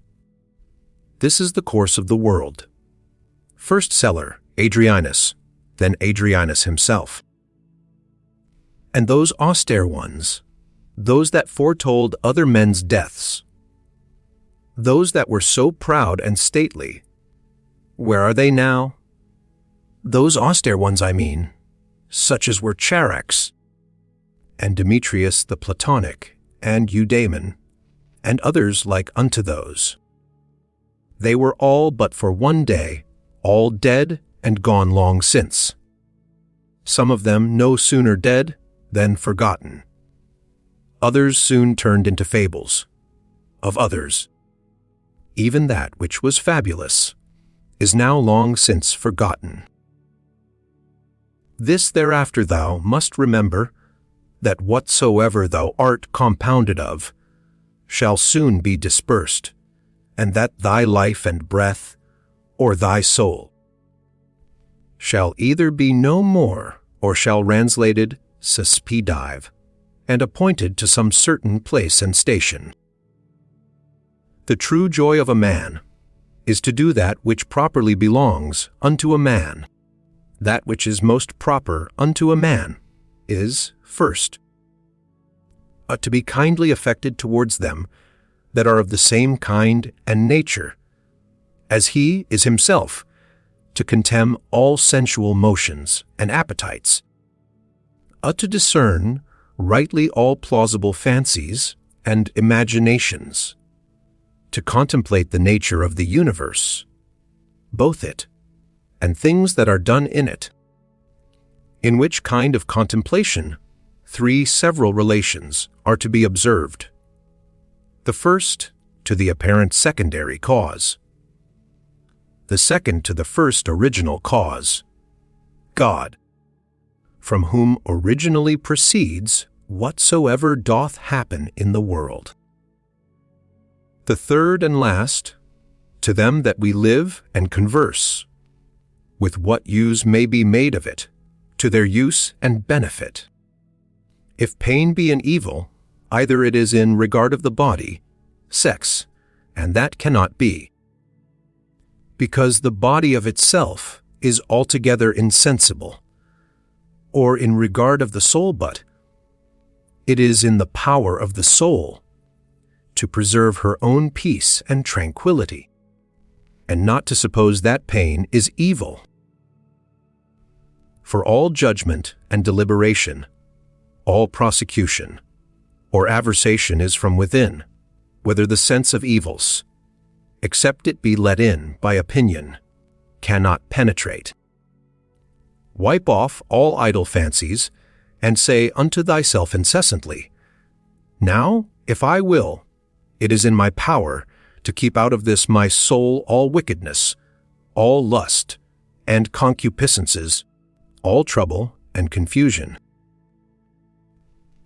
But on the contrary, to behold and consider all things according to their true nature, and to carry myself towards everything according to its true worth. Remember then, this thy power that nature hath given thee. Whether thou speak in the Senate, or whether thou speak to any particular, let thy speech in always grave and modest.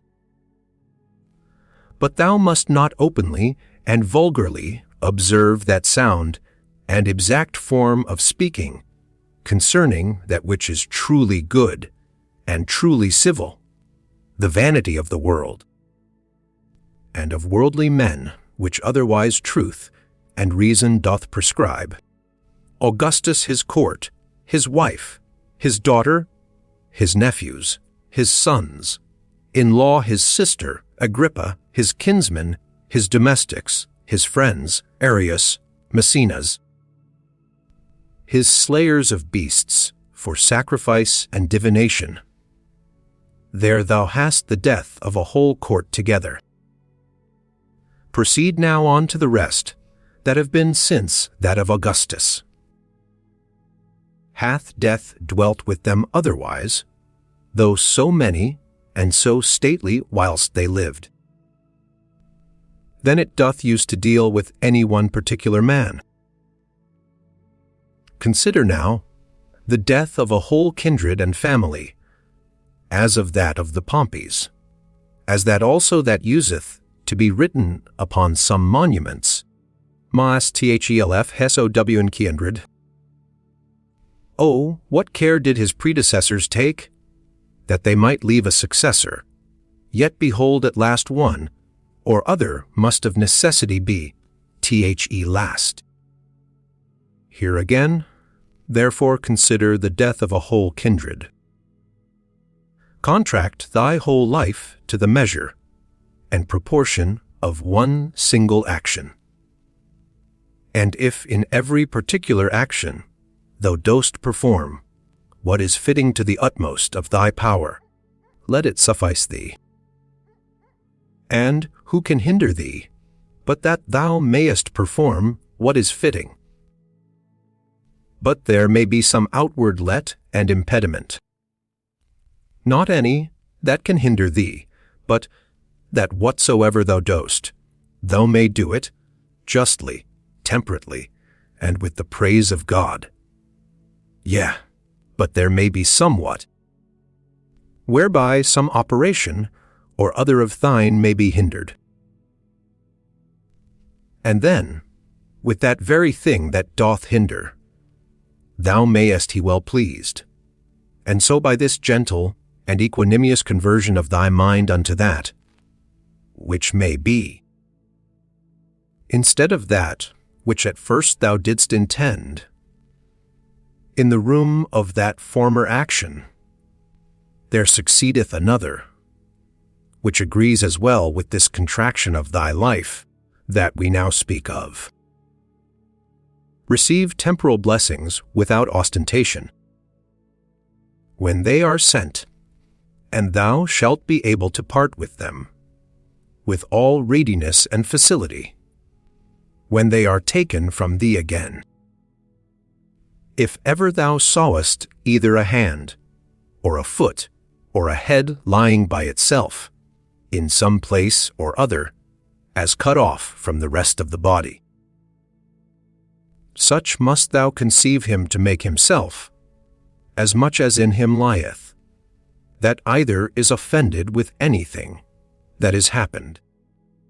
Others call me whatsoever it be, and as it were divides himself from it, or that commits anything against the natural law of mutual correspondence, and society among men's, or he that commits any act of uncharitableness.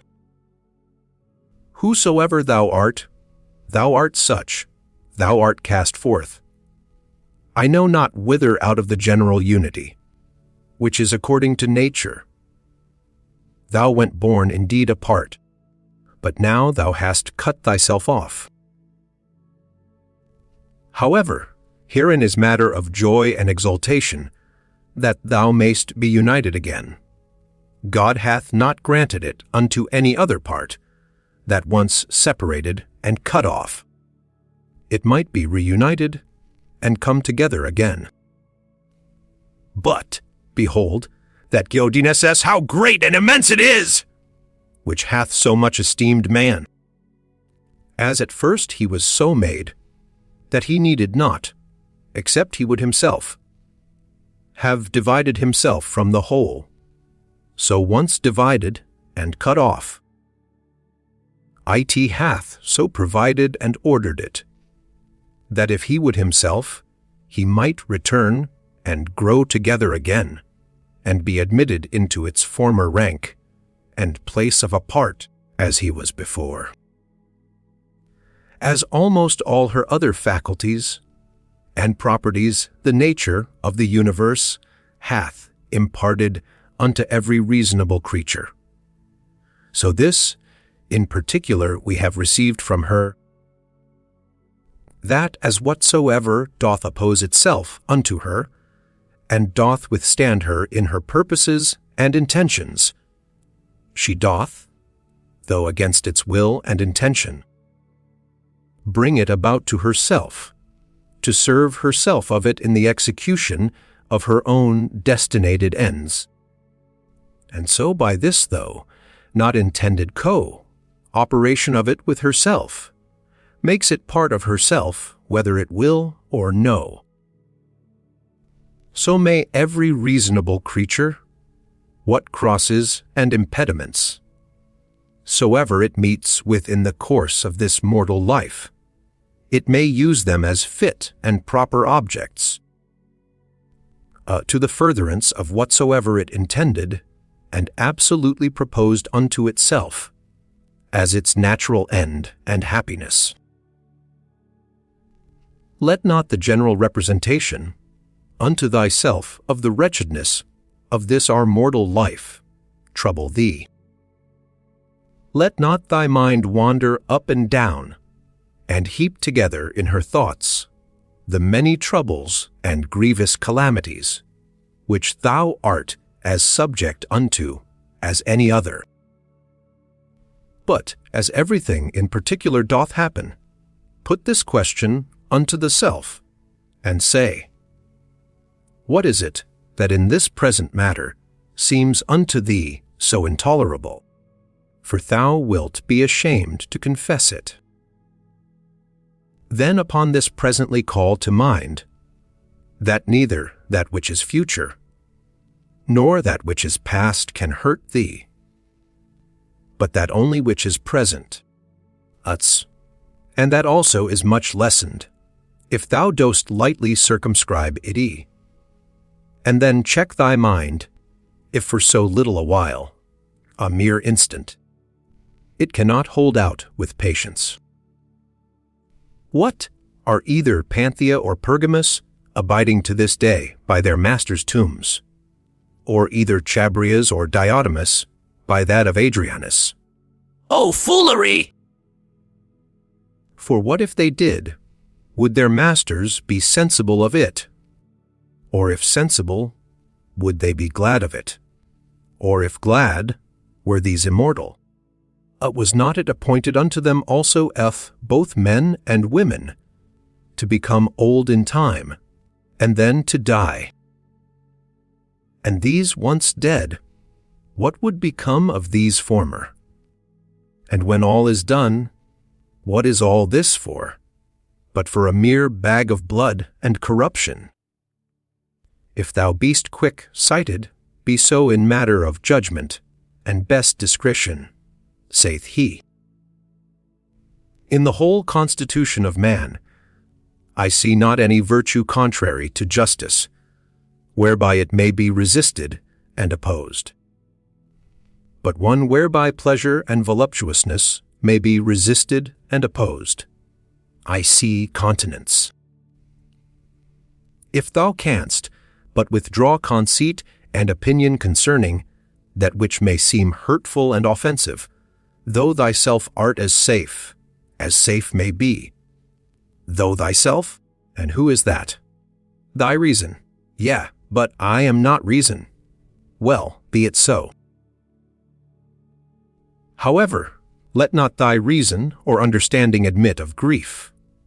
And if there be anything in thee that is grieved, let that, whatsoever it be, conceive its own grief, if it can. That which is a hindrance of the senses is an evil to the sensitive nature. That which is a hindrance of the appetitive and prosecutive faculty is an evil to the sensitive nature. As of the sensitive, so of the vegetative constitution, whatsoever is a hindrance unto it is also in that respect an evil unto the same. And so likewise, whatsoever is a hindrance unto the mind and understanding must needs be the proper evil of the reasonable nature. Now apply all those things unto thyself. Do either pain or pleasure seize on thee? Let the senses look to that.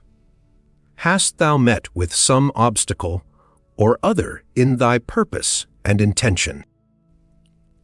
If thou didst propose without due reservation and exception now, hath thy reasonable part received a blow indeed.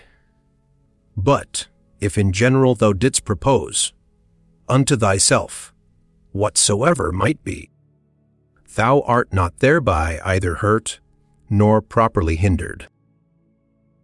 For in those things that properly belong unto the mind, she cannot be hindered by any man.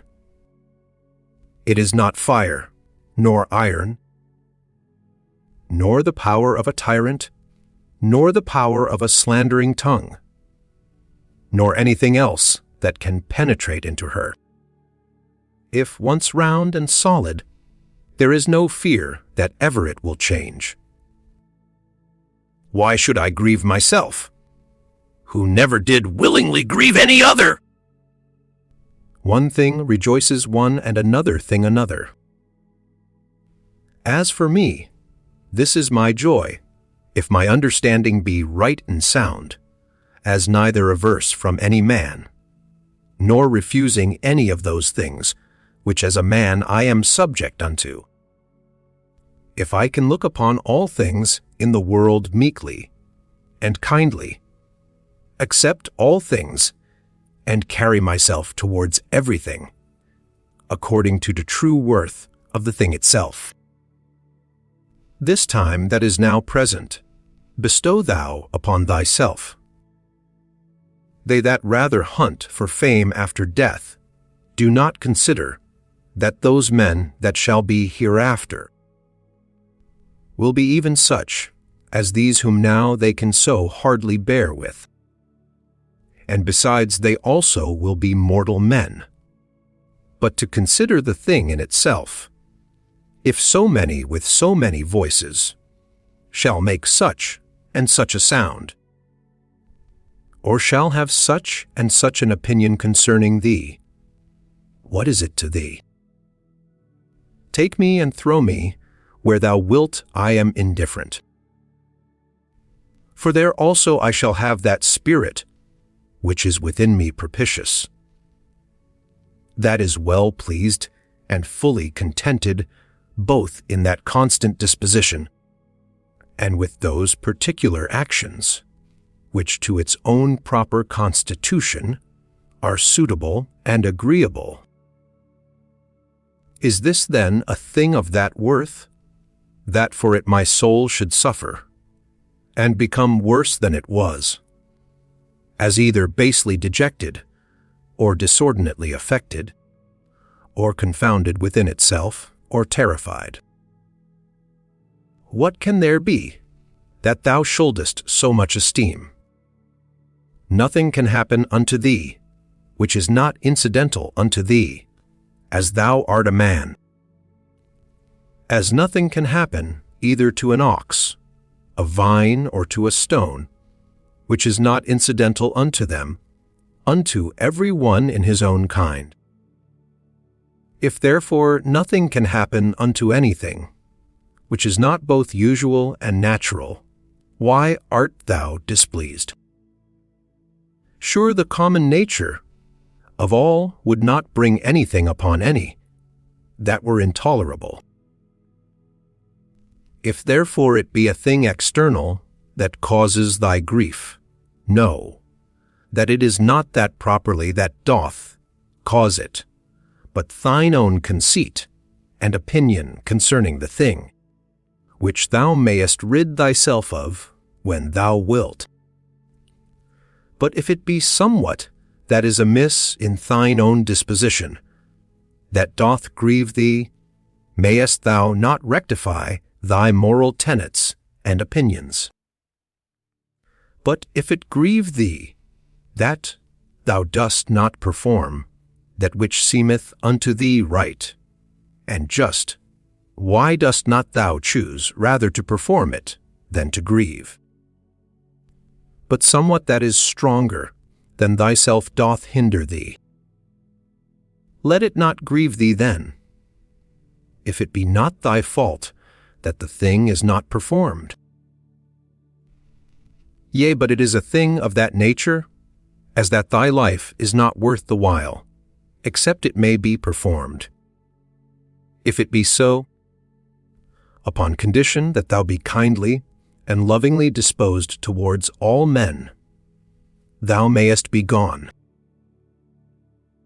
For even then, as much as at any time, art thou in a very good estate of performance, when thou dost die in charity with those that are an obstacle unto thy performance. Remember that thy mind is of that nature, as that it becometh altogether unconquerable. When once recollected in herself, she seeks no other content than this, that she cannot be forced, yea, though it so fall out, that it be even against reason itself, that it cloth bandy. How much less when by the help of reason she is able to judge of things with discretion? And therefore let thy chief fort and place of defense be a mind free from passions. A stronger place, whereunto to make his refuge, and so to become impregnable and better fortified than this, hath no man. He that seeth not this is unlearned. He that seeth it, and betaketh not himself to this place of refuge, is unhappy. Keep thyself to the first bear, and naked apprehensions of things, as they present themselves unto thee, and add not unto them. It is reported unto thee, that such a one speaketh ill of thee. Well, that he speaketh ill of thee, so much is reported. But that thou art hurt thereby, is not reported. That is the addition of opinion, which thou must exclude. I see that my child is sick. That he is sick, I see, but that he is in danger of his life also, I see it not.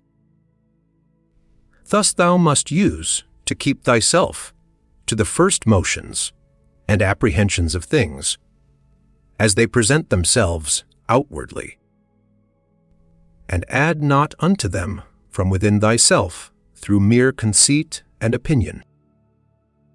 Or rather add unto them, hut as one that understandeth the true nature of all things that happen in the world. Is the cucumber bitter? Set it away. Brambles are in the way. Avoid them. Let this suffice. Add not presently speaking unto thyself. What serve these things for in the world? For this, one that is acquainted with the mysteries of nature, will laugh at thee for it, as a carpenter would or a shoemaker. If meeting in either of their shops with some shavings, or small remnants of their work, thou shouldest blame them for it.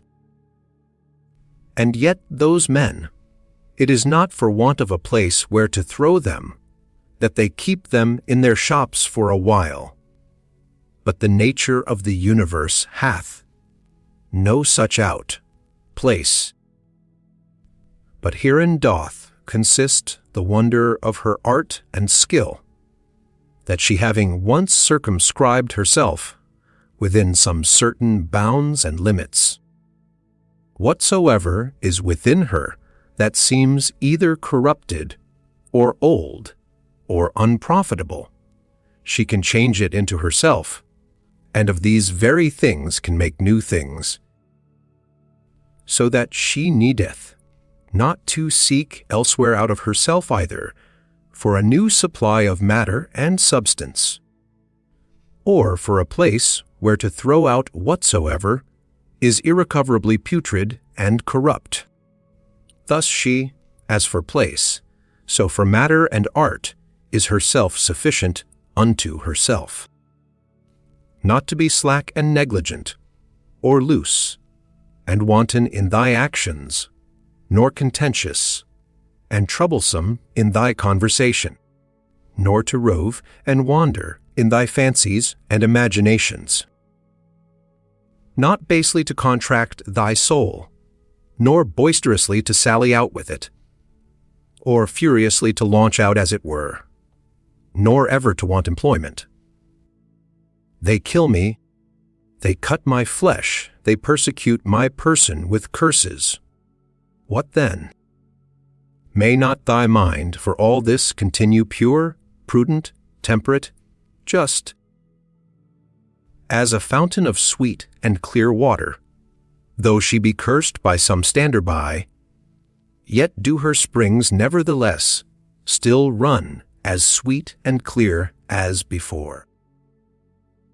Yea, though either dirt or dung be thrown in, yet is it no sooner thrown than dispersed, and she cleared.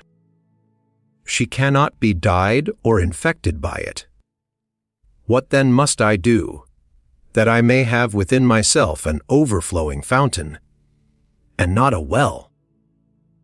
Beget thyself by continual pains, and endeavors to true liberty with charity, and true simplicity and modesty. He that knoweth not what the world is, knoweth not where he himself is. And he that knoweth not what the world was made for, cannot possibly know either what are the qualities, or what is the nature of the world.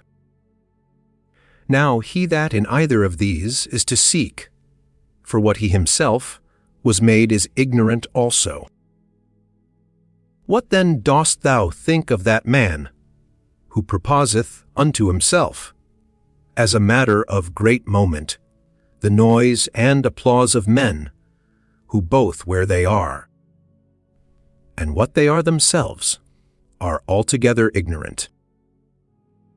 Dost thou desire to be commended of that man, who thrice in 1 hour perchance doth himself curse himself? Dost thou desire to please him, who pleaseth not himself?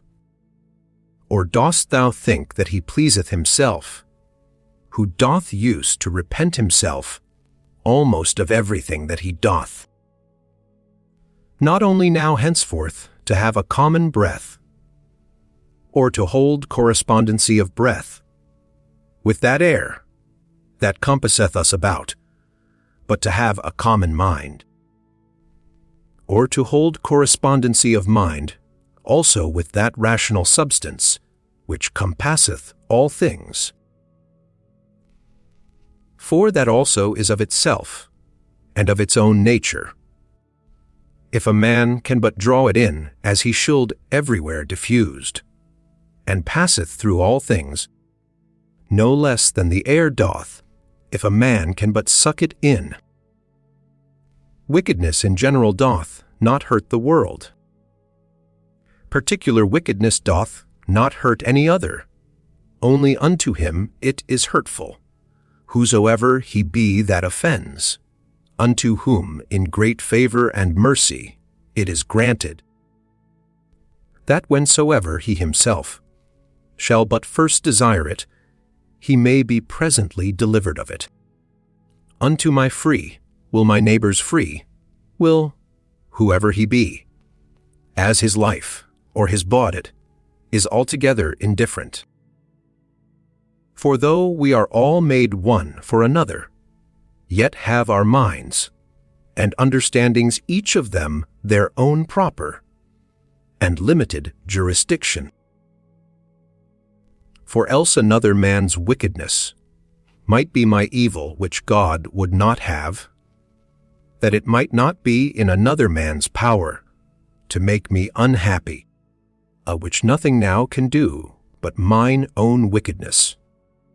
The sun seemeth to be shed abroad, and indeed it is diffused, but not effused, for that diffusion of it is or an extension. For therefore are the beams of it called from the word to be stretched out and extended. Now what a sunbeam is, thou mayest know, if thou observe the light of the sun, when through some narrow hole it pierceth into some room that is dark. For it is always in a direct line, and as by any solid body, that it meets within the way that is not penetrable by air. It is divided and abrupted, and yet neither slides off or falls down, but stayeth there nevertheless. Such must the diffusion in the mind be, not an effusion, but an extension. What obstacles and impediments soever she meeteth within her way, she must not violently, and by way of an impetuous onset light upon them, neither must she fall down, but she must stand and give light unto that which doth admit of it. For as for that which doth not, it is its own fault and loss, if it bereave itself of her light. He that feareth death, either feareth that he shall have no sense at all, or that his senses will not be the same. Whereas he should rather comfort himself that either no sense at all, and so no sense of evil, or if any sense, then another life, and so no death properly. All men are made one for another, either then teach them better, or bear with them. The motion of the mind is not as the motion of a dart, For the mind, when it is wary and cautelous, and by way of diligent circumspection turneth herself many ways, may then, as well be said, to go straight on to the object, as when it useth no such circumspection. To pierce and penetrate into the estate of every one's understanding that thou hast to do with, as also to make the estate of thine own open and penetrable to any other. The Ninth Book.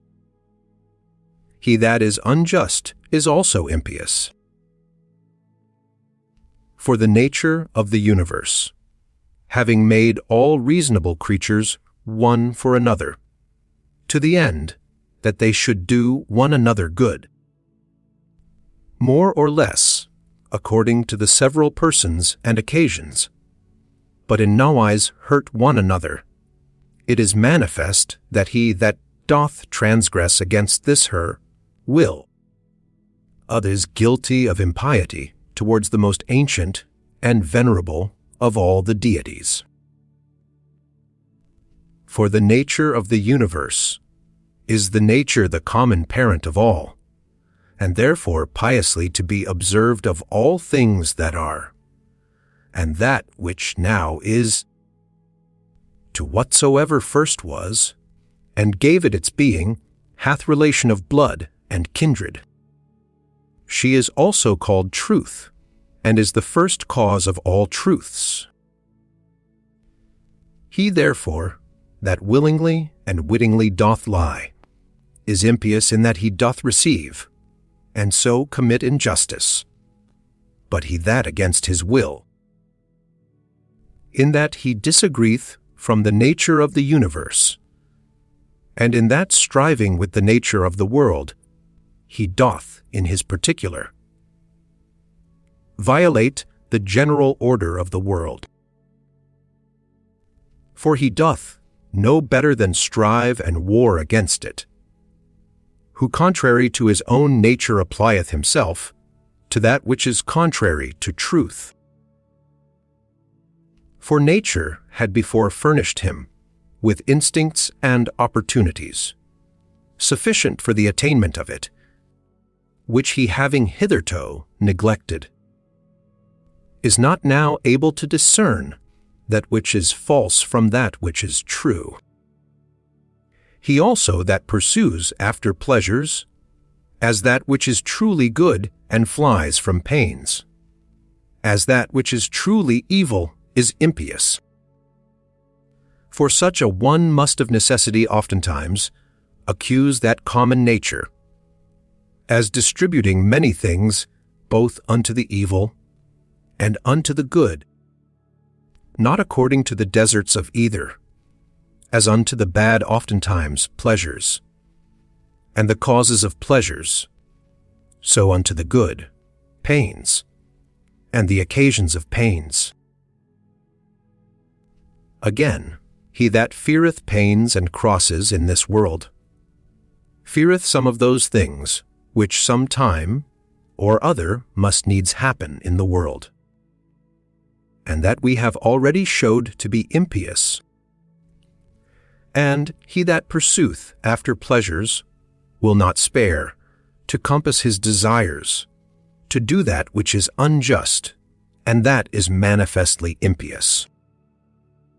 Now, those things which unto nature are equally indifferent, for she had not created both pain and pleasure, if both had not been unto her equally indifferent. They that will live according to nature must in those things, as being of the same mind and disposition that she is, be as equally indifferent.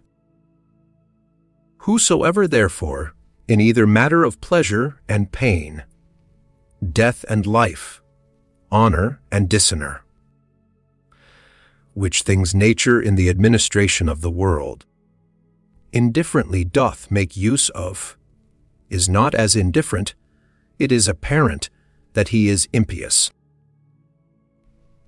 When I say that common nature doth, indifferently make use of them.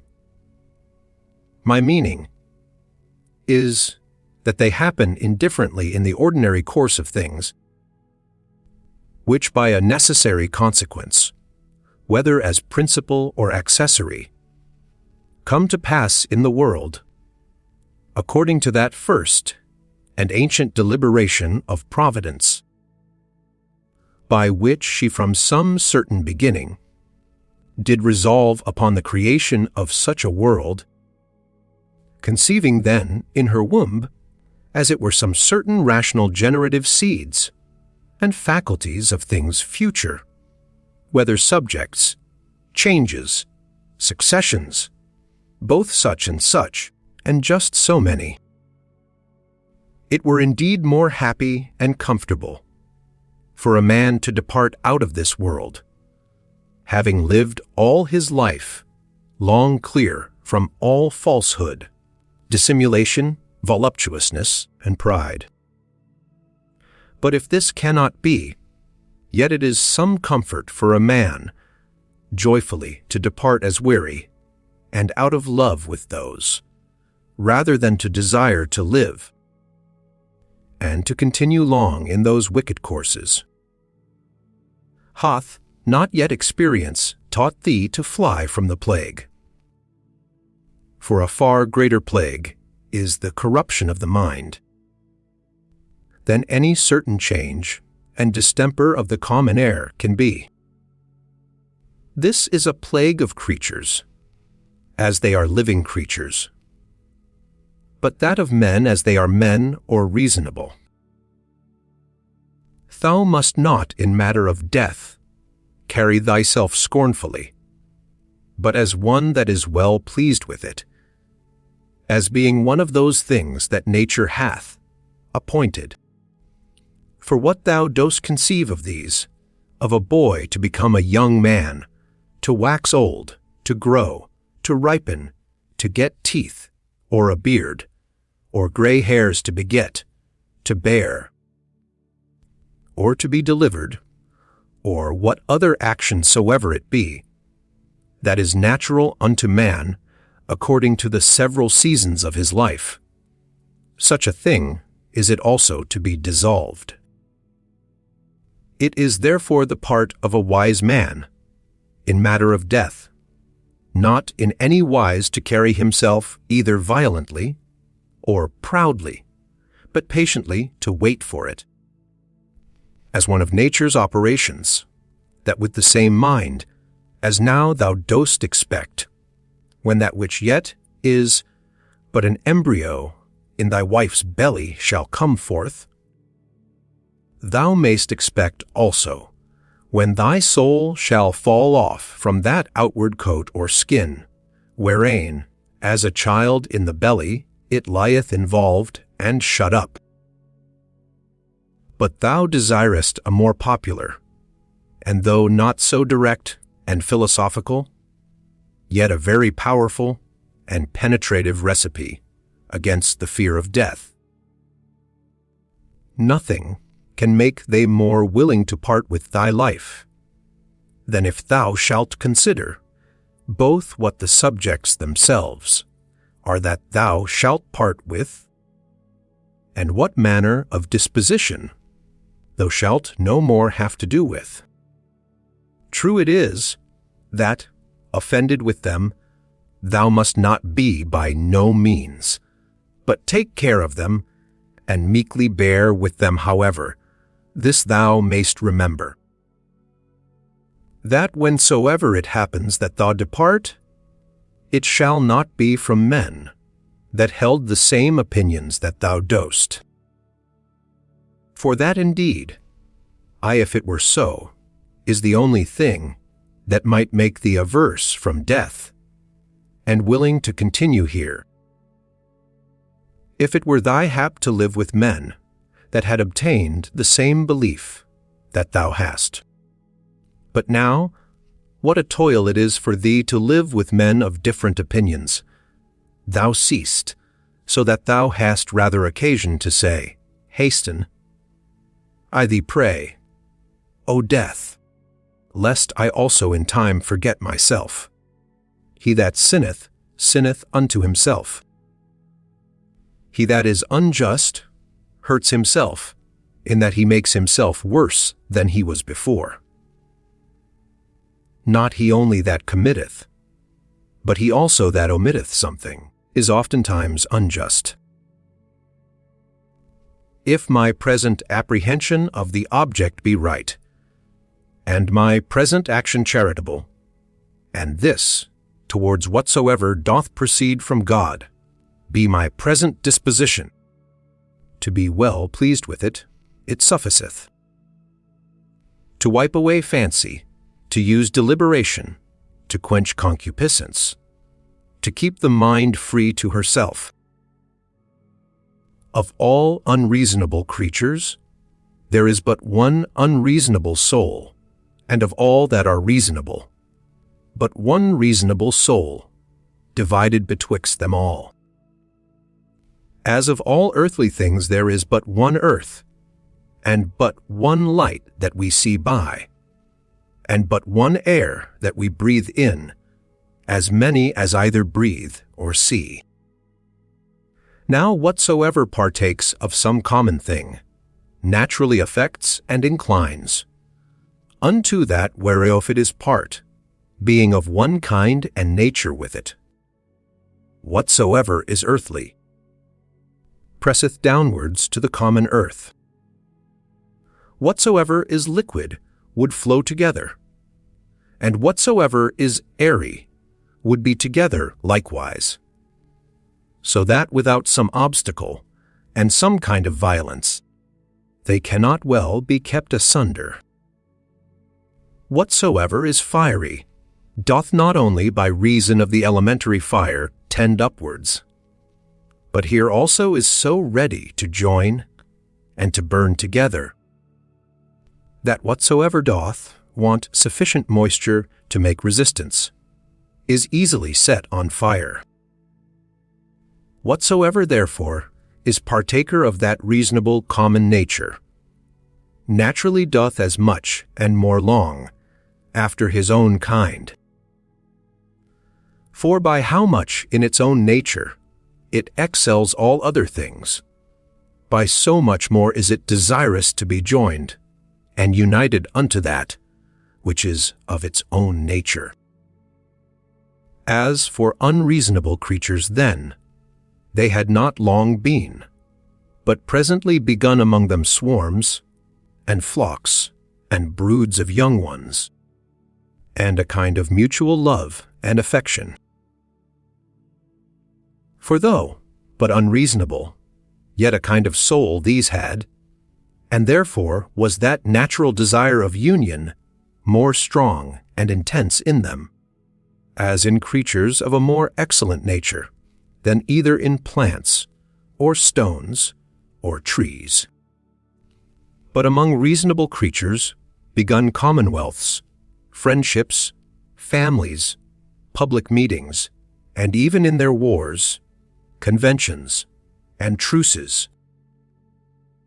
Now among them that were yet of a more excellent nature, as the stars and planets, though by their nature far distant one from another, yet even among them began some mutual correspondency and unity. So proper is it to excellency in a high degree to effect unity, as that even in things so far distant, it could operate unto a mutual sympathy. But now behold, what is now come to pass? Those creatures that are reasonable are now the only creatures that have forgotten their natural affection and inclination of one towards another. Among them alone of all other things that are of one kind, there is not to be found a general disposition to flow together. But though they fly from nature, yet are they stopped in their course and apprehended. Do they what they can, nature doth prevail, and so shalt thou confess, if thou dost observe it. For sooner mayst thou find a thing earthly, where no earthly thing is, then find a man that naturally can live by himself alone. Man, God, the world, every one in their kind, bear some fruits. All things have their proper time to bear. Though by custom, the word itself is in a manner become proper unto the vine, and the like. Yet is it so nevertheless, as we have said. As for reason, that beareth both common fruit for the use of others, and peculiar, which itself doth enjoy. Reason is of a diffusive nature. What itself is in itself, it begets in others, and so doth multiply. Either teach them better if it be in thy power, or if it be not. Remember that for this use, to bear with them patiently, was mildness and goodness granted unto thee. The gods themselves are good unto such, yea, and in some things, as in matter of health, of wealth, of honored, are content often to further their endeavors, so good and gracious are they. And mightest thou not be so too? Or, tell me, what doth hinder thee? Labor not as one, to whom it is appointed to be wretched, nor as one that either would be pitied, or admired. But let this be thine only care and desire. So always, and in all things to prosecute or to forbear, as the law of charity, or mutual society doth require. This day I did come out of all my trouble. Nay, I have cast out all my trouble. It should rather be for that which troubled thee. Whatsoever it was not without anywhere, that thou shouldest come out of it, but within in thine own opinions, from whence it must be cast out, before thou canst truly and constantly be at ease. All those things, for matter of experience, are usual and ordinary, for their continuance but for a day, and for their matter, most base and filthy. As they were in the days of those whom we have buried, so are they now also, and no otherwise. The things themselves that affect us, they stand without doors, neither knowing anything themselves, nor able to utter anything unto others concerning themselves. What then is it that passeth verdict on them? The understanding. As virtue and wickedness consist not in passion, but in action, so neither doth the true good or evil of a reasonable charitable man consist in passion, but in operation and action. To the stone that is cast up, when it comes down it is no hurt unto it, as neither benefit when it doth ascend. Sift their minds and understandings, and behold what men they be, whom thou dost stand in fear of what they shall judge of thee, what they themselves judge of themselves. All things that are in the world are always in the estate of alteration. Thou also art in a perpetual change, yea, and under corruption too, in some part, and so is the whole world. 18. It is not thine, but another man's sin. Why should it trouble thee? Let him look to it, whose sin it is. Of an operation and of a purpose there is an ending, or of an action and of a purpose we say commonly, that it is at an end. From opinion also there is an absolute cessation, which is as it were the death of it. In all this there is no hurt. Apply this now to a man's age, as first a child, then a youth, then a young man, then an old man. every change from one age to another is a kind of death. And all this, while here no matter of grief yet. Utters now unto that life first, that which thou livedst under thy grandfather, then under thy mother, then under thy father. And thus, when through the whole course of thy life hitherto, thou hast found and observed many alterations, many changes, many kinds of endings and cessations. Put this question to thyself: what matter of grief or sorrow dost thou find in any of these? Or, what dost thou suffer through any of these? If in none of these, then neither in the ending and consummation of thy whole life, which is also but a cessation and change, as occasion shall require, either to thine own understanding, or to that of the universe, or to his, whom thou hast now to do with, let thy refuge be with all speed. To thine own, that it resolve upon nothing against justice. To that of the universe, that thou mayest remember, part of whom thou art. Of his, that thou mayest consider whether in the estate of ignorance or of knowledge. And then also must thou call to mind that he is thy kinsman. As thou thyself, whoever thou art, were made for the perfection and consummation, being a member of it, of a common society. So must every action of thine tend to the perfection and consummation of a life that is truly sociable. What action soever of thine, therefore, that either immediately or afar off hath not reference to the common good, that is an exorbitant and disorderly action. Yea, it is seditious, as one among the people who from such and such a consent and unity should factiously divide and separate himself.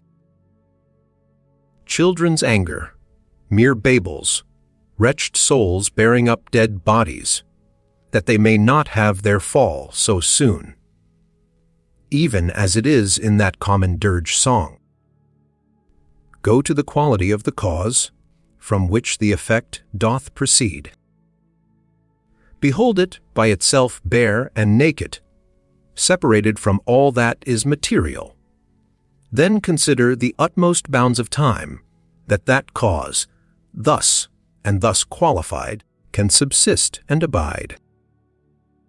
Infinite are the troubles and miseries that thou hast already been put to, by reason of this only, because that for all happiness it did not suffice thee, or that thou didst not account it sufficient happiness, that thy understanding did operate according to its natural constitution.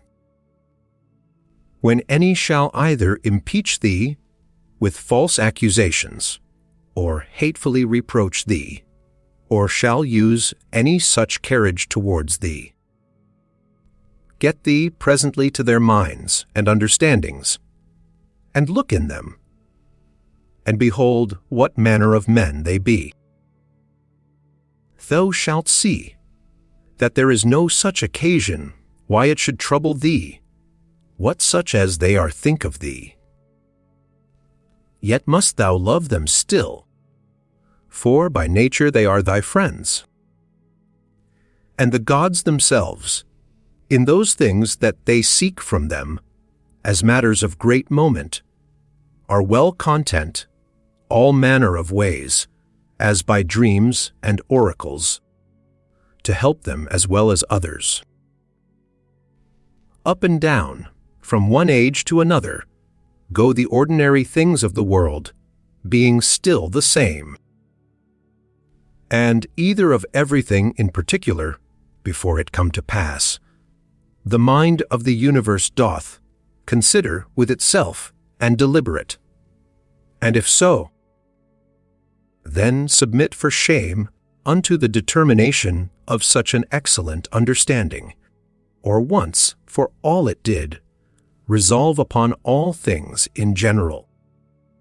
And since that whatsoever happens by a necessary consequence, and all things indivisibly in a manner, and inseparably hold one of another. In some, either there is a God, and then all is well, or if all things go by chance and fortune, yet mayest thou use thine own providence in those things that concern thee properly, and then art thou well.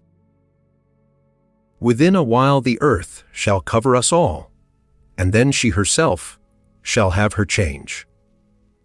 And then the course will be from one period of eternity unto another, and so a perpetual eternity. Now can any man that shall consider with himself in his mind the several rollings or successions of so many changes and alterations, and the swiftness of all these rulings, can he otherwise but contemn in his heart and despise all worldly things? The cause of the universe is as it were a strong torrent, it carrieth all away. And these your professed politicians, the only true practical philosophers of the world, as they think of themselves, so full of affected gravity, or such professed lovers of virtue and honesty, what wretches be they in very deed, how vile and contemptible in themselves! O man, what ado dost thou keep? Do what thy nature doth now require. Resolve upon it, if thou mayest, and take no thought, whether anybody shall know it or no. Yeah. But sayest thou, I must not expect a Plato's commonwealth. If they profit though never so little, I must be content, and think much even of that little progress. Doth then any of them forsake their former false opinions, that I should think they profit? For without a change of opinions, Alas! what is all that ostentation, but mere wretchedness of slavish minds, that groan privately, and yet would make a show of obedience to reason and truth? Go to now, and tell me of Alexander and Philippus, and Demetrius Phalerius, whether they understood what the common nature requireth, and could rule themselves or no. They know best themselves. But if they kept a life, and swaggered, I sa God be thanked, am not bound to imitate them. The effect of true philosophy is unaffected simplicity and modesty. Persuade me not to ostentation and vainglory. From some high place as it were to look down, and to behold here flocks, and their sacrifices without number, and all kind of navigation, some in a rough and stormy sea, and some in a calm, the general differences, or different estates of things, some that are now first upon being, of the several and mutual relations of those things that are together, and some other things that are at their last. Their lives also, who were long ago, and theirs who shall be hereafter, and the present estate and life of those many nations of barbarians that are now in the world, thou must likewise consider in thy mind. And how many there be who never so much as heard of thy name? How many that will soon forget it? How many who but even now did commend thee? Within a very little while perchance will speak ill of thee. So that neither fame, nor honor, nor anything else that this world doth afford, is worth the while. The sum then of all, whatsoever doth happen unto thee, whereof God is the cause, to accept it contentedly, whatsoever thou dost, whereof thou thyself art the cause, to do it justly, which will be, if both in thy resolution and in thy action thou have no further end than to do good unto others, as being that, a which by thy natural constitution, as a man, thou art bound unto. Many of those things that trouble and straiten thee, it is in thy power to cut off, as wholly depending from mere conceit and opinion, and then thou shalt have room enough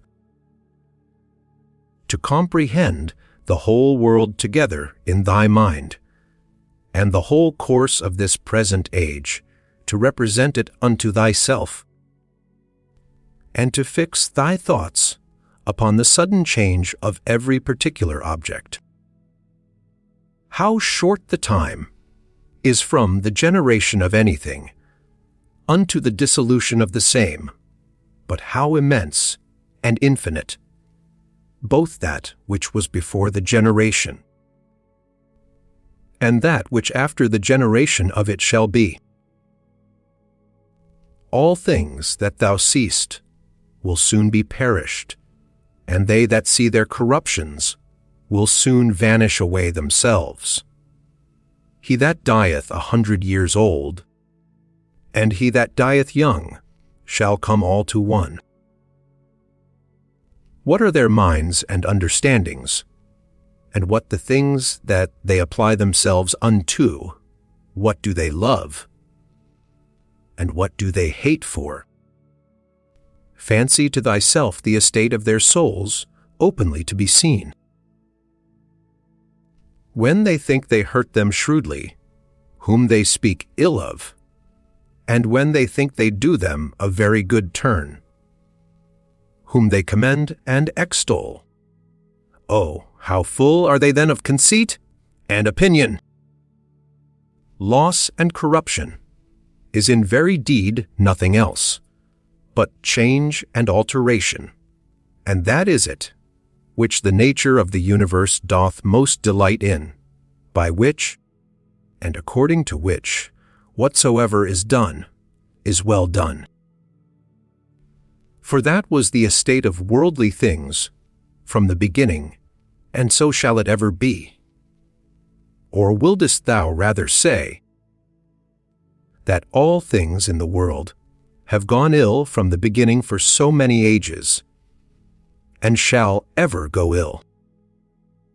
And then among so many deities, could no divine power be found all this while that could rectify the things of the world? Or is the world, to incessant woes and miseries, forever condemned? How base and putrid every common matter is! Water, dust, and from the mixture of these bones, and all that loathsome stuff that our bodies do consist of, so subject to be infected and corrupted. And again those other things that are so much prized and admired, as marble stones, what are they, but as it were the kernels of the earth? Gold and silver, what are they, but as the more gross faces of the earth? Thy most royal apparel, for matter, it is but as it were the hair of a silly sheep, and for color, the very blood of a shell, fish. Of this nature are all other things. Thy life itself is some such thing too, a mere exhalation of blood, and it also apt to be changed into some other common thing. Will this querulousness, this murmuring, this complaining and dissembling never be at an end? What then is it that troubleth thee? Doth any new thing happen unto thee? What dost thou so wonder at? At the cause or the matter? behold either by itself. Is either of that weight and moment indeed? And besides these, there is not anything. But thy duty towards the gods also, it is time thou shouldst acquit thyself of it with more goodness and simplicity. It is all one to see these things for 100 of years together, or but for 3 years. If he have sinned, his is the harm, not mine, but perchance he hath not. Either all things by the providence of reason happen unto every particular, as a part of one general body. And then it is against reason that a part should complain of anything that happens for the good of the whole, or if, according to Epicurus, atoms be the cause of all things, and that life be nothing else but an accidentary confusion of things, and death nothing else, but a mere dispersion, and so of all other things, what dost thou trouble thyself for?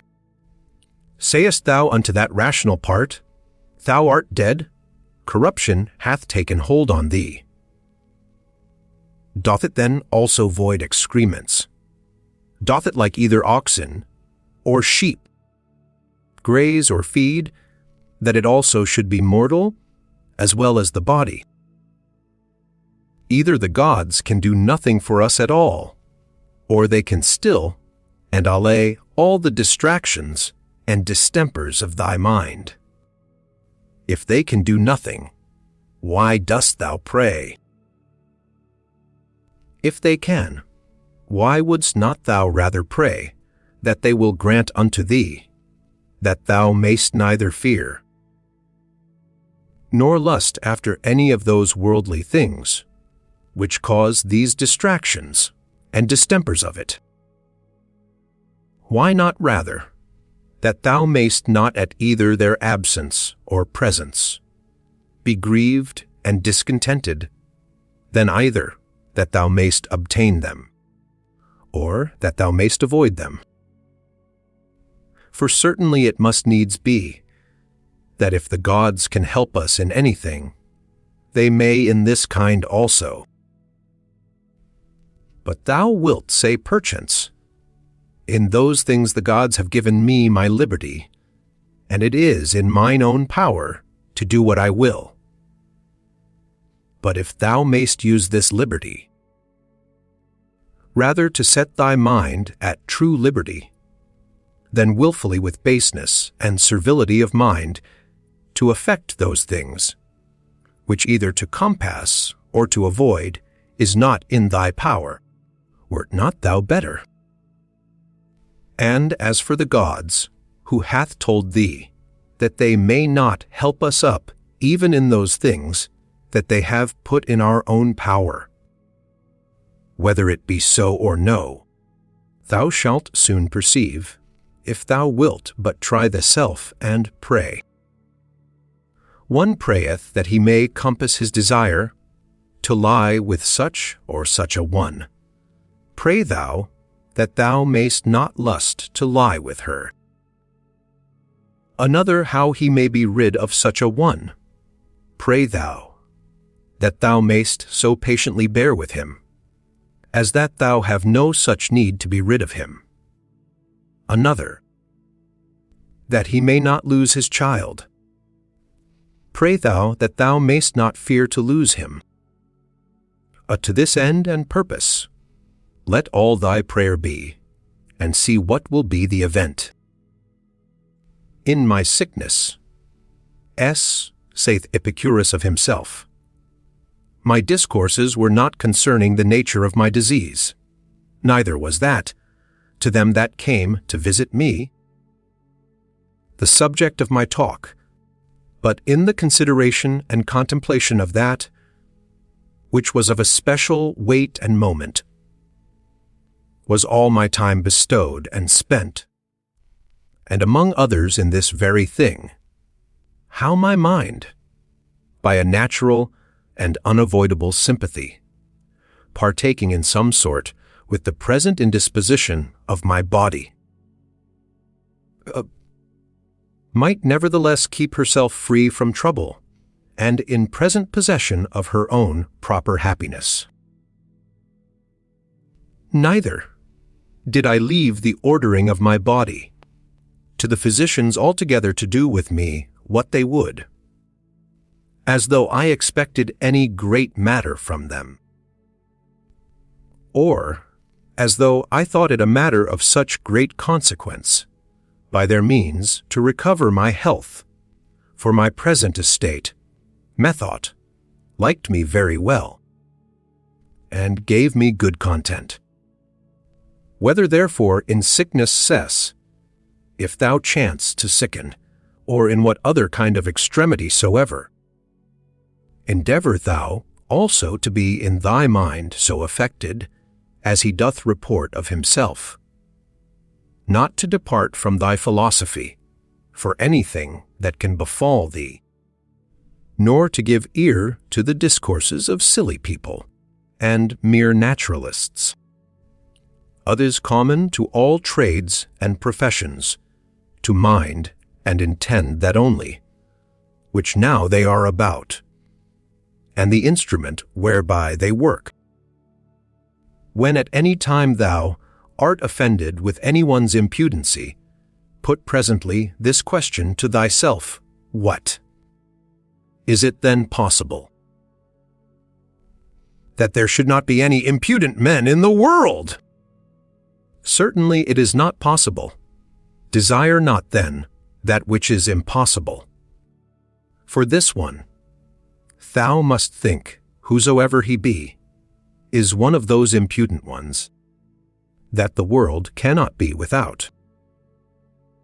So of the subtile and crafty, so of the perfidious, so of every one that offendeth, must thou ever be ready to reason with thyself. For whilst, in general, thou dost thus reason with thyself, that the kind of them must needs be in the world, thou wilt be the better able to use meekness towards every particular. This also thou shalt find of very good use, upon every such occasion, presently to consider with thyself, what proper virtue nature hath furnished man with, against such a vice, or to encounter with a disposition vicious in this kind. As, for example, against the unthankful, it hath given goodness and meekness as an antidote, and so against another vicious in another kind, some other peculiar faculty. And generally, is it not in thy power to instruct him better, that is in an error? For whosoever sinneth doth in that decline from his purposed end, and is certainly deceived, and again, what art thou the worse for his sin? For thou shalt not find that any one of these, against whom thou art incensed, hath in very deed done anything whereby thy mind, the only true subject of thy hurt and evil, can be made worse than it was. And what a matter of either grief or wonder is this, if he that is unlearned do the deeds of one that is unlearned? Should not thou rather blame thyself, who, when upon very good grounds of reason, thou mightst have thought it very probable that such a thing would by such a one be committed, didst not only not foresee it, but moreover dost wonder at it, that such a thing should be. But then, especially, when thou dost find fault with either an unthankful or a false man, must thou reflect upon thyself. For without all question, thou thyself art much in fault, if either of one that were of such a disposition thou didst expect that he should be true unto thee. or when unto any thou didst a good turn, thou didst not there bound thy thoughts, as one that had obtained his end, nor didst not think that from the action itself thou hadst received a full reward of the good that thou hadst done. For what wouldst thou have more? Unto him that is a man, thou hast done a good turn, doth not that suffice thee? What thy nature required, that hast thou done. Must thou be rewarded for it? As if either the eye for that it seeth, or the feet that they go, should require satisfaction. For as these being by nature appointed for such an use, can challenge no more than that they may work according to their natural constitution, so man being born to do good unto others, whensoever he doth a real good unto any by helping them out of error, or though but in middle things, as in matter of wealth, life, preferment, and the like, doth help to further their desires he doth, that for which he was made, and therefore can require no more. The 10th Book. O my soul, the time I trust will be, when thou shalt be good, simple, single, more open and visible than that body by which it is enclosed. Thou wilt one day be sensible of their happiness, whose end is love, and their affections dead to all worldly things. Other shalt one day be full, and in want of no external thing, not seeking pleasure from anything, either living or insensible, that this world can afford, neither wanting time for the continuation of thy pleasure, nor place and opportunity, nor the favor either of the weather or of men. When thou shalt have content in thy present estate, and all things present shall add to thy content, when thou shalt persuade thyself that thou hast all things, all for thy good, and all by the providence of the gods, and of things future also shalt be as confident that all will do well, others tending to the maintenance and preservation in some sort of his perfect welfare and happiness, who is perfection of life, of goodness and beauty, who begets all things, and containeth all things in himself, and in himself doth recollect all things from all places that are dissolved, that of them he may beget others again like unto them.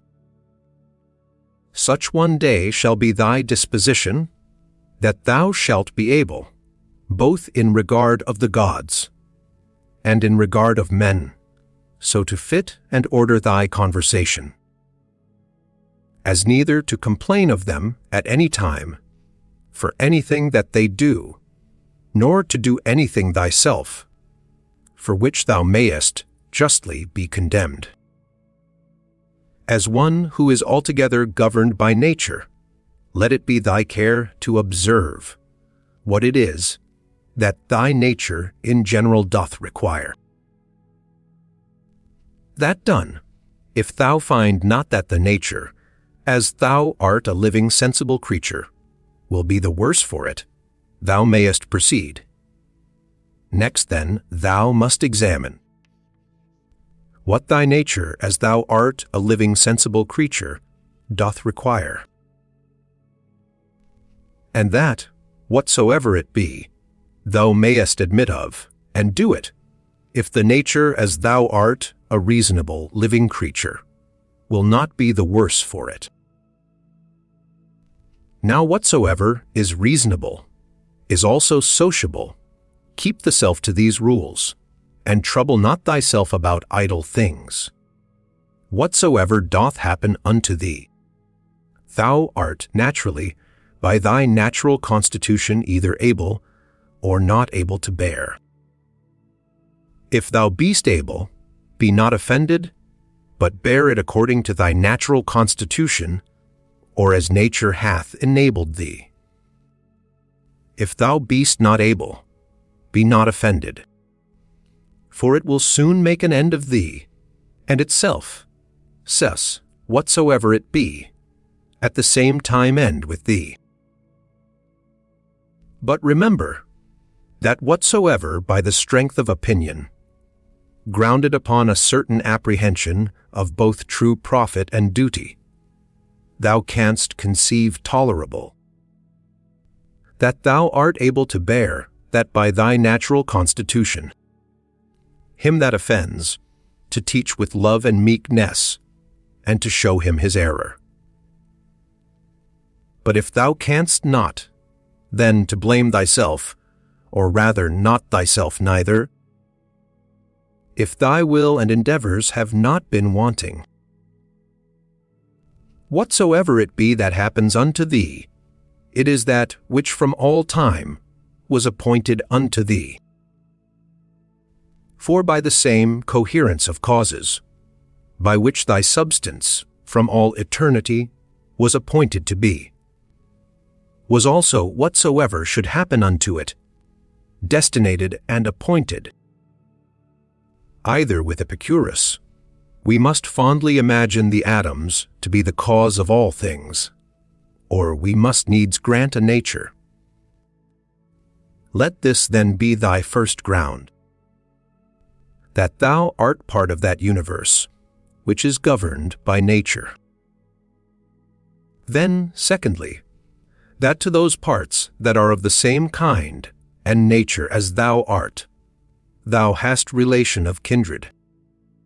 For of these, if I shall always be mindful, first as I am a part, I shall never be displeased with anything.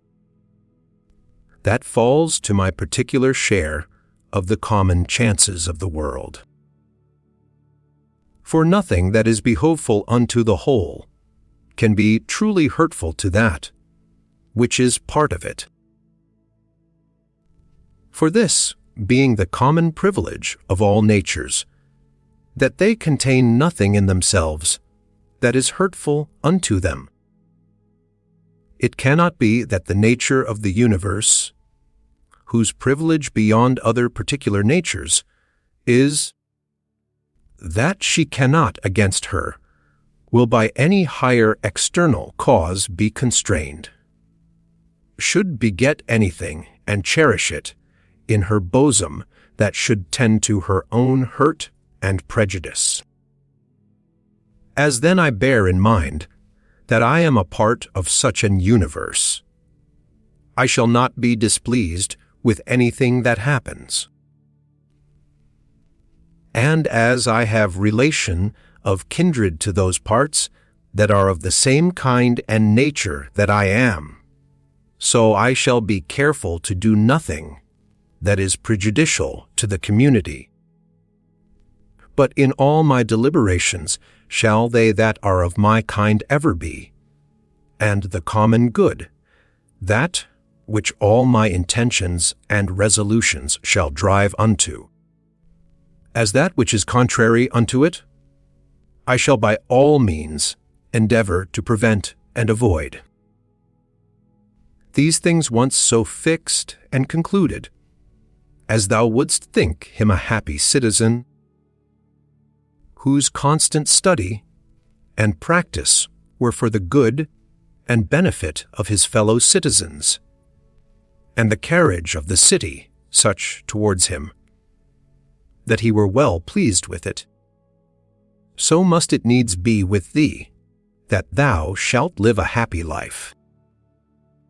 All parts of the world, as all things I mean, that are contained within the whole world, must of necessity at some time or other come to corruption. Alteration, I should say, to speak truly and properly. But that I may be the better understood, I am content at this time to use that more common word. Now say I, if so be that this be both hurtful unto them, and yet unavoidable, would not, thinkest thou, the whole itself be in a sweet case, all the parts of it being subject to alteration, yea, and by their making itself fitted for corruption, as consisting of things different and contrary? And did nature then either of herself thus project, and purpose the affliction and misery of her parts, and therefore of purpose so made them, not only that haply they might, but of necessity that they should fall into evil? Or did not she know what she did when she made them?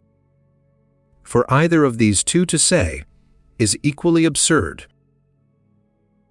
But to let pass nature in general, and to reason of things particular, according to their own particular natures, how absurd and ridiculous is it!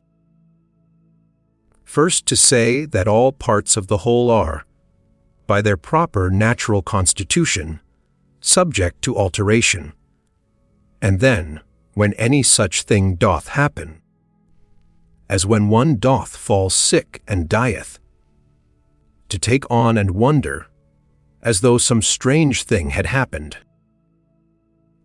Though this besides might move not so grievously to take on, when any such thing doth happen, that whatsoever is dissolved, it is dissolved into those things, whereof it was compounded. For every dissolution is either a mere dispersion of the elements into those elements again, whereof everything did consist, or a change of that which is more solid into earth, and of that which is pure and subtile or spiritual into air. So that by this means nothing is lost, but all resumed again into those rational generative seeds of the universe. And this universe, either after a certain period of time to lie consumed by fire, or by continual changes to be renewed, and so forever to endure. Now, that solid and spiritual that we speak of, thou must not conceive it to be that very same, which at first was when thou wert born. For Alice!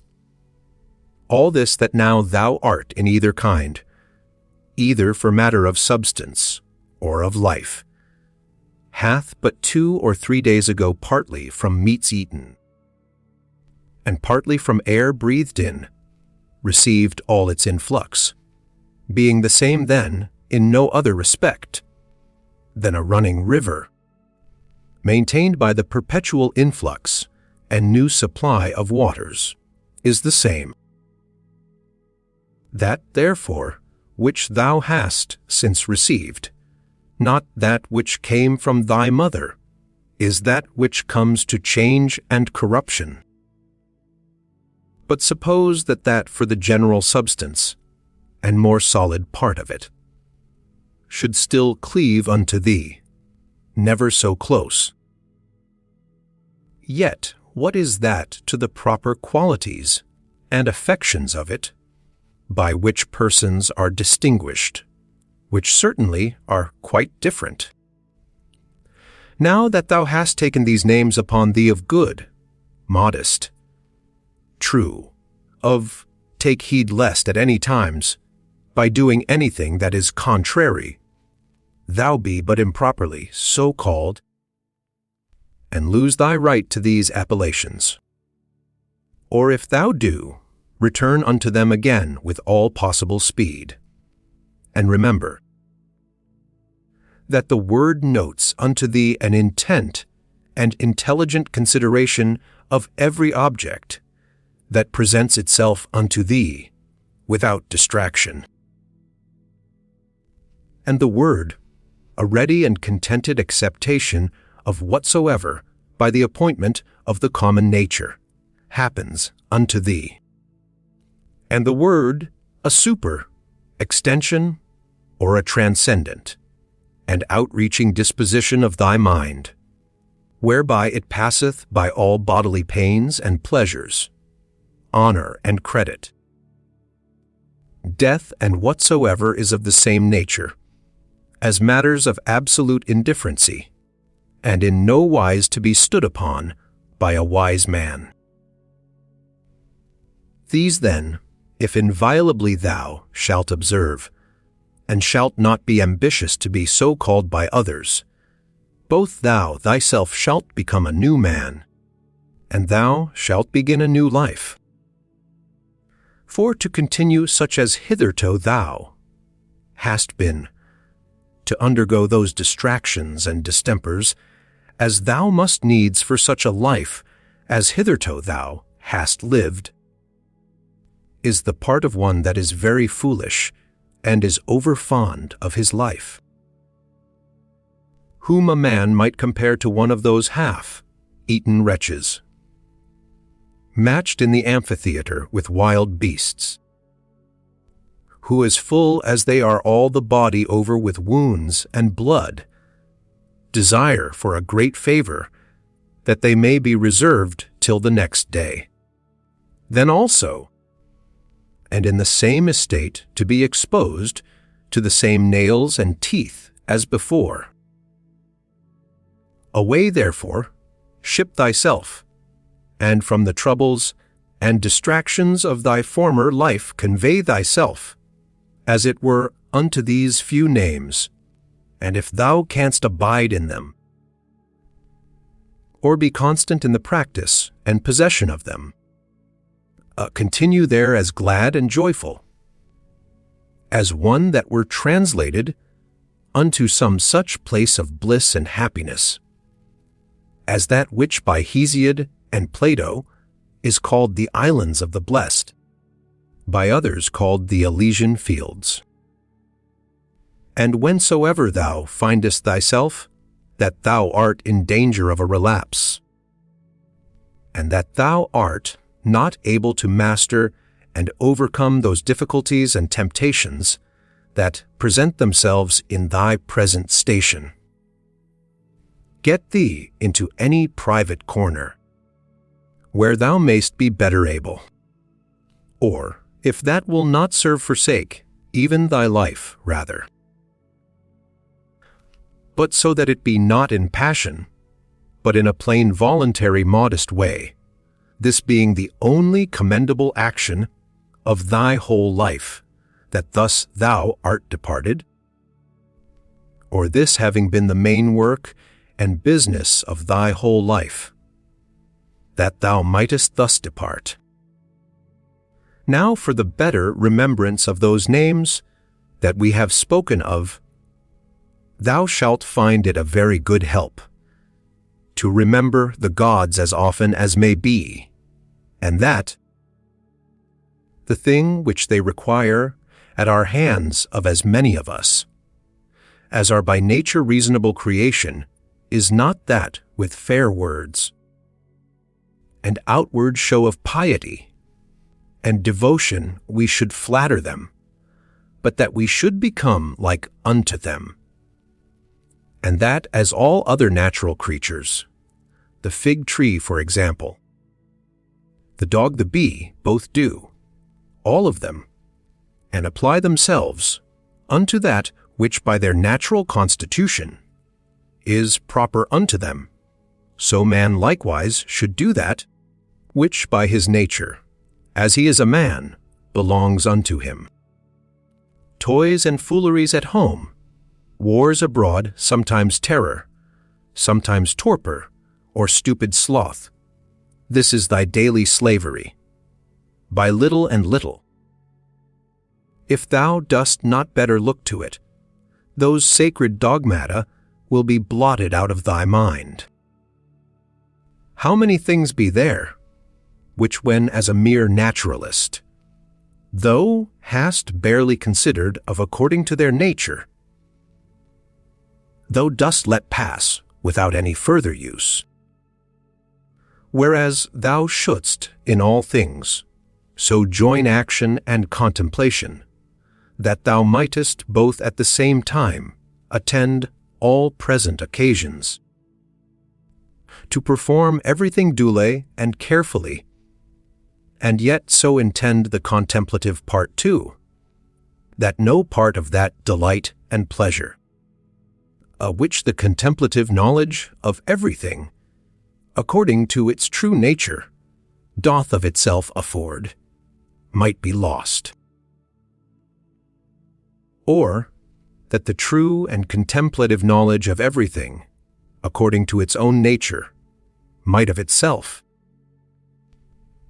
a action being subject to many lets and impediments, afford unto thee sufficient pleasure and happiness, not apparent indeed, but not concealed. And when shalt thou attain to the happiness of true simplicity and unaffected gravity? When shalt thou rejoice in the certain knowledge of every particular object, according to its true nature, as what the matter and substance of it is, what use it is for in the world, how long it can subsist, what things it doth consist of, who they be that are capable of it, and who they that can give it and take it away. As the spider, when it hath caught the fly that it hunted after, is not little proud, nor meanly conceited of herself, as he likewise that hath caught an hare, or hath taken a fish with his net, as another for the taking of a boar, and another of a bear, so may they be proud, and applaud themselves for their valiant acts against the Sarmatai, or northern nations lately defeated.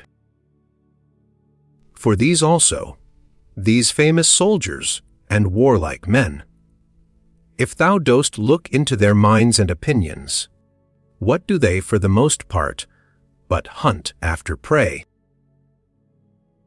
To find out, and set to the self some certain way and method of contemplation, whereby thou mayest clearly discern and represent unto thyself the mutual change of all things, the one into the other.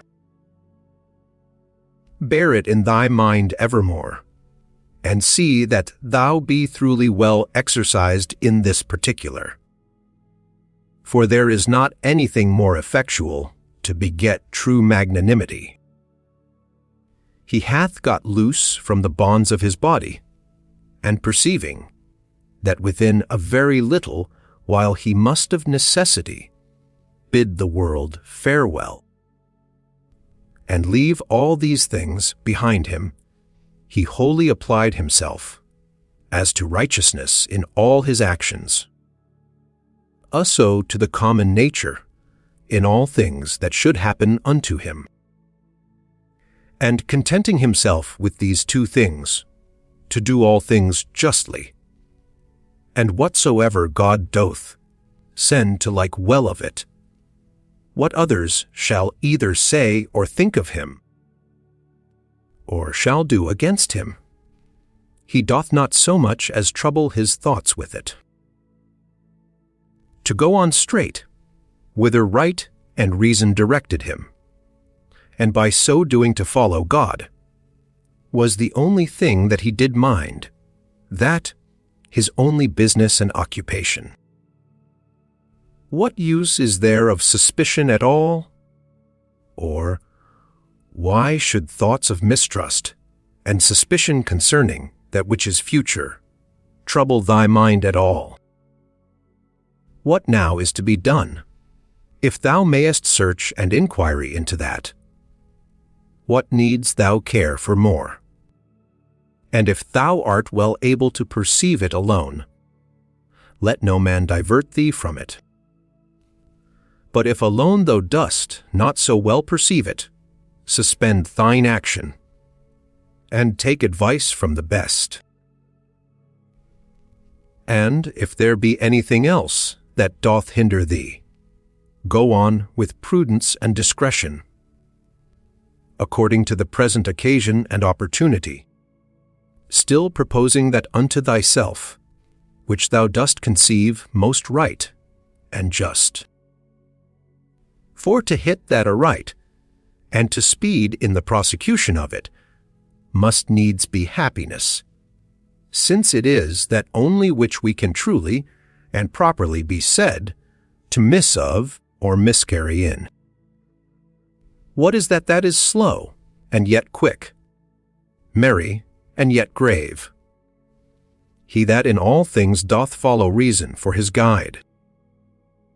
In the morning as soon as thou art awaked, when thy judgment, before either thy affections or external objects have wrought upon it, is yet most free and impartial. Put this question to thyself, whether if that which is right and just be done, the doing of it by thyself, or by others, when thou art not able thyself, be a thing material or no, for sure it is not.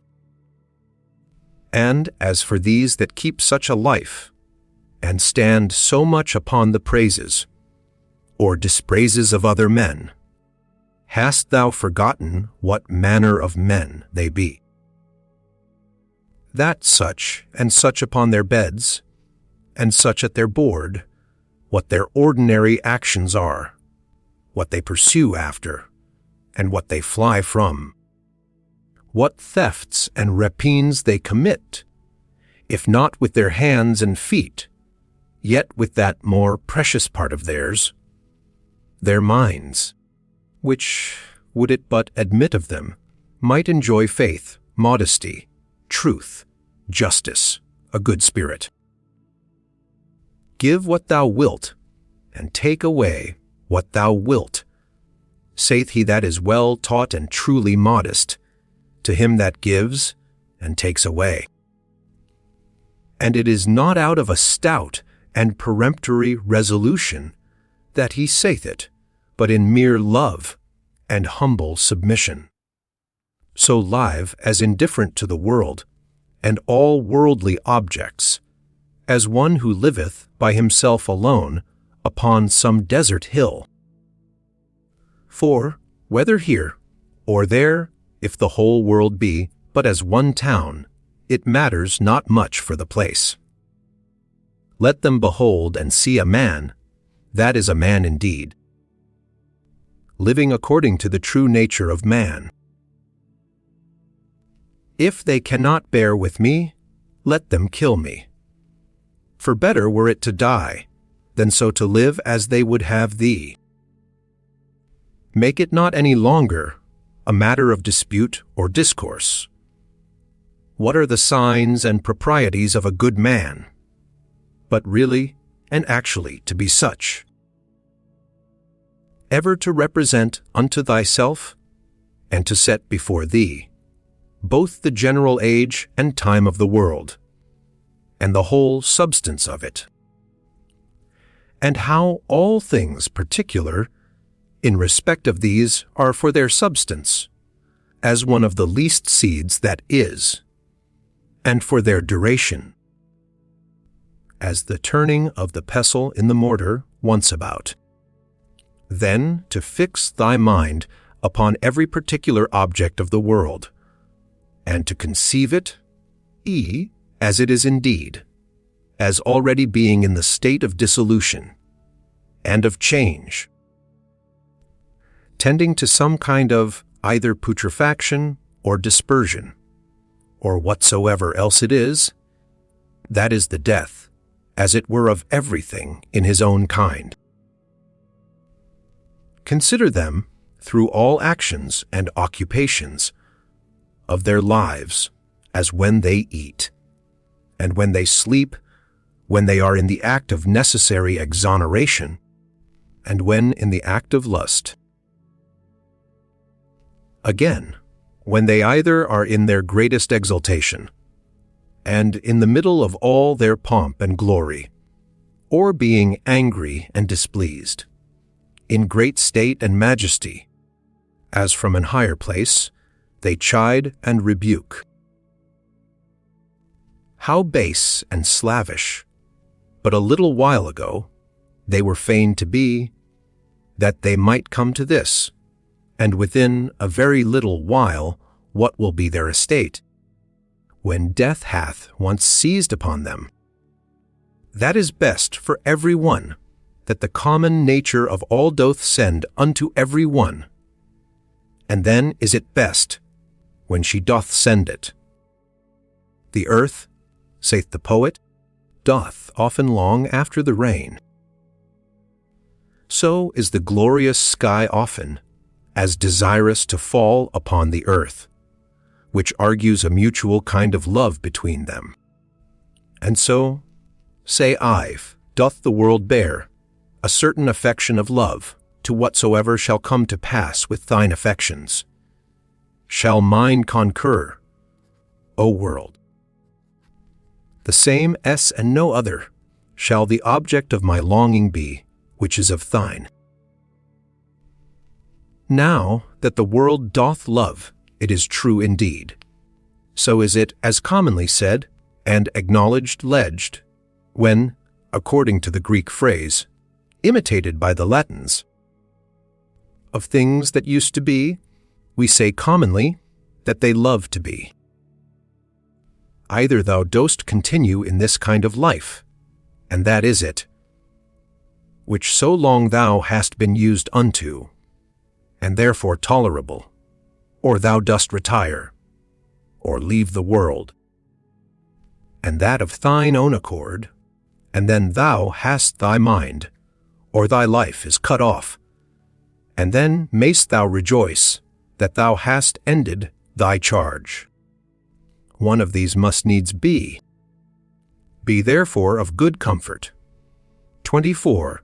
Let it always appear, and be manifest unto thee that solitariness, and desert places, by many philosophers so much esteemed of and affected, are of themselves but thus and thus, and that all things are them to them that live in towns, and converse with others, as they are the same nature everywhere, to be seen and observed.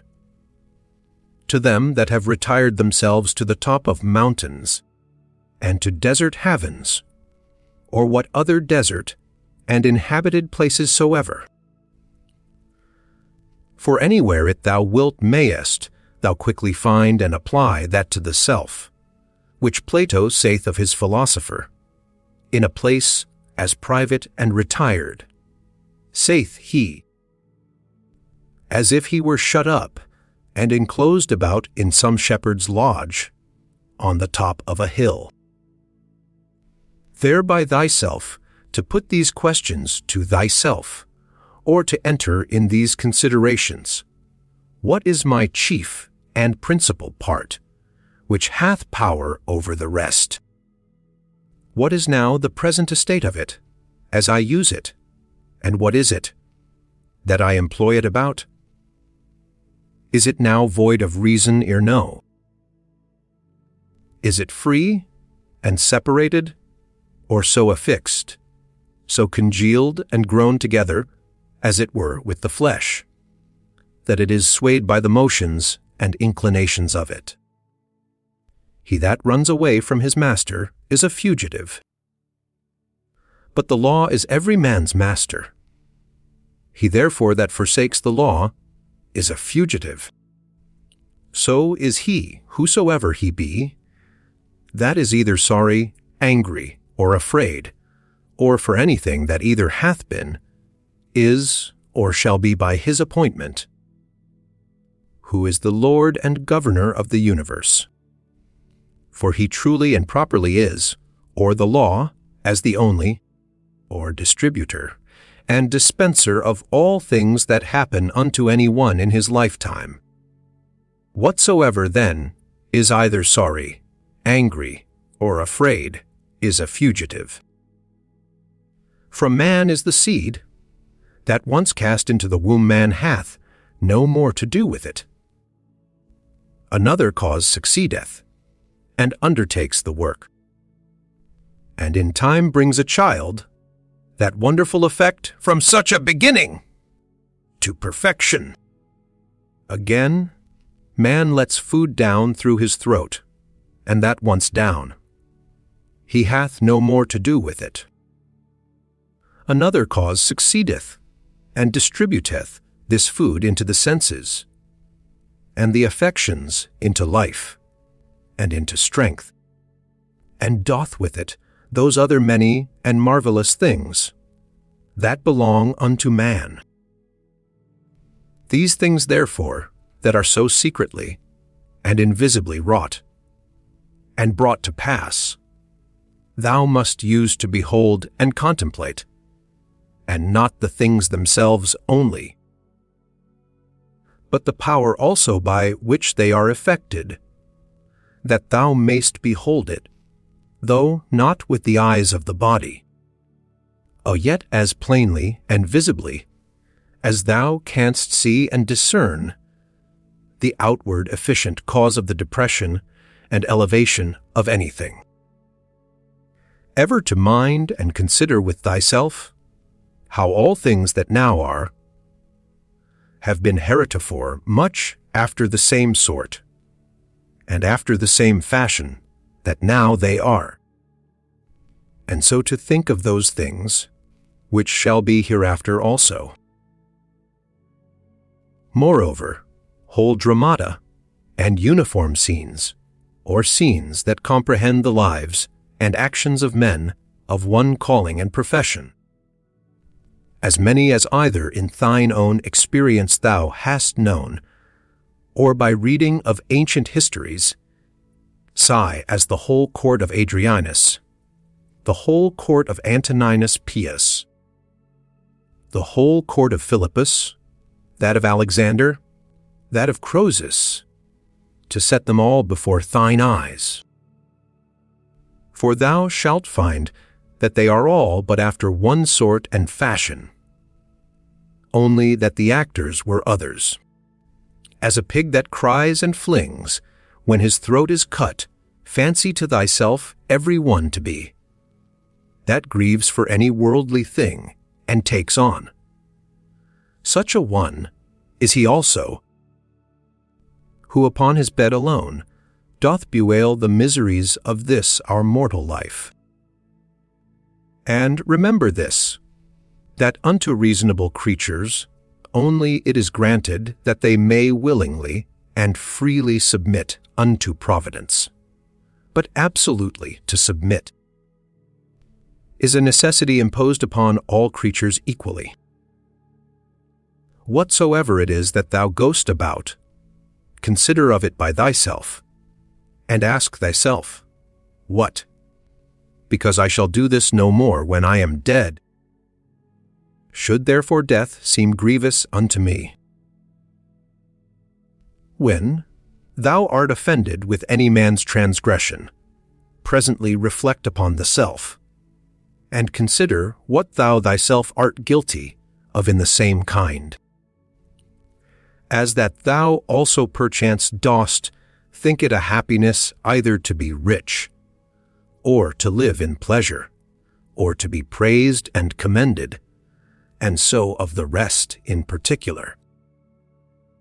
For this, if thou shalt call to mind, thou shalt soon forget thine anger, especially when at the same time this also shall concur in thy thoughts, that he was constrained by his error and ignorance so to do, for how can he choose, as long as he is of that opinion? Do thou therefore, if thou canst, take away that from him, that forceth him to do as he doth.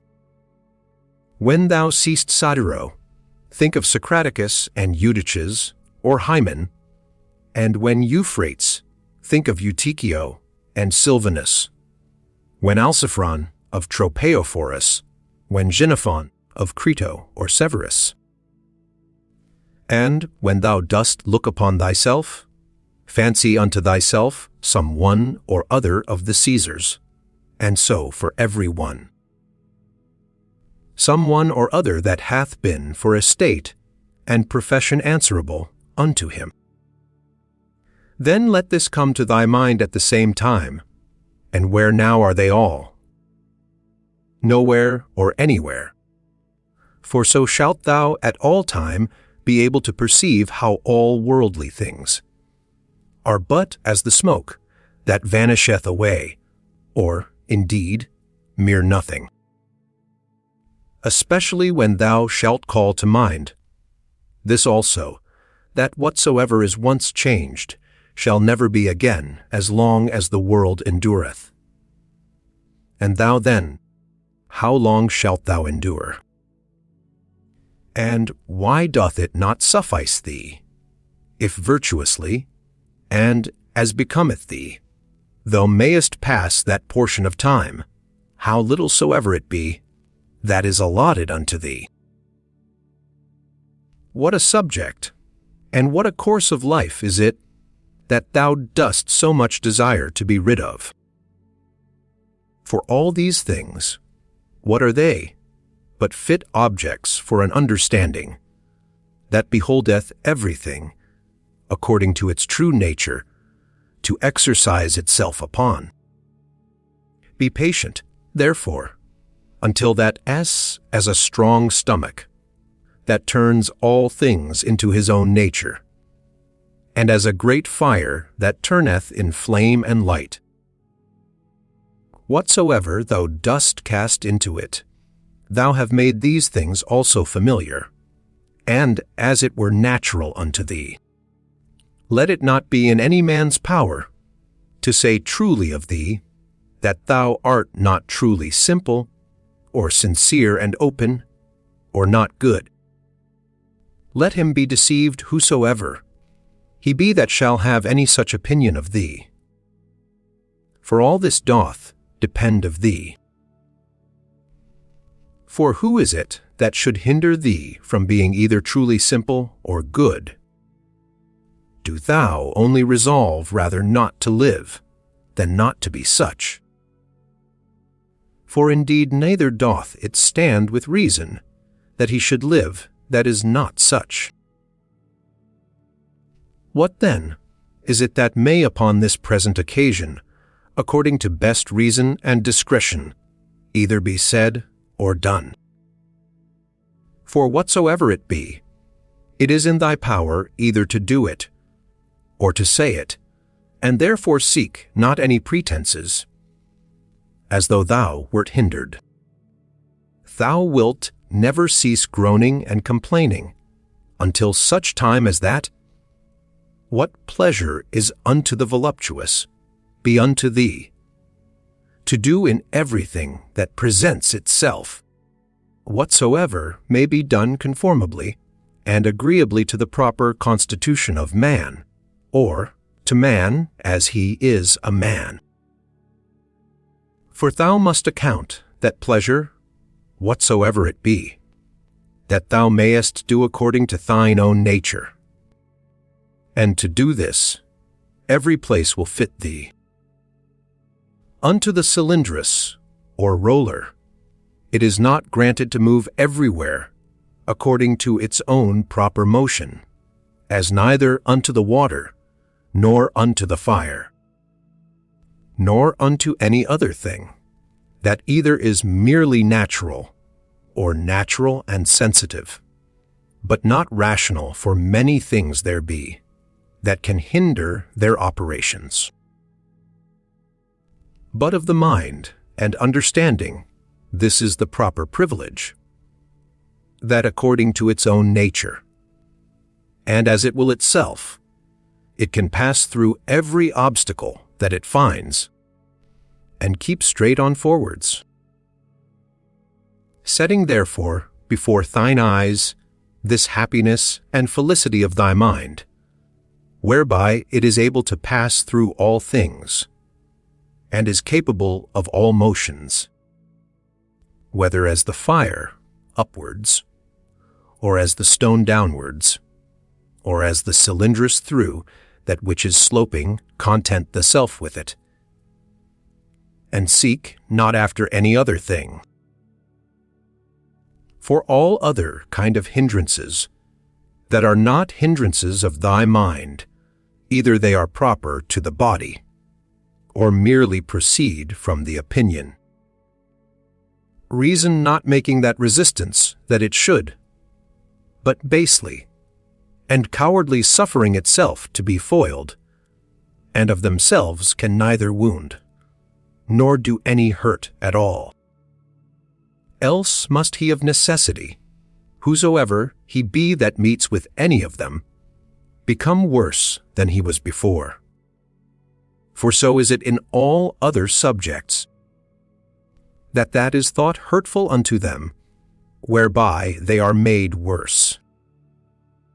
But here contrariwise, man, 6, if he make that good use of them, that he should, is rather the better, and the more praiseworthy for any of those kind of hindrances than otherwise.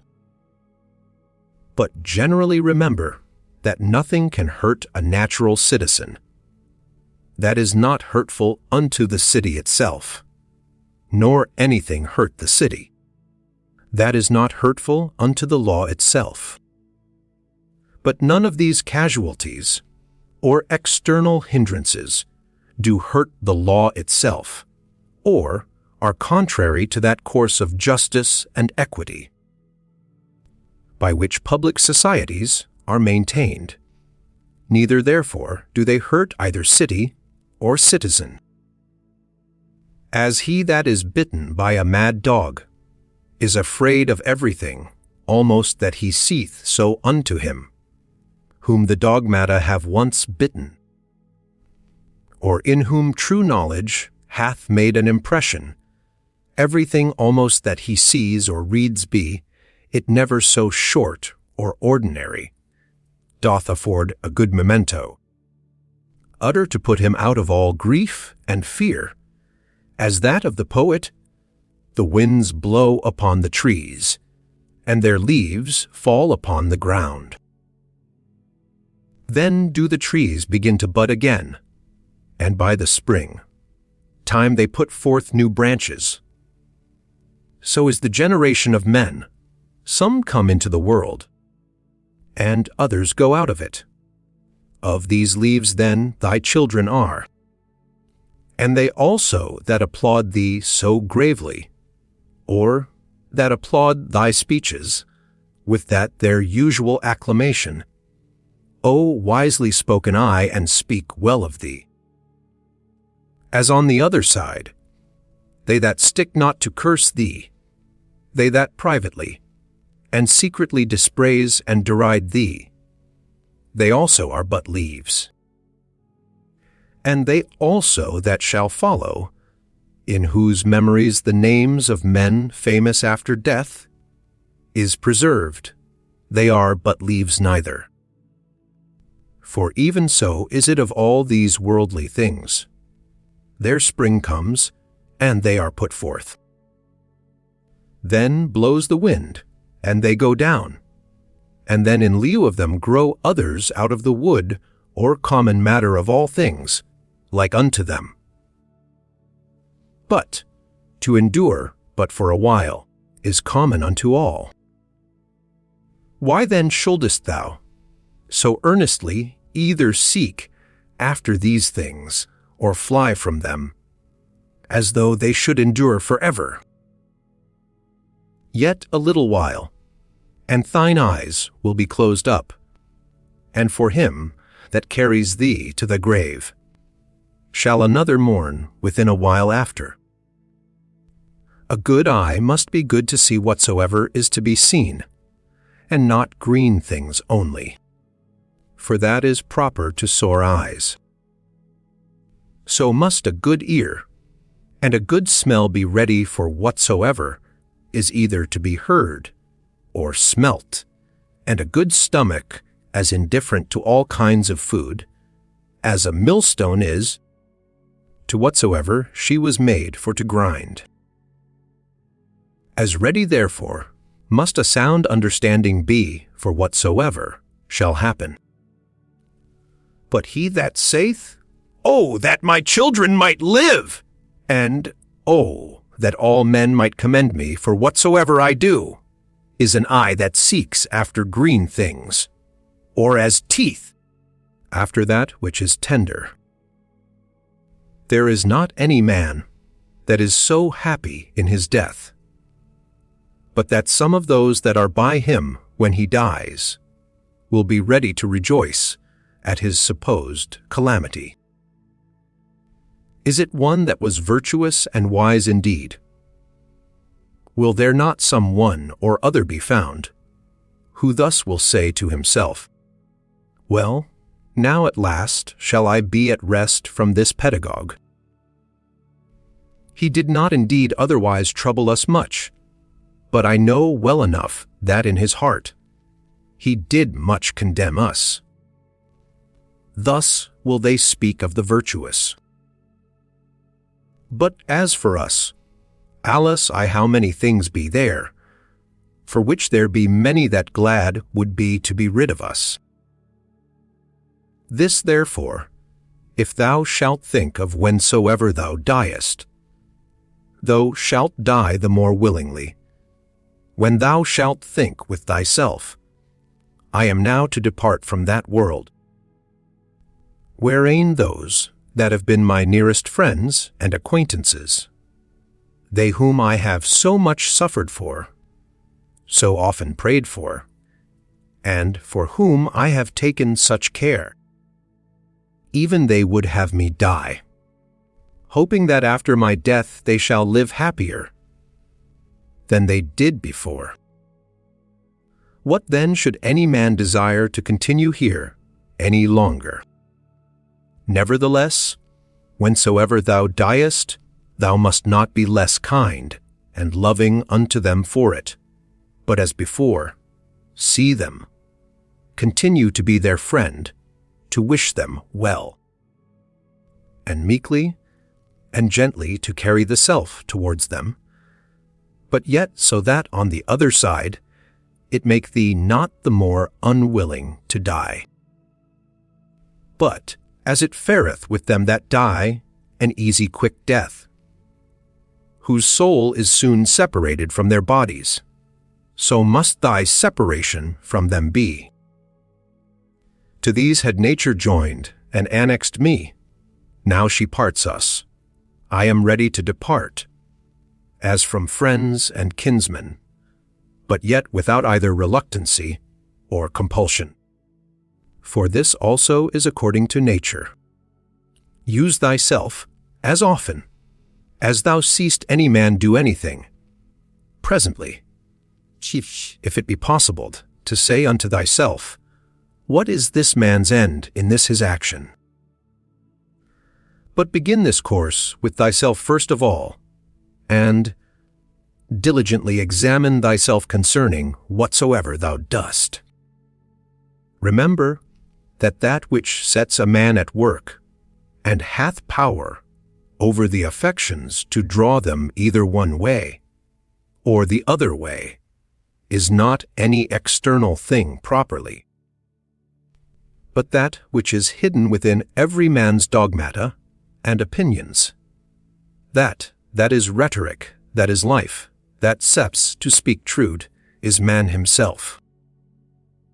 As for thy body, which as a vessel or a case compasseth thee about, and the many and curious instruments that it hath annexed unto it, let them not trouble thy thoughts.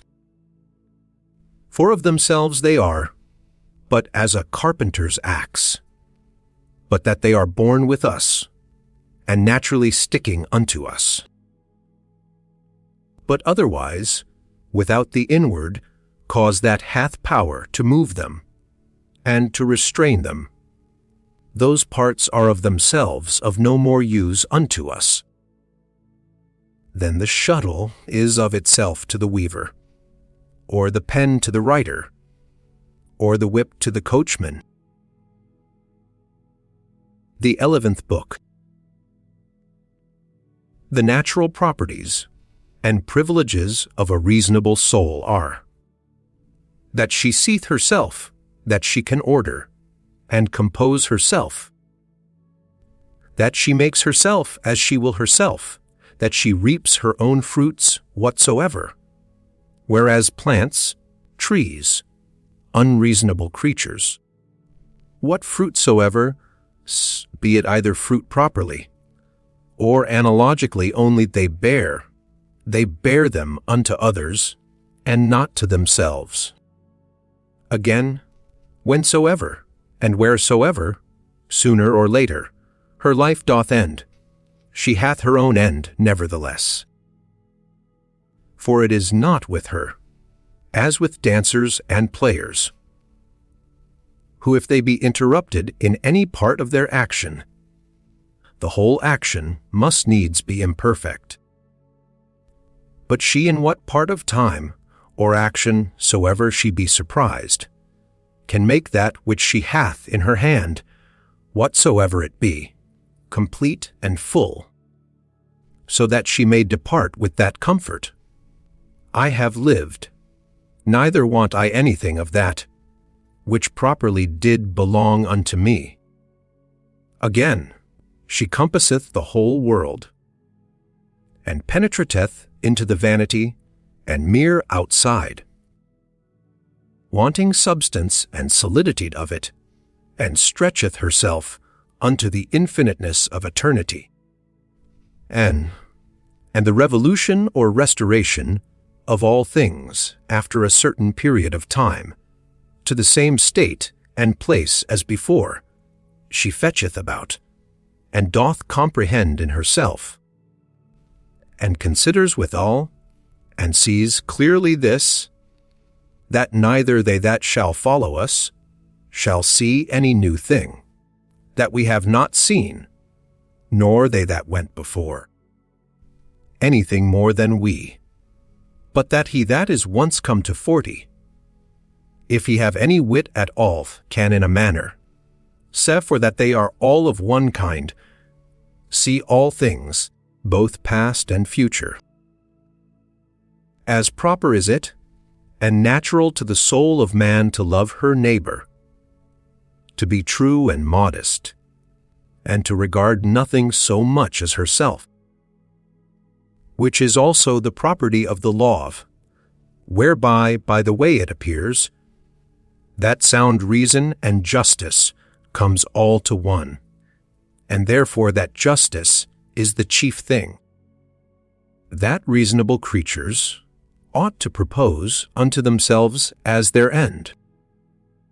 A pleasant song or dance, the Pancratiast's exercise, sports that thou art wont to be much taken with, thou shalt easily contemn. If the harmonious voice thou shalt divide into so many particular sounds, whereof it doth consist, and of every one in particular shall ask thyself, whether this or that sound is it, that doth so conquer thee. For thou wilt be ashamed of it. And so for shame, if accordingly thou shalt consider it, every particular motion and posture by itself, and so for the wrestler's exercise too. Generally then, whatsoever it be, besides virtue, and those things that proceed from virtue, that thou art subject to be much affected with, remember presently thus to divide it, and by this kind of division, in each particular to attain unto the contempt of the whole. This thou must transfer and apply to thy whole life also. That soul which is ever ready, even now presently cease, if need be, from the body, whether by way of extinction or dispersion, or continuation in another place, an estate to be separated, how blessed and happy is it! But this readiness of it must proceed, not from an obstinate and peremptory resolution of the mind, violently and passionately set upon opposition, as Christians are wont, but from a peculiar judgment, with discretion and gravity, so that others may be persuaded also and drawn to the like example. but without any noise and passionate exclamations. Have I done anything charitably? Then am I benefited by it. See that this upon all occasions may present itself unto thy mind, and never cease to think of it. What is thy profession? To be good. And how should this be well brought to pass? But by certain theorems and doctrines, some concerning the nature of the universe, and some concerning the proper and particular constitution of man. Tragedies were at first brought in and instituted to put men in mind of worldly chances and casualties, that these things in the ordinary course of nature did so happen, that men that were much pleased and delighted by such accidents upon this stage would not by the same things in a greater stage be grieved and afflicted. For here, you see, what is the end of all such things, and that even they that cry out so mournfully to Cytheron must bear them for all their cries and exclamations, as well as others. And in very truth, many good things are spoken by these poets, as that Seca, for example, is an excellent passage. But if so be that I and my 2 children be neglected by the gods, they have some reason even for that, and see. And again, it will but little avail thee to storm, and rage against the things themselves, and see, again, to reap one's life. As a ripe ear of corn, and whatsoever else is to be found in them, that is of the same kind. After the tragedy, the ancient comedy was brought in, which had the liberty to inveigh against personal vices, being therefore through this her freedom and liberty of speech of very good use and effect, to restrain men from pride and arrogancy. To which end it was, that Diogenes took also the same liberty. After these, what were either the middle or new comedy admitted for, but merely, as or for the most part at least for the delight and pleasure of curious and excellent imitation. It will steal away, look to it, and see. Why, no man denies, but that these also have some good things, whereof that may be one. But the whole drift and foundation of that kind of dramatical poetry, what is it else, but as we have said? How clearly doth it appear unto thee, that no other course of thy life could fit a true philosopher's practice better than this very course, that thou art now already in. A branch cut off from the continuity of that, which was next unto it, must needs be cut off from the whole tree. So a man that is divided from another man is divided from the whole society. A branch is cut off by another, but he that hates and is averse cuts himself off from his neighbor, and knows not that at the same time he divides himself from the whole body or corporation. But herein is the gift and mercy of God, the author of this society, in that, once cut off, we may grow together and become part of the whole again. But if this happen, often the misery is that the further a man is run in this division, the harder he is to be reunited and restored again. And however the branch which, once cut off afterwards, was grafted in, gardeners can tell you, is not like that which sprouted together at first, and still continued in the unity of the body. to grow together like fellow branches, in matter of good correspondence and affection, but not in matter of opinions. They that shall oppose thee in thy right courses, as it is not in their power to divert thee from thy good action, so neither let it be to divert thee from thy good affection towards them. But be it thy care to keep thyself constant in both in a right judgment and action, and in true meekness towards them, that either shall do their endeavor to hinder thee, or at least will be displeased with thee for what thou hast done. For to fail in either in the one to give over for fear, or in the other to forsake thy natural affection towards him, who by nature is both thy friend and thy kinsman, is equally base, and much savoring of the disposition of a cowardly fugitive soldier. It is not possible that any nature should be inferior unto art, since that all arts imitate nature.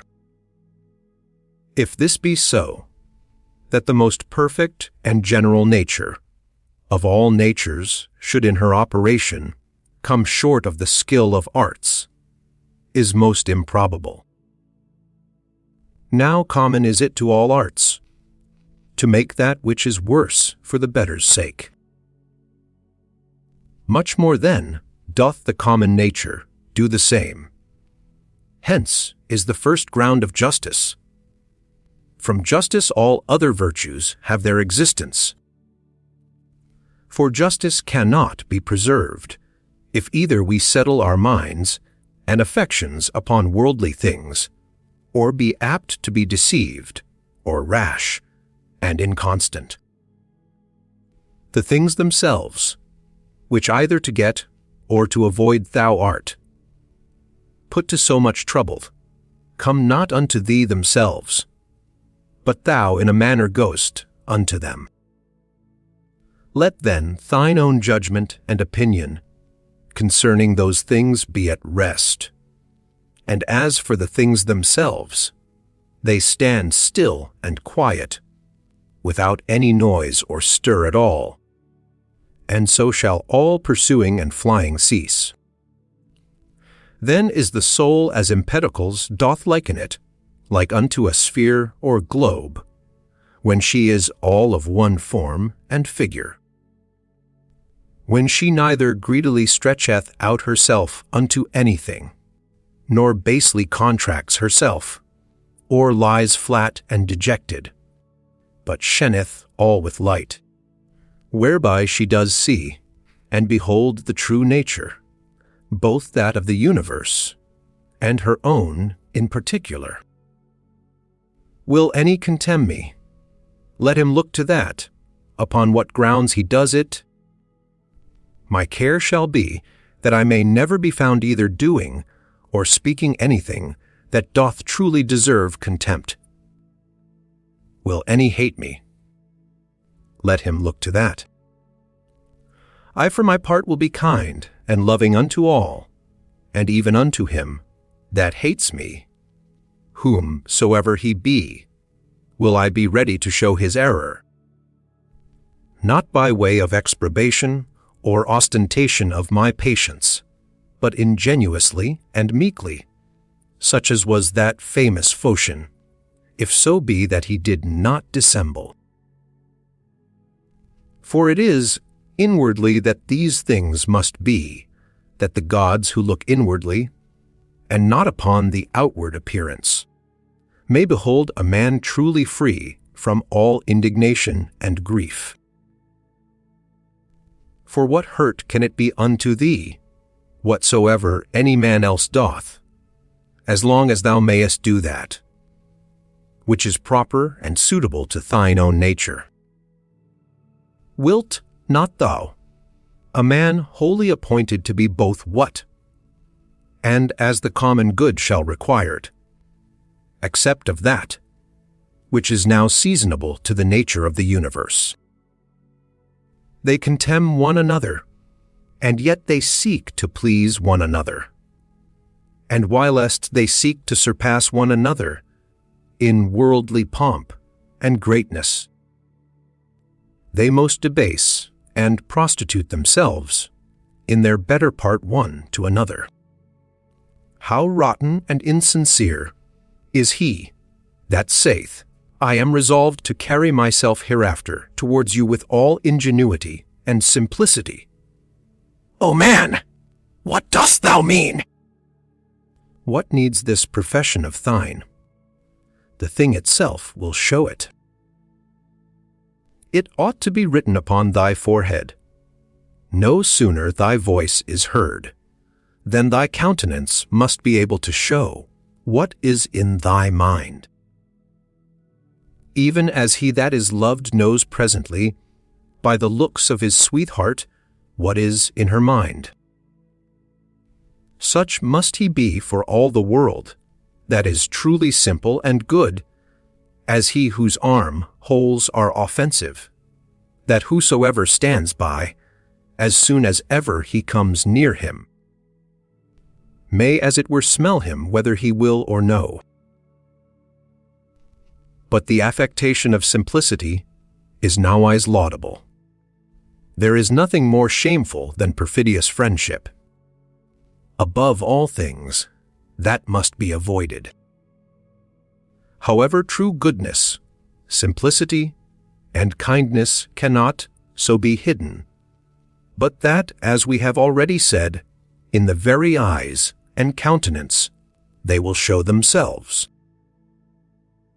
To live happily is an inward power of the soul. When she is affected with indifferency towards those things that are by their nature indifferent. To be thus affected, she must consider all worldly objects, both divided and whole, remembering withal, that no object can of itself beget any opinion in us, neither can come to us, but stands without still and quiet, but that we ourselves beget, and, as it were, print in ourselves opinions concerning them. Now it is in our power not to print them, and if they creep in and lurk in some corner, it is in our power to wipe them off. Remembering, moreover, that this care and circumspection of thine is to continue but for a while, and then thy life will be at an end. And what should hinder? But that thou mayest do well with all these things. For if they be according to nature, rejoice in them, and let them be pleasing and acceptable unto thee. But if they be against nature, seek thou that which is according to thine own nature, and whether it be for thy credit or no, use all possible speed for the attainment of it, for no man ought to be blamed for seeking his own good and happiness. Of everything thou must consider from whence it came, of what things it doth consist, and into what it will be changed. What will be the nature of it? Or what it will be like unto when it is changed, and that it can suffer no hurt by this change. And as for other men's either foolishness or wickedness, that it may not trouble and grieve thee, first generally thus, what reference have I unto these? And that we are all born for one another's good. Then more particularly after another consideration, as a ram is first in a flock of sheep, and a bull in a herd of cattle, so am I born to rule over them. Begin yet higher, even from this, if atoms be not the beginning of all things, than which to believe nothing can be more absurd. Then must we needs grant that there is a nature that doth govern the universe. if such a nature, then are all worse things made for the better's sake, and all better for one another's sake. Secondly, what manner of men they be, at board, and upon their beds, and so forth. But above all things, how they are forced by their opinions that they hold, to do what they do, and even those things that they do, with what pride and self-conceit they do them. Thirdly, that if they do these things rightly, thou hast no reason to be grieved.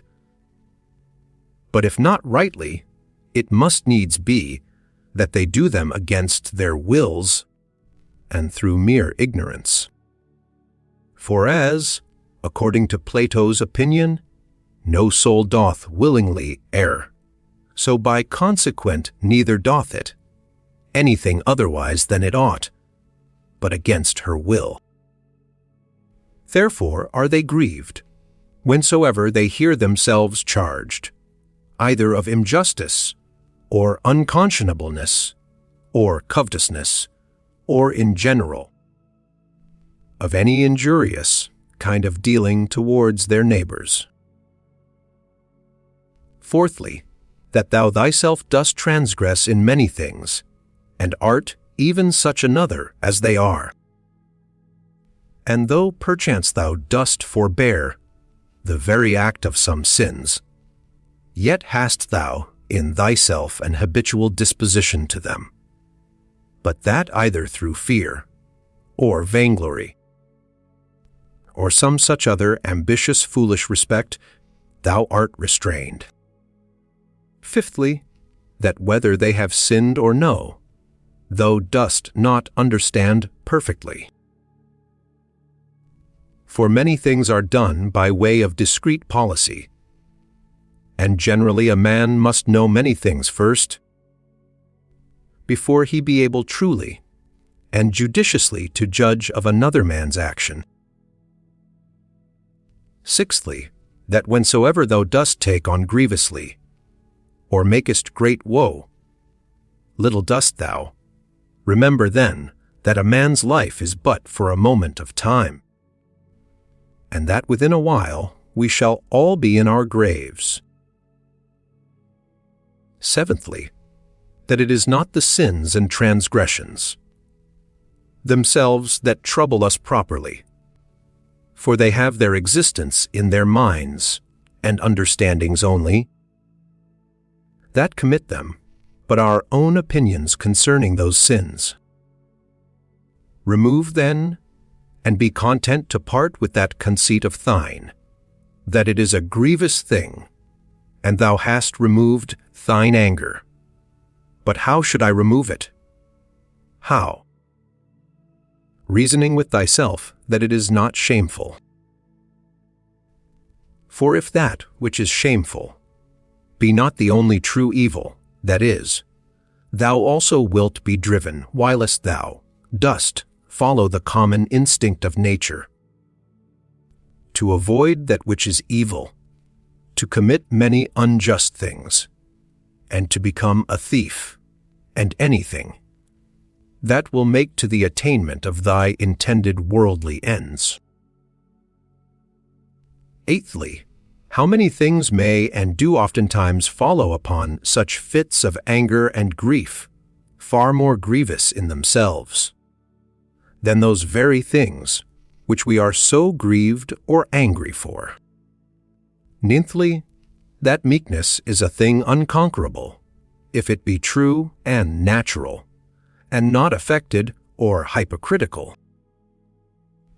For how shall even the most fierce and malicious that thou shalt conceive be able to hold on against thee, if thou shalt still continue meek and loving unto him, and that even at that time, when he is about to do thee wrong, thou shalt be well disposed and in good temper, with all meekness to teach him and to instruct him better. As for example, my son, we were not born for this, to hurt and annoy one another, it will be thy hurt, not mine, my son, and so to show him forcibly and fully that it is so in very deed, and that neither bees do it one to another, nor any other creatures that are naturally sociable. But this thou must do, not scoffingly, not by way of exprobation, but tenderly, without any harshness of words. Neither must thou do it by way of exercise or ostentation, that they that are by and hear thee may admire thee, but so always that nobody be privy to it. But himself alone, yea, though there be more present at the same time. Of these 9 particular heads, as so many gifts from the Muses, see that thou remember well, and begin one day, whilst thou art yet alive, to be a man indeed.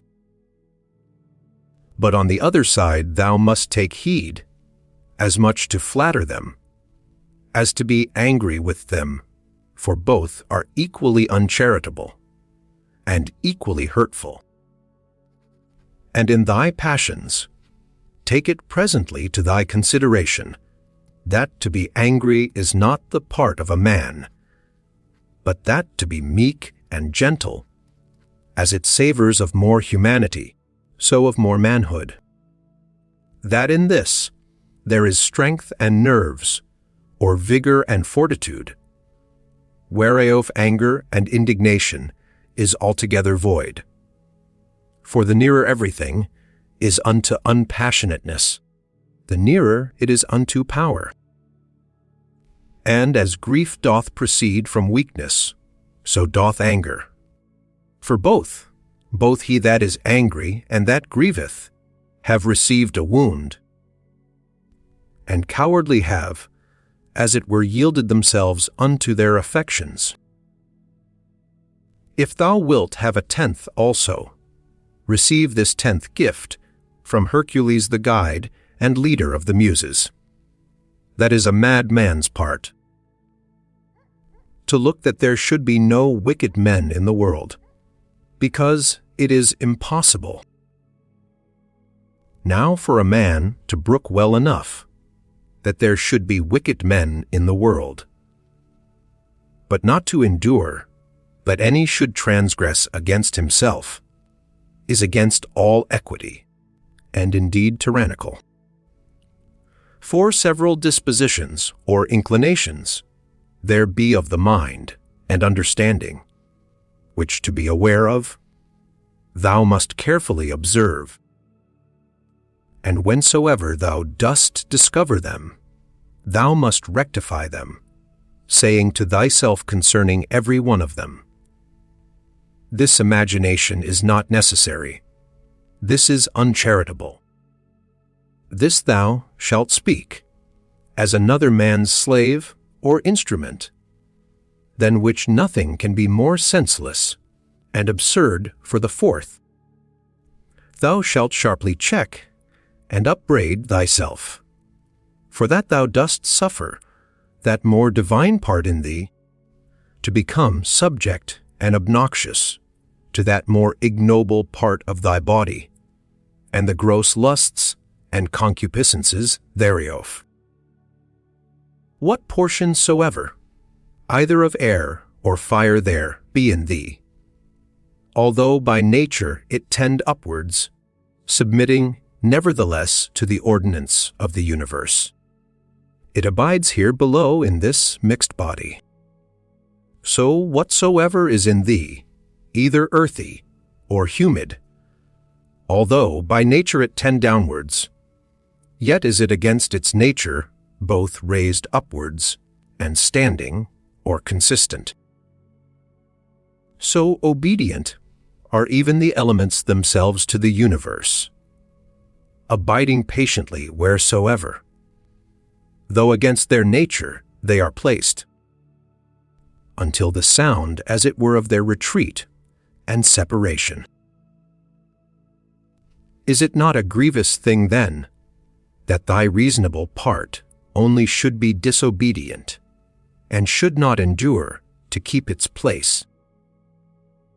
Yea, though it be nothing enjoined that is contrary unto it, but that only which is according to its nature. For we cannot say of it, when it is disobedient, as we say of the fire or air, that it tends upwards towards its proper element, for then goes it the quite contrary way. For the motion of the mind to any injustice, or incontinency, or to sorrow, or to fear, is nothing else but a separation from nature. Also, when the mind is grieved for anything that is happened by the divine providence, then doth it likewise forsake its own place. For it was ordained unto holiness and godliness, which specially consist in an humble submission to God, and His providence in all things, as well as unto justice. These also being part of those duties, which as naturally sociable we are bound unto, and without which we cannot happily converse one with another. Yea, and the very ground and fountain indeed of all just actions. He that hath not one, and the self, same general end always as long as he liveth, cannot possibly be one, and the self, same man always. But this will not suffice, except thou add also what ought to be this general end.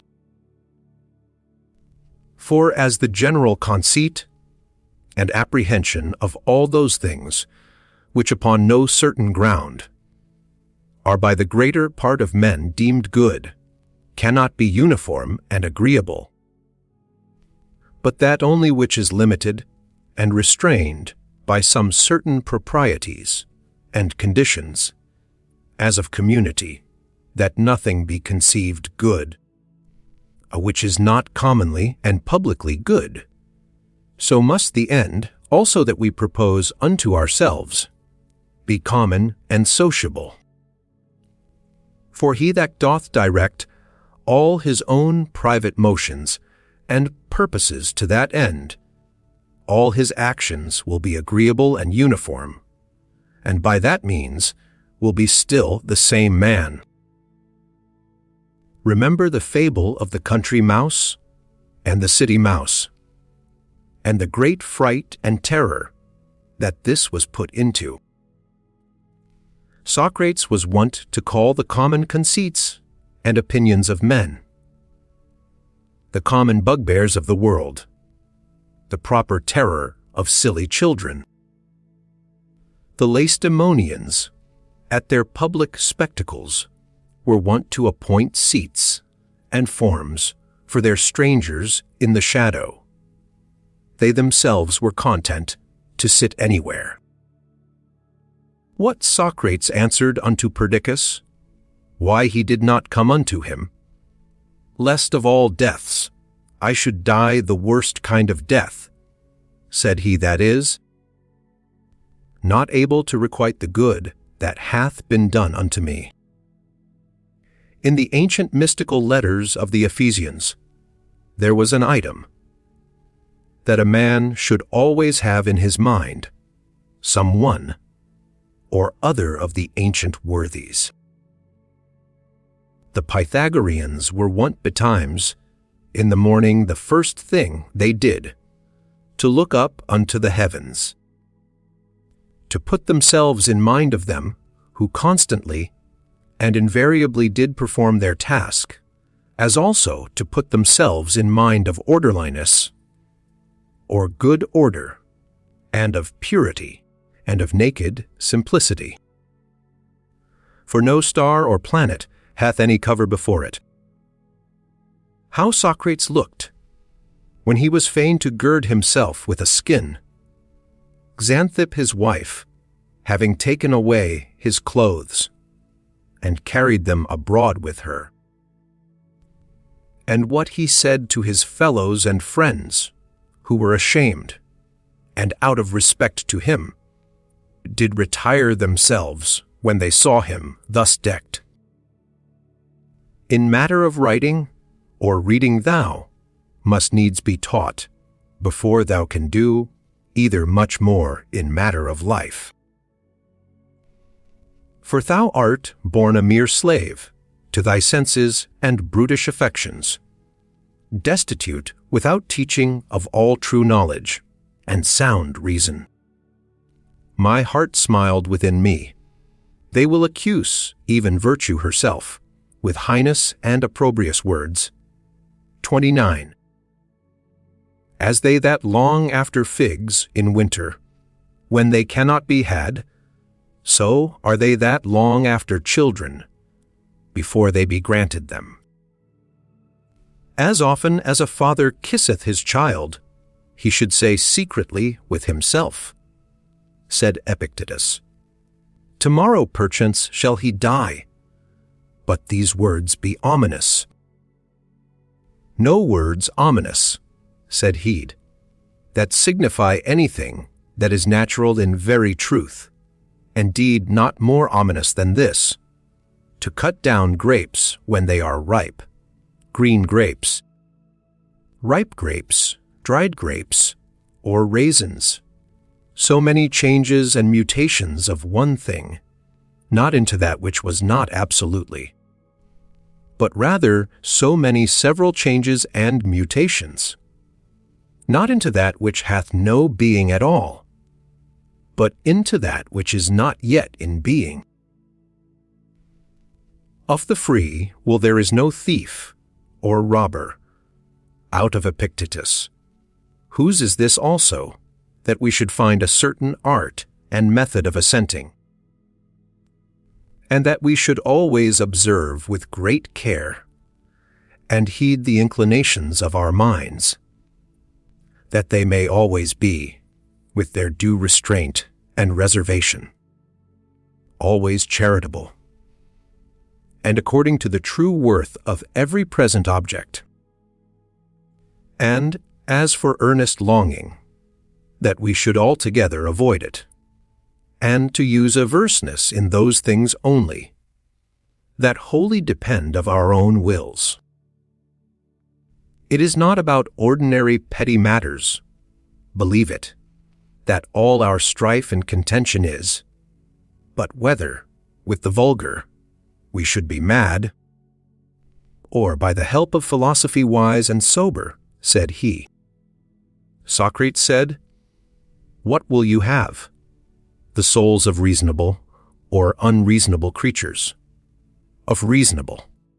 But what? Of those whose reason is sound and perfect? Or of those whose reason is vitiated and corrupted? Of those whose reason is sound and perfect. Why then labor ye not for such? Because we have them already. What then do ye so strive and contend between you? The 12th Book. Whatsoever thou dost hereafter aspire unto, thou mayest even now enjoy and possess, if thou dost not envy the self thine own happiness. And that will be, if thou shalt forget all that is past, and for the future, refer thyself wholly to the divine providence, and shalt bend and apply all thy present thoughts and intentions to holiness and righteousness.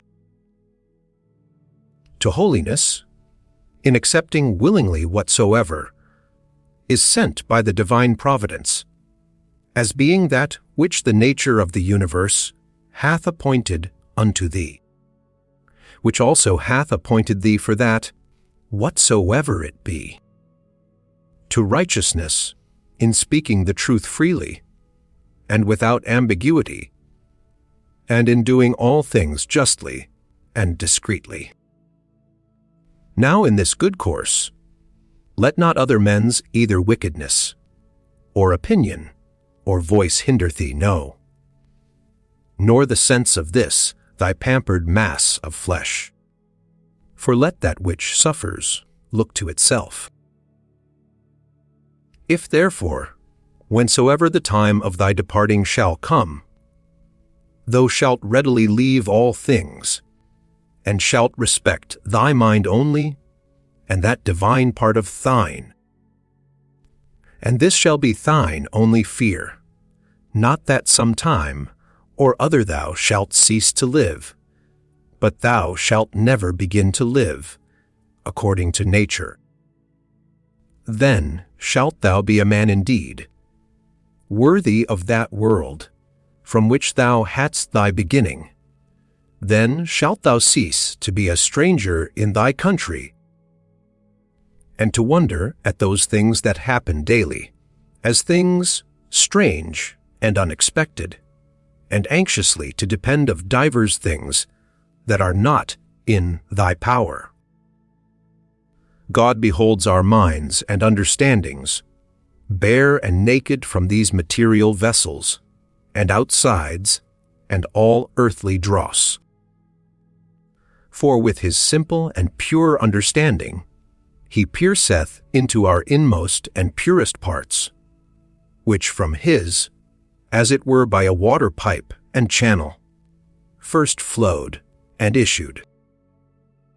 This if thou also shalt use to do, thou shalt rid thyself of that manifold luggage, wherewith thou art round about encumbered.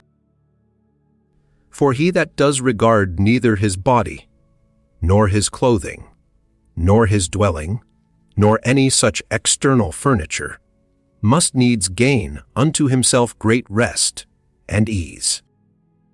3 things there be in all, which thou dost consist of, thy body, thy life, and thy mind. Of these the 2 former are so far forth thine, as that thou art bound to take care for them. But the 3rd alone is that which is properly thine. If then thou shalt separate from thyself, that is from thy mind, whatsoever other men either do or say, or whatsoever thou thyself hast heretofore, either done or said, and all troublesome thoughts concerning the future, and whatsoever, as either belonging to thy body or life, is without the jurisdiction of thine own will, and whatsoever in the ordinary course of human chances and accidents doth happen unto thee, so that thy mind, keeping herself loose and free from all outward coincidental entanglements, always in a readiness to departee, shall live by herself, and to herself, doing that which is just, accepting whatsoever doth happen, and speaking the truth always. If, I say, thou shalt separate from thy mind whatsoever by sympathy might adhere unto it, and all time both past and future, and shalt make thyself in all points and respects like unto Empedocles his allegorical sphere, all round and circular, and see, and shalt think of no longer life than that which is now present. Then shalt thou be truly able to pass the remainder of thy days without troubles and distractions, nobly and generously disposed, and in good favor and correspondency with that spirit which is within thee. I have often wondered how it should come to pass that every man loving himself best should more regard other men's opinions concerning himself than his own. For, if any god or grave master standing by should command any of us to think nothing by himself, but what he should presently speak out, no man were able to endure it, though but for one day. Thus do we fear more what our neighbors will think of us than what we ourselves. 4. How come it to pass that the gods, having ordered all other things so well, and so lovingly, should be overseen in this one only thing. That whereas then hath been some very good men that have made many covenants, as it were with God, and by many holy actions and outward services contracted a kind of familiarity with him, that these men, when once they are dead, should never be restored to life, but be extinct forever. But this thou mayest be sure of, that this civis, if it be so indeed, would never have been so ordered by the gods, had it been fit otherwise. For certainly it was possible, had it been more just so, and had it been according to nature, the nature of the universe would easily have borne it. But now, because it is not so, if so be, that it be not so indeed, be therefore confident, that it was not fit it should be so, for thou seest thyself, that now, seeking after this matter, how freely thou dost argue and contest with God. But were not the gods, both just and good in the highest degree, thou durst not thus reason with them. Now, if just and good, it could not be that in the creation of the world they should either unjustly or unreasonably oversee anything. Use thyself even unto those things that thou dost at first despair of. For the left hand we see, which for the most part lieth idle, because not used, yet doth it hold the bridle with more strength than the right, because it hath been used unto it. Let these be the objects of thy ordinary meditation, to consider what manner of men, both for soul and body, we ought to be, whensoever death shall surprise us. The shortness of this our mortal life, the immense vastness of the time that hath been before, and will he after us, the frailty of every worldly material object, all these things to consider, and behold clearly in themselves, all disguisement of external outside being removed and taken away. Again, to consider the efficient causes of all things, the proper ends and references of all actions, what pain is in itself, what pleasure, what death, what fame or honor, how every man is the true and proper ground of his own rest and tranquility, and that no man can truly be hindered by any other, that all is but conceit and opinion. As for the use of thy dogmata, thou must carry thyself in the practice of them, rather like unto a Pancratiastes, or one that at the same time both fights and wrestles with hands and feet, than a gladiator. For this, if he lose his sword that he fights with, he is gone, whereas the other hath still his hand free, which he may easily turn and manage at his will. All worldly things thou must behold and consider, dividing them into matter, form, and reference, or their proper end. How happy is man in this his power, that hath been granted unto him, that he needs not do anything, but what God shall approve, and that he may embrace contentedly whatsoever God doth send unto him. Whatsoever doth happen in the ordinary course and consequence of natural events, neither the gods, for it is not possible, that they either wittingly or unwittingly should do anything amiss, nor men. For it is through ignorance, and therefore against their wills, that they do anything amiss, must be accused. None then must be accused. how ridiculous and strange is he that wonders at anything that happens in this life in the ordinary course of nature! Either fate, and that either an absolute necessity and unavoidable decree, or a placable and flexible providence, or all is a mere casual confusion, void of all order and government. If an absolute and unavoidable necessity, why dost thou resist? If a placable and exorable providence, make thyself worthy of the divine help and assistance. If all be a mere confusion without any moderator or governor, then hast thou reason to congratulate thyself, that in such a general flood of confusion thou, thyself hast obtained a reasonable faculty, whereby thou mayest govern thine own life and actions.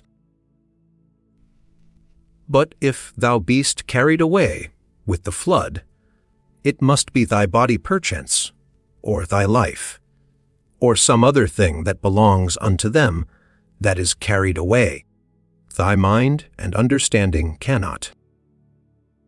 Or should it be so, that the light of a candle indeed is still bright and lightsome until it be put out, and should truth and righteousness and temperance cease to shine in thee, whilst thou thyself hast any being?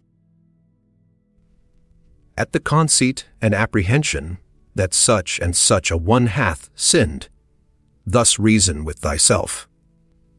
What do I know whether this be a sin indeed, as it seems to be? But if it be, what do I know, but that he himself hath already condemned himself for it? And that is all one as if a man should scratch and tear his own face. An object of compassion rather than of anger. Again, that he that would not have a vicious man to sin is like unto him that would not have moisture in the fig, nor children to whelp, nor a horse to neigh, nor anything else that in the course of nature is necessary. For what shall he do that hath such an habit? If thou therefore beest powerful and eloquent, remedy it if thou canst. If it be not fitting, do it not. If it be not true, speak it not.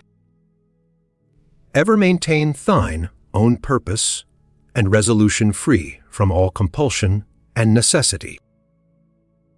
Of everything that presents itself unto thee, to consider what the true nature of it is, and to unfold it, as it were, by dividing it into that which is formal, that which is material, the true use or end of it, and the just time that it is appointed to last. It is high time for thee to understand that there is somewhat in thee better and more divine than either thy passions or thy sensual appetites and affections. What is now the object of my mind? Is it fear, or suspicion, or lust, or any such thing? To do nothing rashly without some certain end, let that be thy first care. The next, to have no other end than the common good. For, alas! Yet a little while, and thou art no more. No more will any, either of those things that now thou seest, or of those men that now are living, be any more. For all things are by nature appointed soon to be changed, turned and corrupted, that other things might succeed in their room. Remember that all is but opinion, and all opinion depends of the mind. Take thine opinion away, and then as a ship that hath stricken in, within the arms and mouth of the harbor, a present calm, all things safe and steady a bay, not capable of any storms and tempests, as the poet hath it. No operation whatsoever it he, ceasing for a while, can be truly said to suffer any evil, because it is at an end. Neither can he that is the author of that operation, for this very respect, because his operation is at an end, be said to suffer any evil. Likewise, then, neither can the whole body of all our actions, which is our life if in time it cease, be said to suffer any evil for this very reason, because it is at an end, nor he truly be said to have been ill affected. That did put a period to this series of actions. Now, this time or certain period depends of the determination of nature, sometimes of particular nature, as when a man dieth old, but of nature in general, however. The parts whereof thus changing one after another, the whole world still continues fresh and new. Now that is ever best and most seasonable, which is for the good of the whole. Thus it appears that death of itself can neither be hurtful to any in particular, because it is not a shameful thing, sits, for neither is it a thing that depends of our own will, nor of itself contrary to the common good, and generally, as it is both expedient and seasonable to the whole, that in that respect it must needs be good. It is that also, which is brought unto us by the order and appointment of the divine providence, so that he whose will and mind in these things runs along with the divine ordinance, and by this concurrence of his will and mind with the divine providence, others led and driven along, as it were by God himself, may truly be termed and esteemed the or divinely led and inspired. These three things thou must have always in a readiness. First, concerning thine own actions, whether thou dost nothing either idly or otherwise. Then justice and equity do require, and concerning those things that happen unto thee externally, that either they happen unto thee by chance or by providence, of which two to accuse either is equally against reason. Secondly, what like unto our bodies are whilst yet rude and imperfect, until they be animated, and from their animation until their expiration, of what things they are compounded, and into what things they shall be dissolved.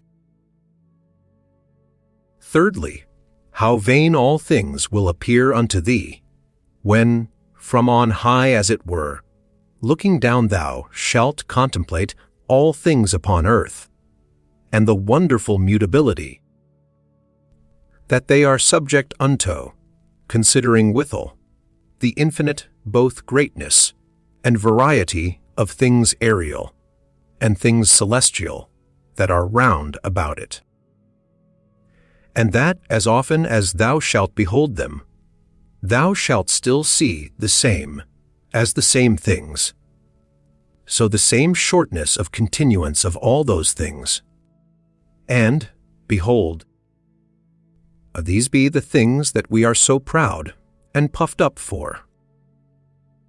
Cast away from thee opinion, and thou art safe. And what is it that hinders thee from casting of it away? When thou art grieved at anything, hast thou forgotten that all things happen according to the nature of the universe, and that him only it concerns, who is in fault? And moreover, that what is now done is that which from ever hath been done in the world, and will ever be done, and is now done everywhere. How nearly all men are allied one to another by a kindred not of blood, nor of seed, but of the same mind.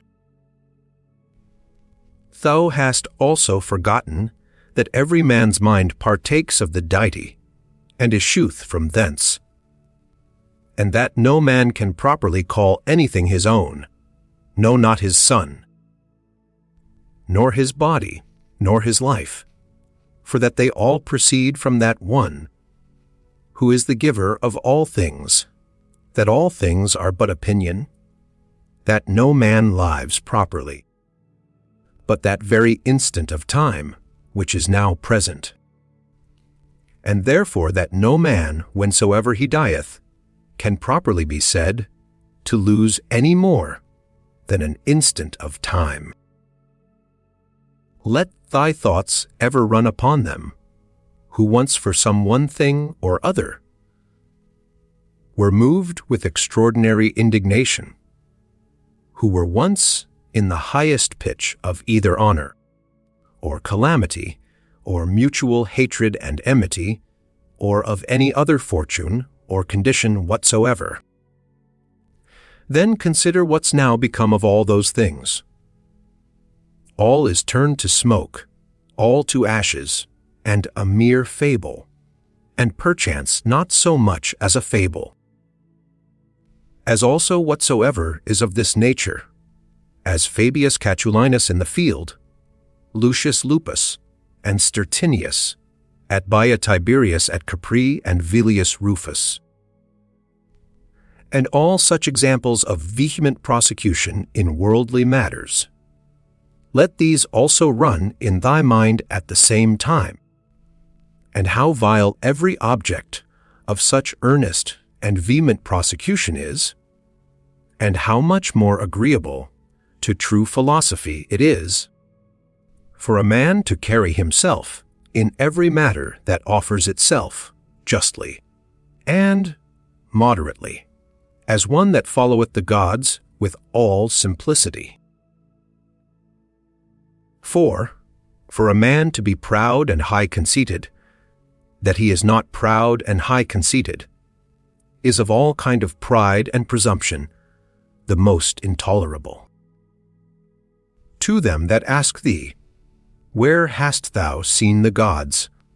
Or how knowest thou certainly that there be gods, that thou art so devout in their worship?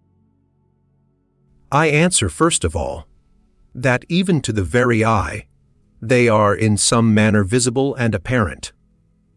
Secondly, neither have I ever seen mine own soul, and yet I respect and honor it. So then for the gods, by the daily experience that I have of their power, and providence towards myself and others, I know certainly that they are, and therefore worship them. Herein doth consist happiness of life, for a man to know thoroughly the true nature of everything. What is the matter, and what is the form of it? With all his heart and soul, ever to do that which is just, and to speak the truth. What then remaineth but to enjoy thy life in a course and coherence of good actions, one upon another immediately succeeding, and never interrupted, though for never so little a while? There is but one light of the sun, though it be intercepted by walls and mountains, and other thousand objects. There is but one common substance of the whole world, though it be concluded and restrained into several different bodies, in number infinite. There is but one common soul, though divided into innumerable particular essences and natures. So is there but one common intellectual soul, though it seem to be divided. And as for all other parts of those generals which we have mentioned, as either sensitive souls or subjects, These of themselves, civas as naturally irrational, have no common mutual reference one unto another, though many of them contain a mind, or reasonable faculty in them, whereby they are ruled and governed. But of every reasonable mind, this the particular nature, that it hath reference to whatsoever is of her own kind, and desireth to be united. Neither can this common affection, or mutual unity and correspondency, be here intercepted or divided, or confined to particulars, as those other common things are. What dost thou desire? To live long. What? To enjoy the operations of a sensitive soul, or of the appetitive faculty? Or wouldst thou grow, and then decrease again? Wouldst thou long be able to talk, to think and reason with thyself? Which of all these seems unto thee a worthy object of thy desire? Now, if of all these thou dost find that they be but little worth in themselves, proceed on unto the last, which is, in all things to follow God and reason. But for a man to grieve that by death he shall be deprived of any of these things, is both against God and reason. What a small portion of vast and infinite eternity it is that is allowed unto every one of us, and how soon it vanisheth into the general age of the world. Of the common substance, and of the common soul, also what a small portion is allotted unto us, and in what a little clod of the whole earth. As it were, it is that thou dost crawl. After thou shalt rightly have considered these things with thyself, fancy not anything else in the world, any more to be of any weight and moment, but this, to do that only which thine own nature doth require, and to conform thyself to that which the common nature doth afford. What is the present estate of my understanding? For herein lieth all indeed. As for all other things, they are without the compass of mine own will. And if without the compass of my will, then are they as dead things unto me, and as it were mere smoke. To stir up a man to the contempt of death, this among other things, is of good power and efficacy, that even they who esteemed pleasure to be happiness, and pain misery, did nevertheless many of them contemn death as much as any. And can death be terrible to him, to whom that only seems good, which in the ordinary course of nature is seasonable? To him, to whom, whether his actions be many or few, so they be all good, is all one, and who whether he behold the things of the world, being always the same either for many years, or for few years only, is altogether indifferent. O man, As a citizen thou hast lived, and conversed in this great city the world, whether just for so many years, or no, what is it unto thee?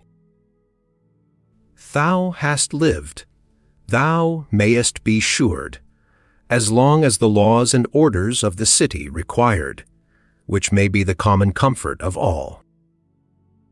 Why then should it be grievous unto thee, if seven not a tyrant, nor an unjust judge, but the same nature that brought thee in, doth now send thee out of the world?